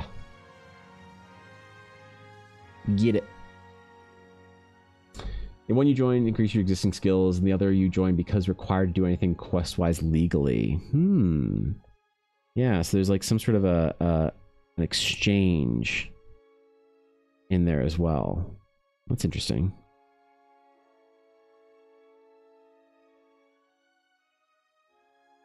Yeah, the whole like free company thing, I gotta go deep on that. Because so this I'm gonna not get this right, okay? This is an idea that I'm not gonna get right. but I'm gonna try and maybe regret trying to form this idea in my head right now. But it's as if there's historical precedence for something that. So to define what is serious fantasy, maybe we can define serious fantasy in some loose terms as believable, immersive, or realistic versus like gamified or silly or absurd. And so if we're thinking about realistic or believable fantasy, and we think about the Lord of the Rings as being a benchmark, not the, but a benchmark for realistic, believable, immersive fantasy, the problem is you can tell a realistic story with something that was a realistic idea, like that kind of Free Company type thing, but it doesn't have it. Just because it doesn't fit into Lord of the Rings doesn't mean that it wouldn't still have the benefits of a serious fantasy behind it, because the Lord of the Rings in essence is also myth and not just medieval. Whereas if we're talking about a medieval serious fantasy, it's going to have elements in it that are not myth. They're going to be medieval in some ways. And sometimes one of the things that is a dangerous transgression with like Rings of Power is when you try and make the myth feel medieval. So there are ideas in a serious fantasy world like Witcher that wouldn't work in Lord of the Rings, but don't discount that idea for being still part of a serious fantasy. I think that idea is very incomplete, but that's kind of where my head is for that, as well. So just because I bring up Lord of the Rings doesn't mean that I'm just like trying to like only reference it or whatever as serious fantasy. Again, I got to think that idea through a lot more before I could like formalize it, I think. Basically, I want something similar to Adventures Guild idea, but I want to be a little bit more optional contracts, mercenary work that are directed looking or best someone with the skills available. The player would have, oh, I see. Okay. So like kind of like fitted to their class. Yeah. Didn't want to have a usual trope. So I'm more or less getting into a mercenary company of sorts, as a way for players to find those specific types of quests within their last remaining major cities, sanctuaries. Interesting. Do you watch anime, Evan? A bit, yeah. I mean, I used to watch a ton of anime, but not as much anymore. Just watching Goblin Slayer and Grimgar of Ashes and Illusion. Both really give a good idea about Adventurers Guilds. So I like those both. I've read more Grimgar than the anime went on through, and Goblin Slayer was fine.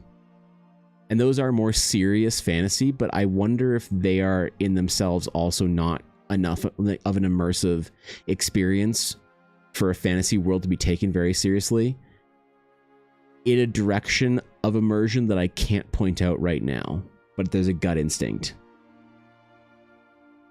The JRPG Goblin Slayer has the Adventures Guild built into the lore. Basic rundown: the first adventurers were powerful people that took out monsters all over the town and governments and whatnot. They founded the guild and created ties with the different factions and merchant guilds, also acting brokers between random people in the world who need monsters killed or areas mapped or regions gathered. The adventure basically lives off the fun. Right, and that's interesting, because, like, do you have to... do you have to disconnect the term adventurer then? Is the problem of immersion, like, is 80% of the problem of immersion solved in the removal of the term adventurer? And it's not a mechanical thing of the narrative. It's like a branding thing. Band of the Hawk, the mercenary company from manga Berserk, is based off the White Company? Really? No shit. The class that quest would be directed towards is rare and hard to find. It's something that player and the rare individual NPC you'd find about acquired involuntarily from being affected by the cataclysmic events that spark the events of the game. Cool.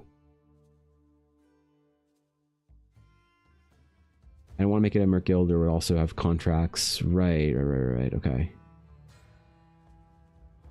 Main train of thought that boils down to RPG guilds would be they have a reputation, whatnot. You do under them is for yourself. It doesn't impact their reputation. Whereas a serious RP setting guild, you join because they accept you, and it's about mutual increased reputation. Right, so it's more of a commitment then as well. It's less like whimsical. And that's interesting because Horizon is written as an adventure where canonically you as your player are trying to earn access and entry into the Dragon's Claim. But I have sort of a out for players in the adventure that I wrote for players that don't want to join an Adventurers Guild because it wouldn't make sense for their character's backstory. But maybe I just kind of nut up and say, no, you want to join Dragon's Claim if you're doing this. You want to join the Adventurers Guild. You want to join their ranks, and you have to tell me why. Make a character, like for the adventure, please make a character that wants to join the guild kind of thing. But that could be weird. I don't know. That's maybe like isolating or excluding too many like players or whatever. Tolkien and George R. R. Martin didn't have adventuring guilds, but then they didn't have monsters running all over the place. Yeah, and so like what would have formed in history if there were such thing as monsters? And I would see something not like an adventurers guild. I would see something more like the Geminos Order. A sort of like a conscripted or noble tide knighthood or something of those lines where you join this thing and give yourself to the act of fighting monsters. As opposed to like, I'm an adventurer, I'm going to go kill rats and go clean up the ruins and go whatever, you know. Like there's more like kind of what Soul's saying. That there's more of like a investment to it. You know, and then it is really just not it is just a branding issue in a lot of ways there. You know what I mean? Did a whole lore building this morning, so I'm ready to essay right now. I'm proud of you, Fox. Fuck yeah, let's go, dude. The setting that most D&D worlds find themselves in would probably need a guild group to organize adventurers that can take care of things. I wonder if the guild could be basically branded as monster fighting.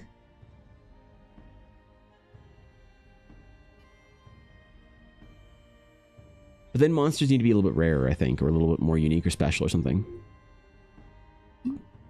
Sword Coast doesn't technically have an Adventurers Guild either. However, they do have the Lord's Alliance, which includes groups that could technically be called guilds.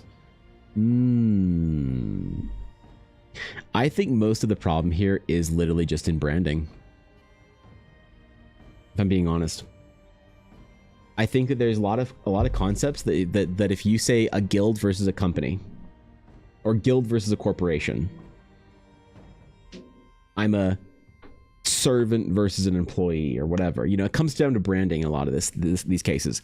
And what I wonder is if the term adventurer or adventurers guild has been overly referenced and is now just kind of incestuously self-referential.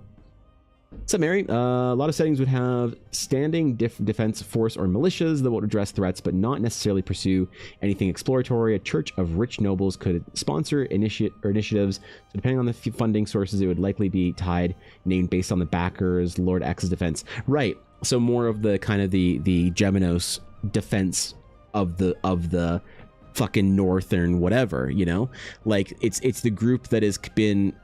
That they have either been conscripted or joined or recruited or offered noble title to join these Geminos monster hunters. And it's less about this general, like adventuring isn't a profession then, it's a necessity, right? Thinking more now, shouldn't that be the role of the government? Not getting killed by orcs should be a basic requirement of the Lord's Noble. Yeah, right? Yeah. I mean, what do your tax dollars pay for? Roads and not getting gored by a giant undead reindeer monster, you know, and also clean water. That's what we're at right now. That's where our D&D tax dollars are going to. Is not getting gored by monsters. Another good anime to look at was Serious Guild would be Spice and Wolf. A great look at Merchant's Guild. Ooh, I haven't watched Spice and Wolf since it came out. I know there was a new Spice and Wolf like remake or whatever, or new season. I don't know what it is, like in the recent couple of years. But the last time I think I watched Spice and Wolf was when it was current season, like maybe 15 years ago. That's a good point. I should watch that again. How joining one's absolute reputation increase and your own downfall can be bad mark on the guild you represent and how they'd act towards negative press because of you. Yeah, and I think the idea of a guild doesn't necessarily like... So hold on. Is this a way that Final Fantasy is actually, like Final Fantasy 14 is actually like secretly five-head? Because they call them free companies instead of adventurers guilds?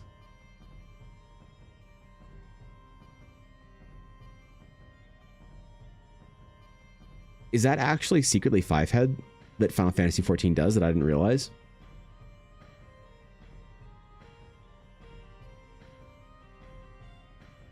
Call them freelancers, that's what they are. Right. The remake of Spice and Wolf is great, and it retells the story, but has the original voice actor. That's awesome. Good old Hole of the Wise Wolf. It's kind of smart of Final Fantasy calling them free companies because you choose what you do to make your mark. Interesting.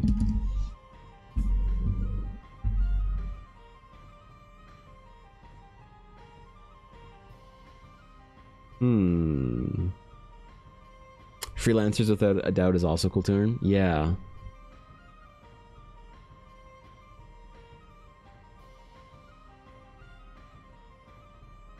I think it is an issue of branding. Okay, hold on. Final Fantasy 14, I think, is actually secretly geniusly written. So I don't hold a lot of anime in a very high regard as far as their ability to create immersive fantasy settings, because they have a wide range. You can have very good fantasy anime, you can have very tropey fantasy anime. It's all good, but you know what I mean. We're talking about like as far as immersive sort of Western fantasy goes. The thing I like about a lot of anime and Japanese artists and writers and game developers is they don't have a precious, like, they don't covet the history of Western fantasy. So they're willing to break rules and do things that are different all the time, because they don't have this idea that dwarves need to be Celts or that dragons need to be this way or that way. So they're more willing to trust their gut and redesign things and have cool designs, basically, right? Whether that design is visual, narrative, or whatever. And there's something that Final Fantasy did when it came to player races that I think was genius. They renamed everything. The elves are called Elysian. The humans are called the Hyur, Hyur, the Hyur. I don't know how to pronounce it. The Hyur, I think it is. And the entire basis of renaming things is so good for breaking any of those weird connections we have that are actually holding us back from like accepting a new idea. Because it's not an elf, it's an Elysian. But elves live in trees and drink elf wine and go to elf hall for elf curling. What? Elves curl? Yeah, it's cold there. But these aren't elves, these are Elysian. You know? But elves should have long Elrond hair. But they're Elysian. Ooh, now you've broken the mold a little bit. Now you're not now it's not an elf. It's an elf. It's an Elysian is inspired by an elf. And that's something that I'm doing with my own like D&D player options, races, species, whatever, is renaming them. Because simply the act of, I noticed the most closed-minded people, and I mean this with love, and I'm saying this with a little bit of tongue-in-cheek judgment by calling them closed-minded, but I don't have a better way of putting it. The most closed-minded people that have had the worst problems with my D&D races, they immediately shut up as soon as I change the name. As soon as I stop calling them tieflings and I call them Geminos, their mind is now open to anything, which is crazy. As soon as I don't call them dwarves and I call them Rith, they're like, oh shit, that's a cool idea. So it's kind of inspired by dwarves, but it's like cool and different. And you're like, yeah, that thing you were yelling at me about in chat 2 weeks ago because like dwarves don't live above ground, the Rith do. Oh, so they're kind of like dwarves that live above ground. That's crazy. And all you have to do is rebrand the fucking name for some people. We're so easy to like convince or like trick or whatever, or into accepting a new idea if all we do is change the branding. That's so interesting.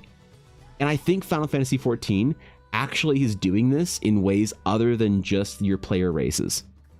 I think doing things like, oh, they're just trying to be different by calling them jobs instead of classes. Oh, they're just trying to be unique by calling it a free company instead of a guild. Maybe it's actually 5-head. And people will call them guilds, but like, it's not. It's a free company. It's what it is in the game world. I wonder how intentionally they're doing that, or if it's a side effect of simply not having the kind of coveted like preciousness of handling Western fantasy ideas. Turning things to fit your world is, or renaming things to fit your world is an important step. You always have the multiple diverse trains of thought on that. Can never agree on what which elf is an elf. Tolkien elf versus anime elf, D&D elf, and so on. Renaming and branding your own world is useful. Yeah. The problem is that's difficult with it is it's sometimes people are resistant to it because they're like, looks like an elf, walks like an elf, quacks like an elf. Bro, why'd you need to call it a Elvari or Elysian? Why couldn't you just call it an elf? You know? So what I've gathered from this is that an aggressive strategy for rebranding, at the risk of being called like, at the risk of being accused of being like special seeking, like, you know what I mean? Someone who's just trying to be different. At the risk of being called that, aggressively rebranding everything is actually worth it because it opens up minds to new ideas more so than like the downside of being accused of trying to be like unique, air quote unique, is less of a problem than having everyone meet your world with closed-minded expectations. Husband, I love the idea of rebranding established races and mixing cultures so that it can open minds up. Sure, and like this is a big thing. So like the Geminos, you know, Blue, I'll catch you up a little bit on the lore, because not just you, but a lot of people. So for instance, the Geminos. The Geminos were the first time that I ever ran. The Geminos are an important thing for me, for as a streamer and as a world builder, because this was the first time I ever banned a long-term viewer for being for losing their mind and being disrespectful and like losing their shit. It was a day that I was developing the Geminos, and I was still calling them tieflings. I was saying whatever the tieflings are going to be in Eldara. And I knew I couldn't use the word tiefling because tiefling is a Wizards of the Coast term. So you can make horned people that are basically a tiefling, but you can't call them tieflings because that's WotC's thing. So like in Warcraft, they have the Draenei. Those are tieflings. In Star Wars, you have the Togruta. Those are tieflings. Kind of. There's also the whatever. Darth Warlock and Chagrians.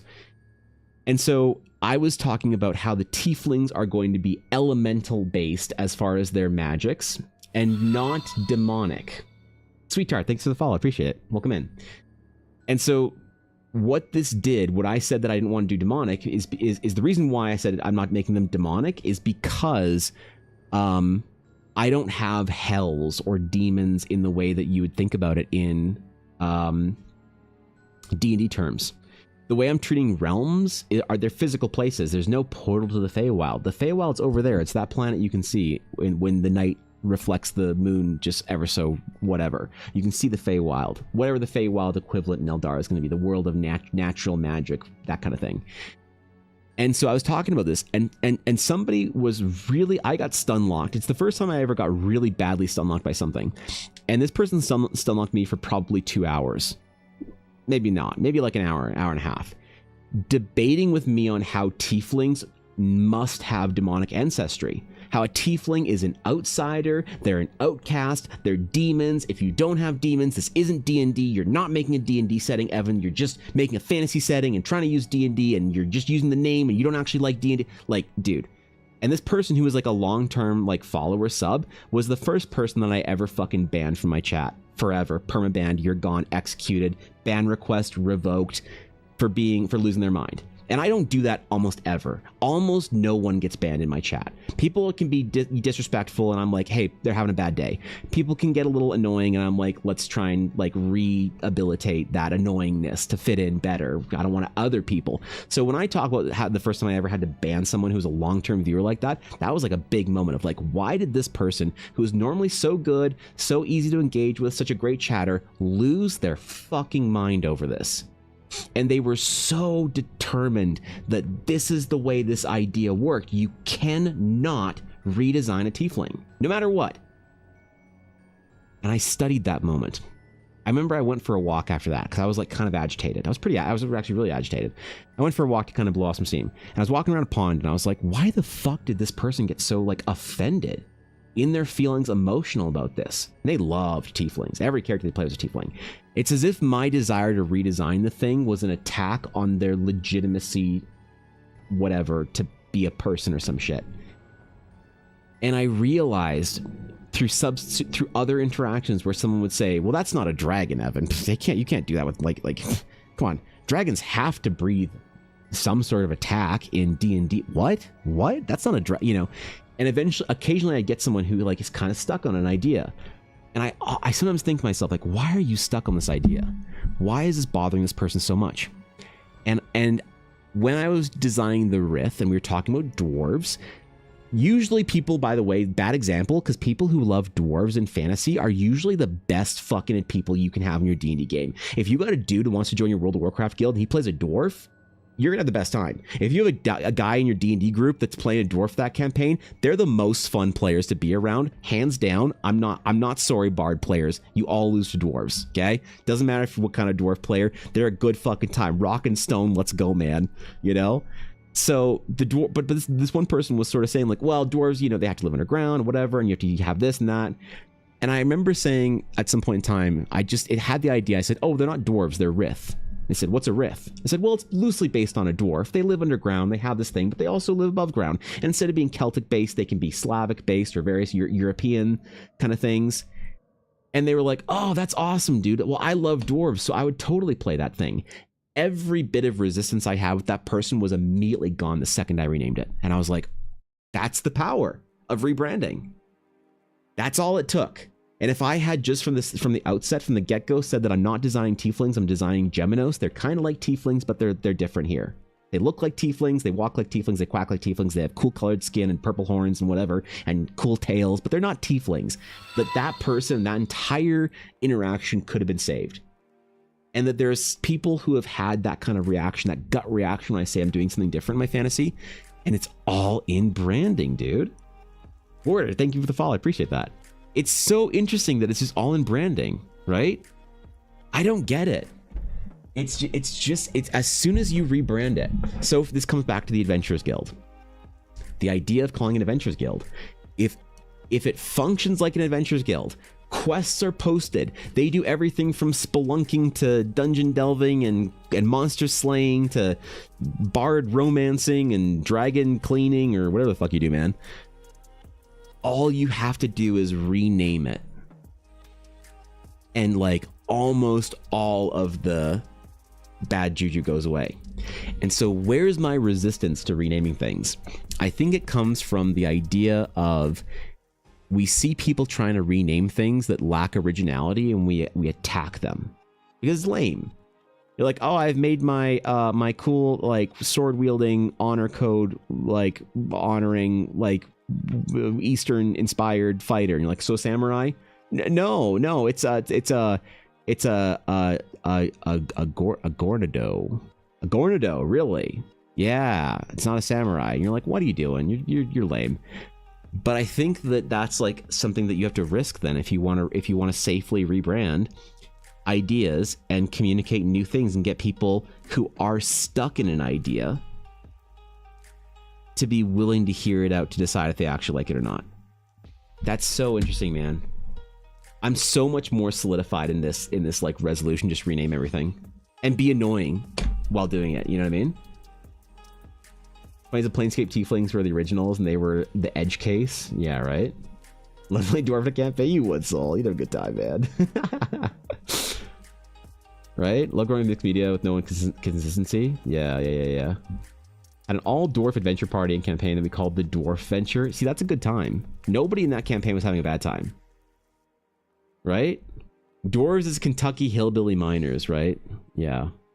Careful, we don't want to invoke Appalachia too hard with Tiny Spirit Fox. Or now Mithril Fox.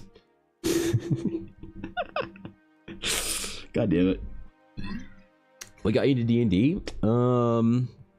Satorius probably my grandpa, I think. Was summoned? Ah, shit. Damn it. All right. Now we're gonna have a 20-minute conversation with Fox about why you shouldn't respond if anyone calls your name in the Appalachian Forest at night. Damn it. Ah, crap. We said Kentucky fucking hillbilly miners, and so I guess we just call him something else then, right? We just call him something else. What do we call him? You know, Free Companies is a great sort of basis for that. People think you're ripping off Final Fantasy, but like, fuck them, I guess. Even the cornfields now, though? Okay, yeah. There's still spooky shit out there, Fox. Sister-in-law does Aussie dwarves, super hardy, mega explorers, and instigators. I do Mexican dwarves, super family-oriented musical. That's cool. It's kind of cool, man. I like that. You know, like these Geminos tieflings, they are heavily Slavic inspired. So a lot of the Geminos and Novalians in Eastern Teleria are very inspired by Slavic culture. If you're from a Slavic culture, you'll see some references here, particularly Ukrainian. But also partly because that's just kind of like my upbringing is Ukrainian culture, at least half of it. So that's why why we made these guys Slavic, is because we want to create a cool, like, kind of like, I don't know, rough and tumble Slavic monster hunter, whatever, North dwellers, tiefling horn wielding whatevers. It's just so interesting to me, man. It's just so interesting about how rebranding an idea will take the most closed-minded individual on an idea and open them right the fuck up. And you know what? I don't want to speak like sort of that disrespectfully about people like that, because I think that myself and all of us have the possibility to be closed-minded on an idea until it's rebranded. I don't think that this is like, I think that there's nothing lesser or dumber about the individuals that I've encountered that have been very close-minded on fantasy ideas, that they've been open-minded on everything. I trip one wire and they're suddenly like off to the races to cancel me, and fight me in chat and shit like that. I think that we all have that like capacity to be close-minded about shit. And I wonder then if you just avoid a bunch of pitfalls by rebranding. Because what's the point? Or what's the problem? Is it that if I'm rebranding the thing, or if I'm changing the thing that you love, it's as if I'm telling you that the thing you love is lesser or inadequate. Is that what it is? Is that where the defensiveness comes from?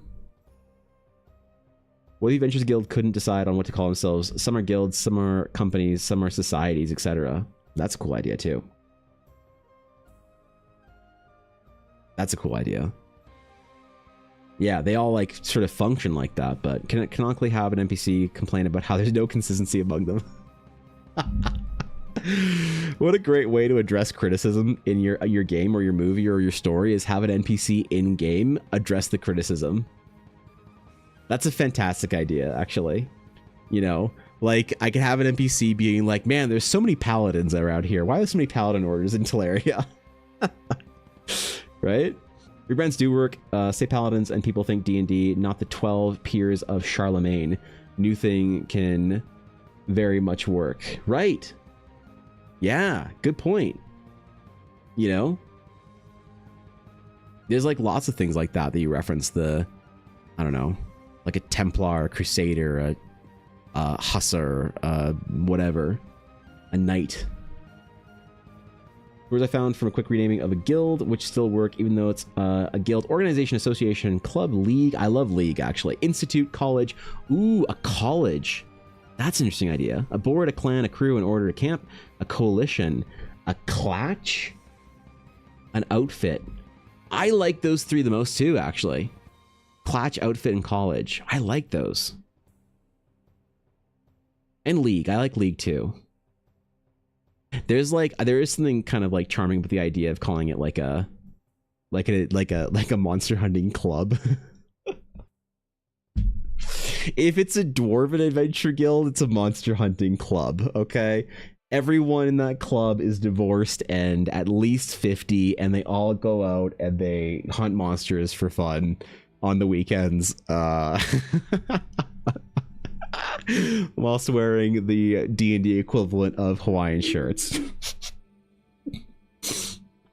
Yeah, there you go. That's fucking sick.